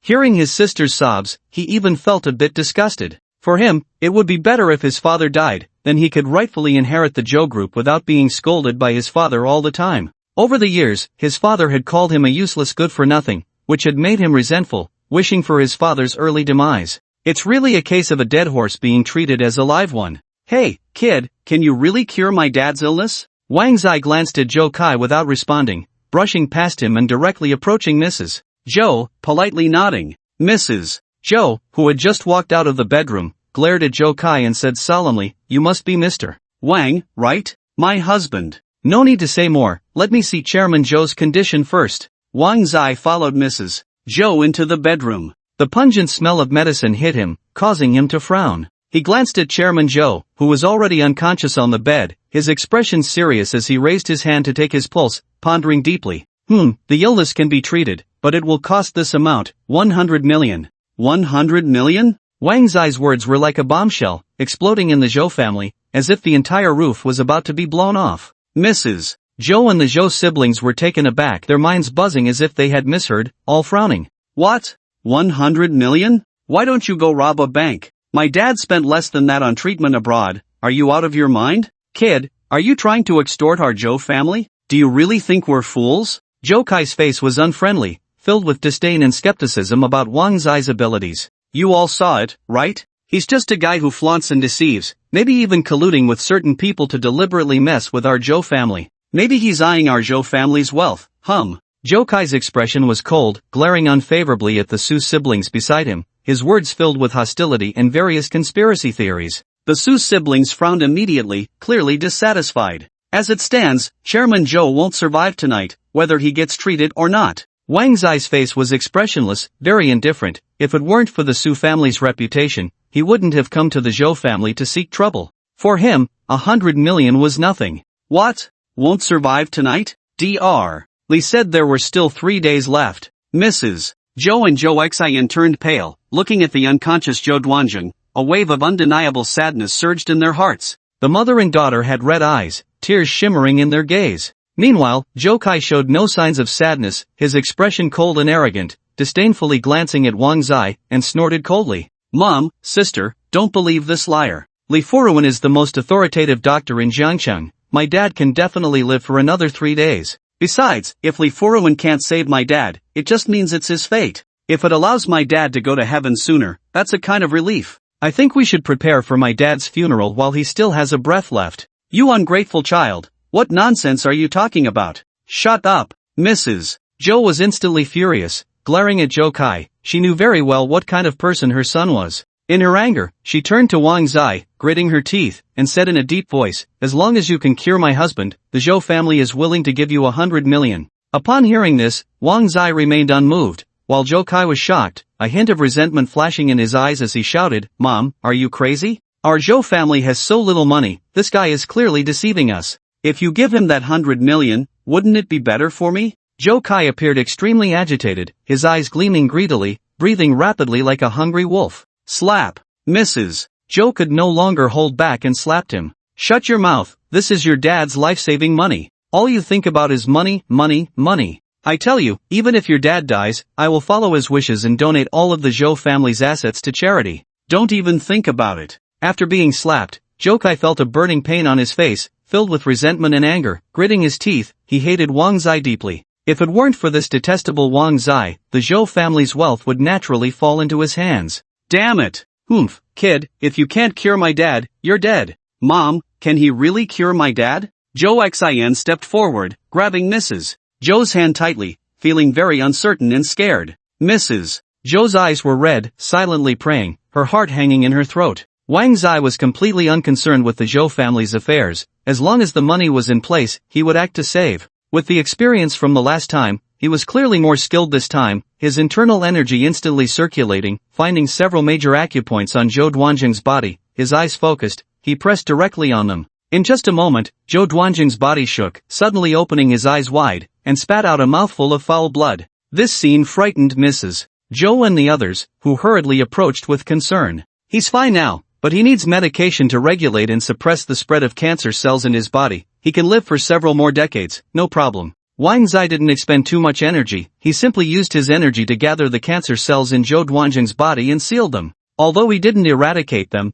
it was enough to allow Zhou Duanjing to age naturally. Is that it? You're lying, kid. Zhou Kai completely didn't believe it. He felt Wang Zai was making it too easy to get that 100 million. He immediately called Li Furuan. Not long after, Li Furuan and his team rushed over. After a thorough examination, they were astonished, their insides churning with shock. It was simply unbelievable. How is this possible? Zhou Dong is fine now. A miracle, this is simply a miracle. Amidst their astonishment, Mrs. Zhou and the others were overjoyed to the point of tears, while Zhou Kai beside them wore a face of disbelief, unable to accept this fact. Mrs. Zhou quickly took out a bank card and handed it to Wang Zai, expressing her gratitude repeatedly, her emotions running high. Zhou Duanjing even trembled as he climbed out of bed, his eyes filled with gratitude, kneeling in front of Wang Zai, tears streaming down his face as he bowed in thanks. Benefactor, you are truly like my reborn parents. His actions made Zhou Xian and Zhou Kai feel quite awkward. Wang Zai's eyes twitched slightly, he felt it was strange and hurried to help Zhou Duanjing up.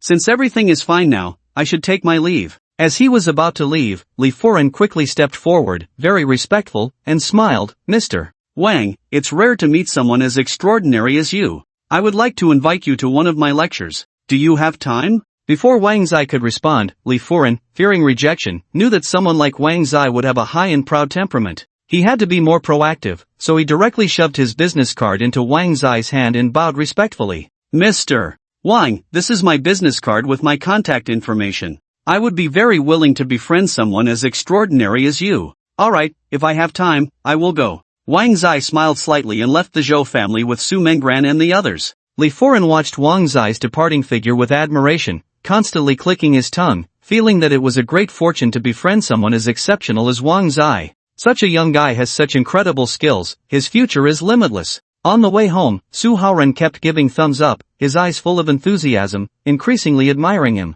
Awesome, brother-in-law, what kind of skills do you have? Can you teach me? Haha, I can teach you, but you have to start with the basics. I'm afraid you won't be able to handle the hardship. Wang Zai laughed heartily. This kid was just getting a bit too excited. Upon hearing that Wang Zai was willing to teach, Su Haoren's eyes lit up, excitedly turning to Wang Zai, really? Then watch out. Before he could finish his sentence, Wang Zai's smile froze, his face turning pale in shock as he shouted in panic. Su Haoren was startled, feeling his whole body tense up, and hurriedly stepped on the brakes. The sharp, screeching sound of tires echoed. But it was too late. Bang! A large truck suddenly rushed out from the side intersection and crashed into the black G-Class. Wang Zai and Su Haoren were chatting happily when a truck suddenly barreled out from the right intersection. The faces of the three in the car turned ashen. With no time to react, the massive impact reverberated in the dark, cool night sky. Debris scattered across the road, a horrific sight. The black G-Class that Su Haoren was driving was already twisted and deformed, with all the airbags deployed.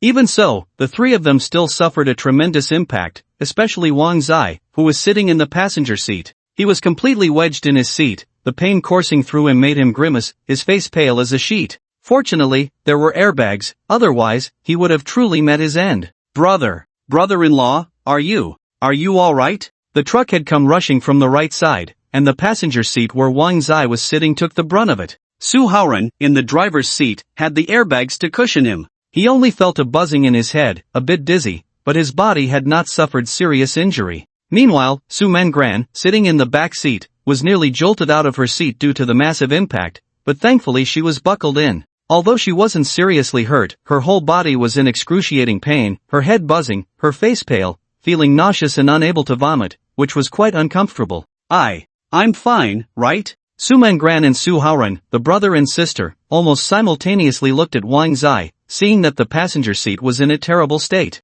Their pupils rapidly constricted, their faces turned pale, and a wave of unease surged within them, their eyes red with anxiety, both worried and scared. Su Menggran suddenly lost her composure, disregarding her own discomfort, and rushed to pull Wang Zai out. Sister, don't be impulsive. If you do this, it will only cause your brother-in-law to suffer a second injury. Quickly call for an ambulance. Su Haoren was much calmer. He could clearly see that Wang Zai was bleeding from his head, his whole body stuck in the passenger seat. He was terrified and felt extremely guilty, nearly on the verge of tears. If anything were to happen to Wang Zai, he feared he would blame himself for a lifetime. Brother-in-law, can you hear me? Su Haoren called out softly, feeling helpless and panicked. Just then, outside the accident scene, a few voices suddenly emerged. How is it? Are you sure that kid is in the passenger seat? One voice was deep and carried a hint of malice, even mixed with a foreign accent. Mr. Reed, I'm sure. I've been following him for a long time. Look at what this car has turned into, especially the passenger seat. I guarantee he's dead. Good. If he offended Mr. David, he deserves to die. Are there any other people in the car? It seems there are also the Su siblings. They probably just have serious injuries. Go check. If he's not dead, create an accident to make sure they die unexpectedly. We absolutely cannot let anyone know it was us. Don't worry, Tiger. Our Black Hawk mercenaries are always reliable. We won't leave any traces. You guys go check it out. Understood. The sound of footsteps gradually approached the black G-Class. Danger was closing in step by step. Su Haoren and Su Menggran clearly heard the conversation of those people, their pupils rapidly constricting in shock. They never expected that this seemingly accidental car crash was actually a murder, specifically targeting Wang Zai. Who did their brother-in-law offend? Wait, David? Could it be President David of Wantong Technology? Hiss. That night, Su Haoren followed Wang Zai to the Technology Park New District, where they had beaten up Locke, and Wang Zai had directly caused Wantong Technology to go bankrupt. Revenge. Su Haoren suddenly understood, but the situation was critical now. with Wang Zai's life hanging in the balance, and those Black Hawk mercenaries were clearly not to be trifled with. What should he do? The atmosphere around them suddenly became exceptionally heavy and tense, the air in the car seeming to freeze. As the footsteps drew closer, Su Haoran and Su Mengran became increasingly nervous, their hearts in their throats. Urgent, urgent, urgent. Su Haoran's mind raced with thoughts, considering many things, but the current situation was dangerous, and no matter what, it was very unfavorable for them. It seemed they could only brace themselves and face the danger head-on. The siblings held their breath, not daring to make a sound, having long forgotten their bodily pain. Su Haoran glanced back at his sister, signaling her to lie down and pretend to be unconscious, hoping to confuse the Black Hawk mercenaries for a moment and buy him some time to counterattack. Su Mengran's expression was serious, and she obeyed. Just as she lay down, the mercenaries' voices came from outside. TSK TSK TSK, this car must be worth at least $1 million, right? Just like that, it's totaled. What a pity. Heh, what a pity. Once we finish this job, Mr.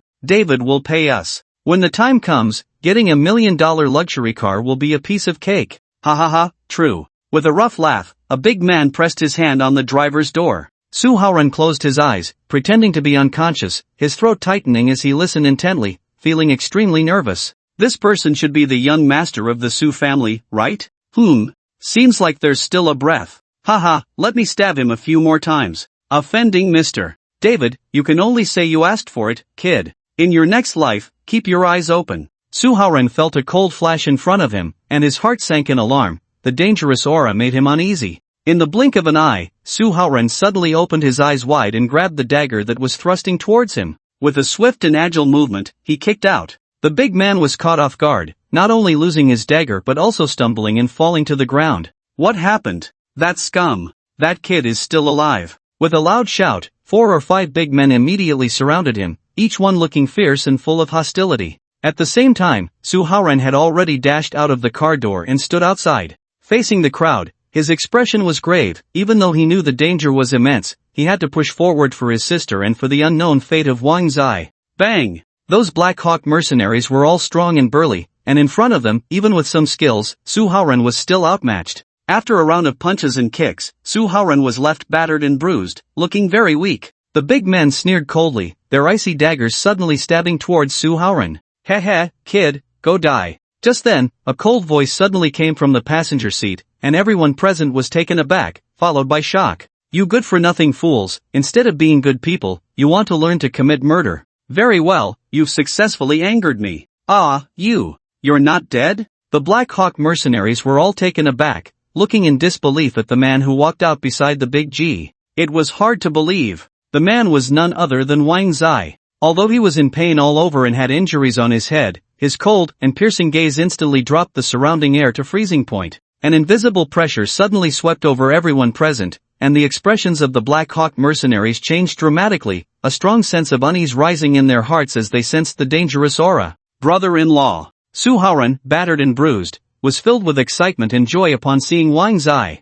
Wang Zai glanced at Su Haoran, his expression growing even darker. When he looked up at the Black Hawk mercenaries, his eyes flashed with a thunderous cold light. Before his chilling words fell, he stepped forward, his figure like a ghost, killing intent sweeping in all directions. You're looking for death. Kill. Thunderous rage. The terrifying killing intent spread, and the faces of the Black Hawk mercenaries changed dramatically, a hint of panic flashing in their eyes, their hearts filled with retreating thoughts. The leading middle-aged man had a fierce expression, his eyes gleaming with malice, suddenly grinning disdainfully. Brothers, get your weapons. This scum is just one person. We have weapons. Are we afraid of him? Exactly, this little beast only knows some martial arts. We have weapons. We can take him down in no time. Quick, quick, quick, get fully armed. The Black Hawk mercenaries moved quickly, and with a series of crisp clicks, they each picked up their weapons, looking at Wang Zai with sinister and menacing expressions. Aim. Shoot him down. A cold roar filled with killing intent.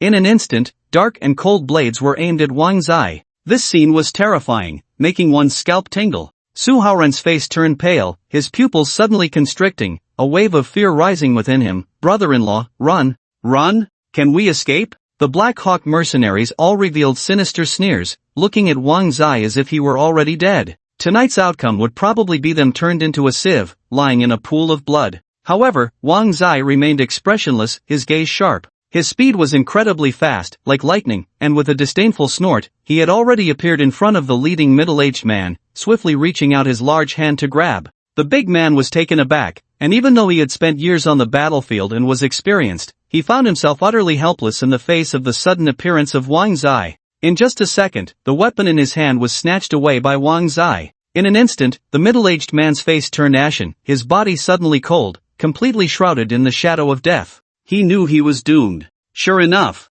Bang! A terrifying sound shattered the tranquility of the night. In an instant, the scent of death permeated all around. The big man didn't even have time to scream, he could only stare wide-eyed, breathless. The moment he fell to the ground, the remaining people were filled with terror, completely flustered, and chaos ensued. They were like headless flies, with some collapsing on the spot, kneeling on the ground. Spare me, spare me. A few turned to flee, but Wang Zai didn't give them a chance. With a flash of cold light in his eyes, he charged forward. Da-day-day.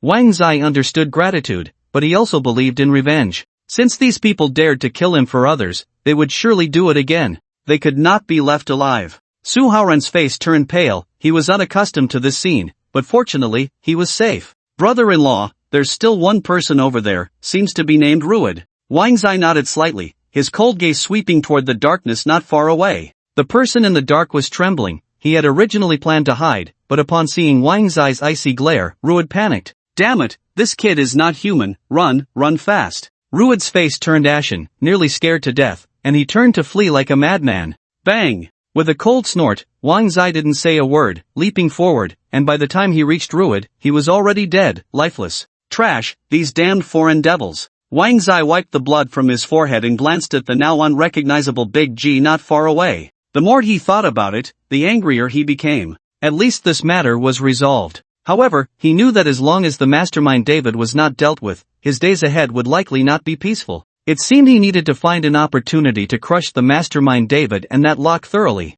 Damn Black Hawk mercenaries, I thought you were something special. Wang Zai looked at the few big men trembling on the ground. He had originally planned to deal with them. But upon further thought, these people were all skilled fighters, rare muscle, and surely good for guarding. Since you all like to work for others, then from now on, work for me. Wang Zai didn't seek their consent at all, speaking very domineeringly. As soon as these words came out, the men felt as if they had been pardoned, all breathing a sigh of relief. They were just in it for the money. As long as they were paid, they could deal with anyone. However, in front of the Shura like Wang Zai, they didn't dare to mention money. They had nearly lost their lives, and they still wanted to talk about money. Yes, we will definitely follow your arrangements. You handle the matters here. Wang Zai instructed, turning to Su Haoran. Are you okay? Looking at Su Haoran's injuries, Wang Zai frowned. Su Haoran smiled and shook his head. It's just superficial wounds, nothing serious. Brother-in-law, you have a wound on your head, you. I'm fine, let's check on your sister first. Wang Zai suddenly thought of Su Mengran in the car and quickly walked over. After a series of commotions, Wang Zai called a ride-hailing car and returned to the Imperial Sea Pavilion. He simply bandaged his wounds, applied medicine to Su Haoran, and sighed deeply. Tonight, I caused you trouble, don't worry, it won't happen again. Su Mengran pulled Wang Zai to sit down, looking at the wound on his head with great concern. It's okay, tonight's incident isn't your fault, it's those people who had ill intentions. Yes, brother-in-law, aren't we quite safe here? Well, I am still too weak. If you have time, teach me some martial arts, okay? Su Haoran chuckled, completely carefree. Wang Zai looked at the siblings and breathed a sigh of relief. He felt it necessary to spend money hiring some bodyguards to protect them. It's already quite late. Why don't you stay at my place? I'll call Uncle Su to let him know. Sure. Su Haoran cheered. However, Su Mengran was quite shy. After all, they were at Wang Zai's home. Isn't that inappropriate? What's inappropriate about it? Sister, you staying at your brother-in-law's house is only right, Su Haoran teased. Wang Zai cleared his throat, and Su Mengran's pretty face flushed bright red. She glared at Su Haoran in annoyance. You're asking for it. Ouch.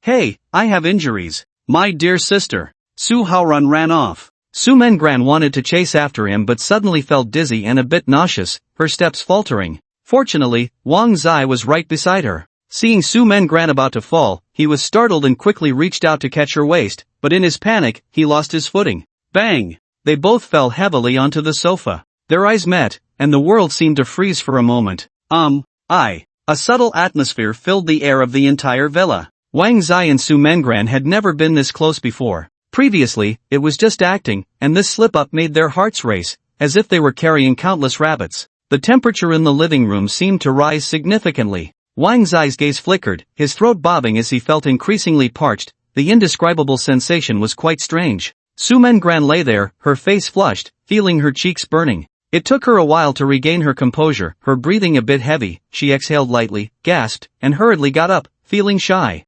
Stammering, she spoke incoherently. Are you okay? Where do I stay? Su Mengran didn't even know what she was saying. After uttering those words, she felt something was off but couldn't take it back. Her face was as red as an apple, completely flushed. At that moment, she wished she could find a crack in the ground to hide in. How embarrassing. What am I even saying? Thump, thump, thump. Su Mengran pressed her hand to her chest, lightly biting her lip, turning away, not daring to look directly at Wang Zai. That fluttering feeling was simply terrible. Wang Zai seemed to hear her heartbeat. He was a bit dazed, still savoring the feeling of being so close just moments ago, feeling somewhat unsatisfied. For a moment, he didn't even know what to do, awkwardly pointing upstairs. He then realized Su Mengran had her back to him and couldn't see his gesture. He quickly swallowed, cleared his throat, and his slightly hoarse voice slowly came out. The second floor. Okay, good. Good night. Su Mengran covered her chest, taking small steps as she quickly left. Wang Zai watched her graceful figure, furrowing his brow, instinctively letting out a sigh of relief.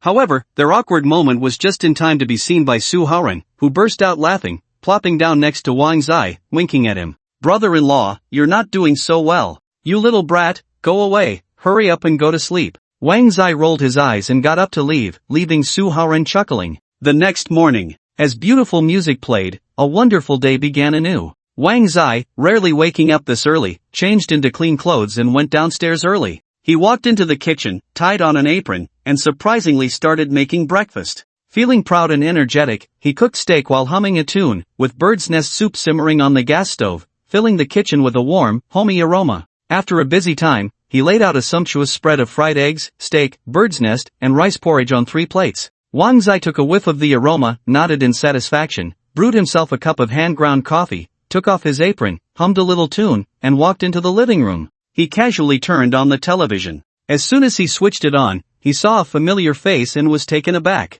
Jiang Shiyu?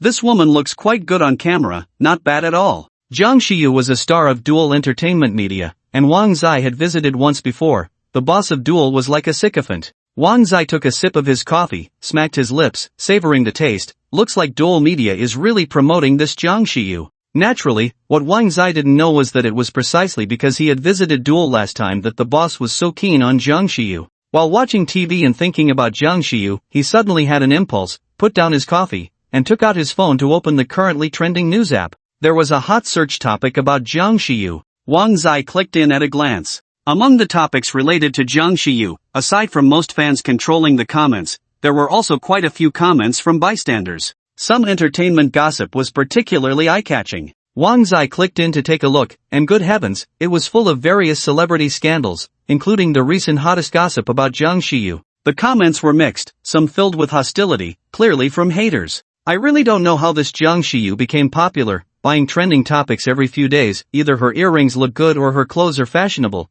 These trending topics make me feel so embarrassed. Yeah, I'm just a bystander. I can't see her beauty at all. She's just a vase, no works to speak of, clearly relying on hype. Don't you know that JSY has a rich backer? She has a strong background. Buying trending topics is a piece of cake for her. Really? Of course it's true. I heard that Rich Backer is a tall, rich, handsome guy, an invisible billionaire, even better than Seetsong. Does anyone have that rich handsome guy's contact? I have a friend who wants it. Jiang Shiyu is really ugly, a plastic surgery case. I have photos, before and after comparison. Wang Zai drank his coffee while reading the entertainment gossip about Jiang Shiyu. He found it quite amusing. These gossips were 3 parts true and 7 parts false, yet many netizens believed them. What a load of nonsense about the rich backer, it's hilarious. Wang Zai laughed heartily, unaware that the netizens were discussing him. Hey, brother-in-law, what are you laughing at? You look so happy. Su Haoran and Su Mengran came down the stairs almost simultaneously. Seeing Wang Zai so cheerful, the siblings immediately gathered around. Wang Zai handed his phone to Su Haoran, and the 2 siblings looked at it, somewhat astonished. I didn't expect you to care about entertainment gossip. Isn't this the recent hot topic about Jung Shiyu? My goddess, she's a grassroots star who debuted a couple of years ago after participating in a talent show. Su Haoran seemed very excited. Wang Zai was taken aback. Your goddess? Isn't she just Jung Shiyu? I met her last time and even went to her company, Dual Media. What? You've met Jung Shiyu? Brother-in-law, are you serious? Su Haoran was very surprised. Wang Zai nodded and set the breakfast he had prepared on the dining table. Of course it's true, I have no reason to lie to you. If you want to meet her, I can take you, it's just chasing a star, easy peasy. Brother-in-law, can you really take me? Su Haoran was overly excited, his eyes shining brightly. Wang Zai shook his head with a smile, signaling him to sit down. Really, eat first, okay? Okay, after we finish eating, let's go. Su Haoran couldn't wait, barely containing his excitement. Wang Zai smiled helplessly. Alright, come, try the breakfast I made. What? You made this? You made all of this? This time it was Su Mengran who exclaimed. The siblings were so surprised that they almost scared Wang Zai to death. Yeah, what's the big deal about it? I didn't expect you to cook, I'm liking you more and more, hee. Su Mengran felt as if she had suddenly awakened after a nap.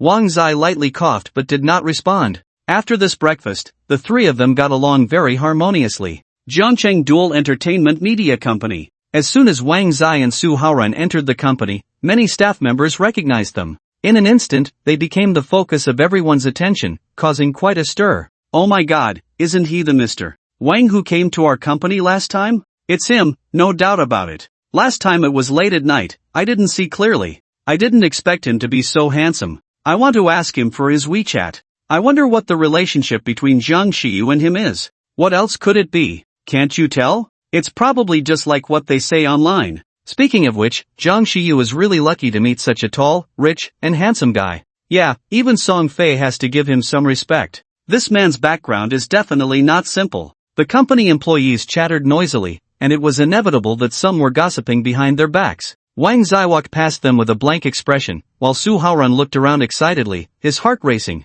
He was about to meet his goddess, Jung Shiyu. What are you guys gossiping about? Don't you want to work? Get back to your jobs. At that moment, the top agent Li Qi walked over, frowning at the commotion and scolding them. The staff members were startled and hurriedly returned to their seats. Li Qi angrily glanced at the gossiping employees, maintaining a serious face, and looked up at the newcomers. When he saw that it was Wang Zai, his expression changed in surprise, and the anger on his face vanished. He quickly put on a smile, like a lapdog, and warmly welcomed them. Honorable Mr. Wang, what brings you here? Please, come in. Li Qi's demeanor shifted, showing his smoothness, which explained why he could be a top agent. The employees secretly glanced over. Although they didn't say anything, they were probably cursing Li Qi as a sycophant in their hearts. Just in time, we are looking for Jung Shiyu. Wang Zai naturally recognized Li Qi, who had mocked him last time, but this time his attitude was quite good. He knew how to handle people. Yes, Jung Shiyu is my goddess. Su Haoran appeared extremely excited, his eyes shining brightly. Just thinking about successfully meeting his idol made him feel exhilarated, his blood boiling with anticipation. Li Qi blinked, looking at Su Haoran with confusion. Who is this? My friend, Su Haoran, the son of Zhongcheng's richest man. Wang Zai's casual remark was like a thunderclap, leaving both Li Qi and the surrounding employees in shock. The atmosphere was electrified. My god, the son of Zhongcheng's richest man. Everyone's gaze turned to Su Haoran, giving him a thorough appraisal. After the initial shock, Li Qi put on a smile, lowering his status, and quickly handed over his business card. Hello, I am Jung Shiyu's agent, Li Qi. Here is my business card. Jung Shiyu is inside, Mr. Wang, young Master Su, this way please. Wang Zai and Su Haoran followed Li Qi down a long corridor to the door of an office. Just as Li Qi was about to knock, an unpleasant conversation came from inside, causing him to pause awkwardly with his hand in the air. I apologize for the inconvenience.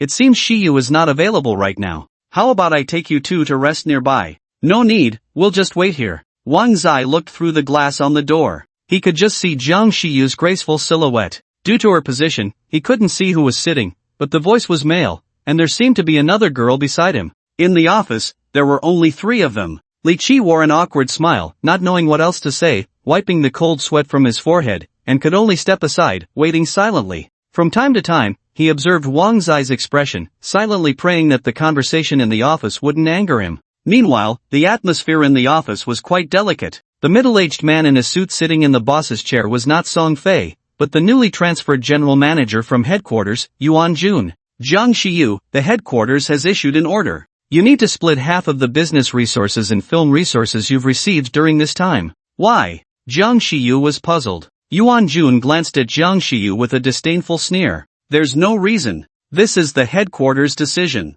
Do you have any questions? Yuan Jun's words were unfriendly, his demeanor aggressive. Don't forget, your rise in the past 2 years owes a lot to the company. This year is your most popular year, and the headquarters has decided to create another female star, so you need to share your business and film resources with her. Yuan Jun pointed to the woman next to Jiang Shiyu, who had fair skin, an oval face, big eyes, pouting lips, full apple cheeks, and an exceptionally hot figure. Although she was beautiful, there was something off about her, not the kind of natural beauty. Sister Jiang, hello, I forgot to introduce myself. My name is Li Yuan. Jiang Shiyu glanced at Li Yuan with indifference, feeling no goodwill. In this industry, competition was fierce, but it was all about appearances. Her rapid rise in the entertainment industry was entirely due to her genuine personality, which felt real to people. Since Li Yuan had come to snatch resources, Jiang Shiyu naturally didn't give her a good face. Those resources were precious to Jiang Shiyu, meaning whether she could make big money and buy a house in Jiangqing sooner. She didn't want her sister to continue following her around, homeless.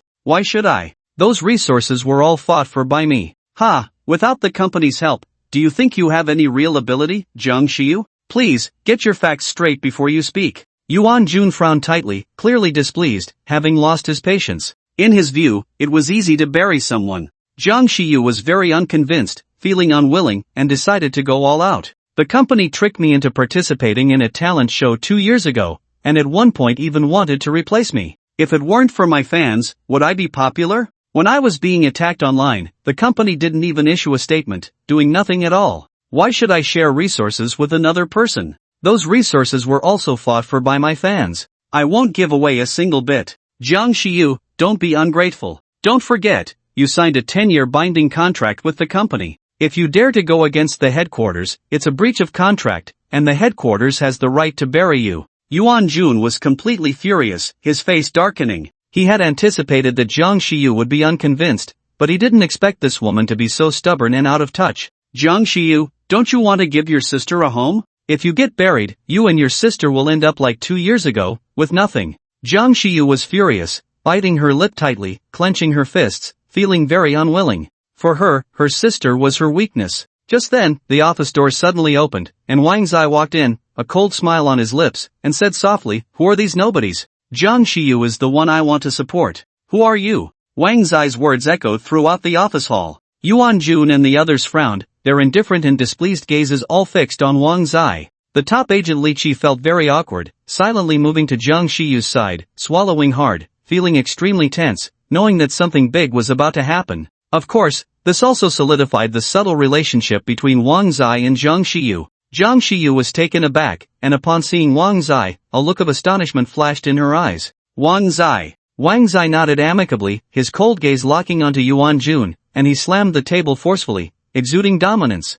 Jiang Shiyu is someone I intend to support. How dare you touch her? The order from headquarters is nothing but a fart. You. Where did this lunatic come from? Security, get me security, throw him out. Yuan Jun's face turned ashen, his eyes filled with hostility as he looked at Wang Zai. Beside him, the top agent Li Qi nervously swallowed and whispered, "Mr. Yuan, this is Mr. Wang Zai. Him?" Yuan Jun's expression changed drastically, his brows furrowing as he scrutinized Wang Zai. He had naturally heard rumors about Jiang Shiyu having a wealthy backer, thinking it was just an unfounded gossip, but it turned out to be true. He knew very well Jiang Shiyu's family background. She was a grassroots individual, coming from a rural area, with divorced parents, a father who had been ill for years, and a life of hardship, relying solely on her. Yuan Jun had originally thought that someone like Jiang Shiyu, without any background, would be easy to bully. Moreover, Li Yuan's father was a shareholder in their company. Although his share was small, he was still a shareholder.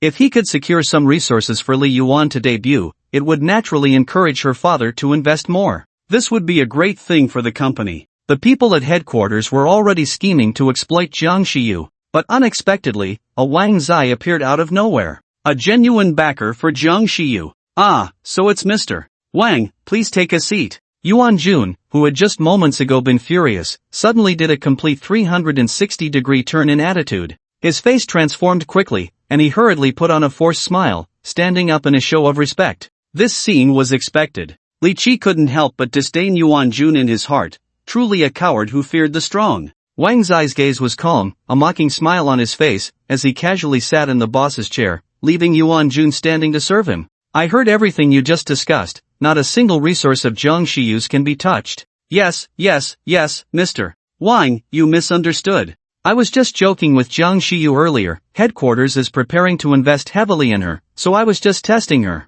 Yuan Jun glared at Li Qi, angry that he hadn't informed him sooner, his face still plastered with an ugly smile, not daring to offend Wang Zai. He had heard that this man had a powerful background. Wang Zai looked meaningfully at Yuan Jun. Since you want to support her, then you better follow through. Also, that woman who looks like a catfish, get her out of here, she disgusts me. As he spoke, he pointed in disdain at Li Yuan, who was standing nearby. Yuan Jun and the others' expressions changed drastically upon hearing this. Only Wang Zai would dare to say such things, and they couldn't afford to offend Li Yuan. Li Yuan frowned, her anger boiling over. Just as she was about to speak, Wang Zai added another remark that completely infuriated her. What kind of taste do you people have? Oomph, kid, you're too arrogant. They may fear you, but I don't. Let me tell you, my dad is a big entrepreneur in Jiangcheng, and he invested in this company. You better take back what you just said, or I'll have him pull out his shares. Li Yuan raised her sharp chin, looking quite intimidating, but Wang Zai found no appreciation for her beauty. She was just a plastic surgery freak. Even if she had surgery, at least it should look good. Instead, she looked so ugly, like a snake spirit, frightening to behold. People like her should not debut, they would only ruin the beautiful blossoms of the internet. Upon hearing Li Yuan mention pulling out shares, Yuan Jun and the others turned pale, panicking. Wang Zai, however, remained indifferent, his expression impatient. Pull out, hurry up. The daughter of a big entrepreneur in Jiangcheng? Not to mention me, just the person beside me, the son of Jiangcheng's richest man. Isn't he more impressive than your dad? Is he the son of the richest man? Li Yuan was taken aback and then carefully looked at Su Haoren beside her. Upon closer inspection, she realized she actually recognized him. Of course, she had only seen his photo before. This was her first time meeting him in person. It's important to know that the wealthy circle in Jiangcheng is not something anyone can just enter. Although her father is an entrepreneur in Jiangcheng, he is nothing compared to the richest man. The young heirs and heiresses in that wealthy circle looked down on someone like her. No matter how hard she tried, she couldn't break into that elite circle. Not only Li Yuan, but Yuan Jun beside her was also shocked, his body suddenly tensing up, cold sweat pouring down. He had thought Su Haoren was just a subordinate of Wang Zai, but unexpectedly, he was the son of the richest man. Wow, how powerful is Wang Zai's background? Terrifying, truly terrifying. Get lost. Why aren't you leaving? Didn't you hear Mr. Wang speak? Yuan Jun suddenly became imposing. If he could get close to a big shot like Wang Zai, wouldn't the company soar to success? Li Yuan's father was nothing compared to that. Everyone was stunned by Yuan Jun's fierce shout. This guy really flipped out on the spot. Li Yuan's expression darkened as she glared at Yuan Jun with resentment, snorted coldly, and stormed off in her high heels. Yuan Jun finally found an opportunity to show off, so he had to make a good impression. Seeing Li Yuan leave, he breathed a sigh of relief, immediately putting on a smile and looking respectfully at Wang Zai. Mr. Wang, whatever you need, just give the order. Wang Zai wore a playful smile, not even glancing at Yuan Jun, but instead looking at Su Haoren beside him, saying, Haoren, you've met your goddess, why are you still dazed? Goddess? Yuan Jun and the others were taken aback, and upon careful thought, they were suddenly horrified. Oh my god, Su Haoren's goddess is actually Zhang Shiyu? Yuan Jun's face turned pale, panic rising in his heart. Fortunately, he hadn't made another mistake, otherwise, he would have offended not only Wang Zai but also the son of the richest man. At that point, he would definitely be in deep trouble. Zhang Shiyu noticed the fiery gaze from Su Haoren and guessed what was going on. Su Haoren was so excited that he became shy, like a little brother who didn't know what to do. Wang Zai was somewhat speechless. On the way here, Su Haoren had been chattering non-stop, but unexpectedly, upon meeting, he turned out to be so timid. Ultimately, it was up to him. Shiyu, you should be free later, right? Let's have a meal together. Oh, by the way, bring Xiao Xiao along, it's on me.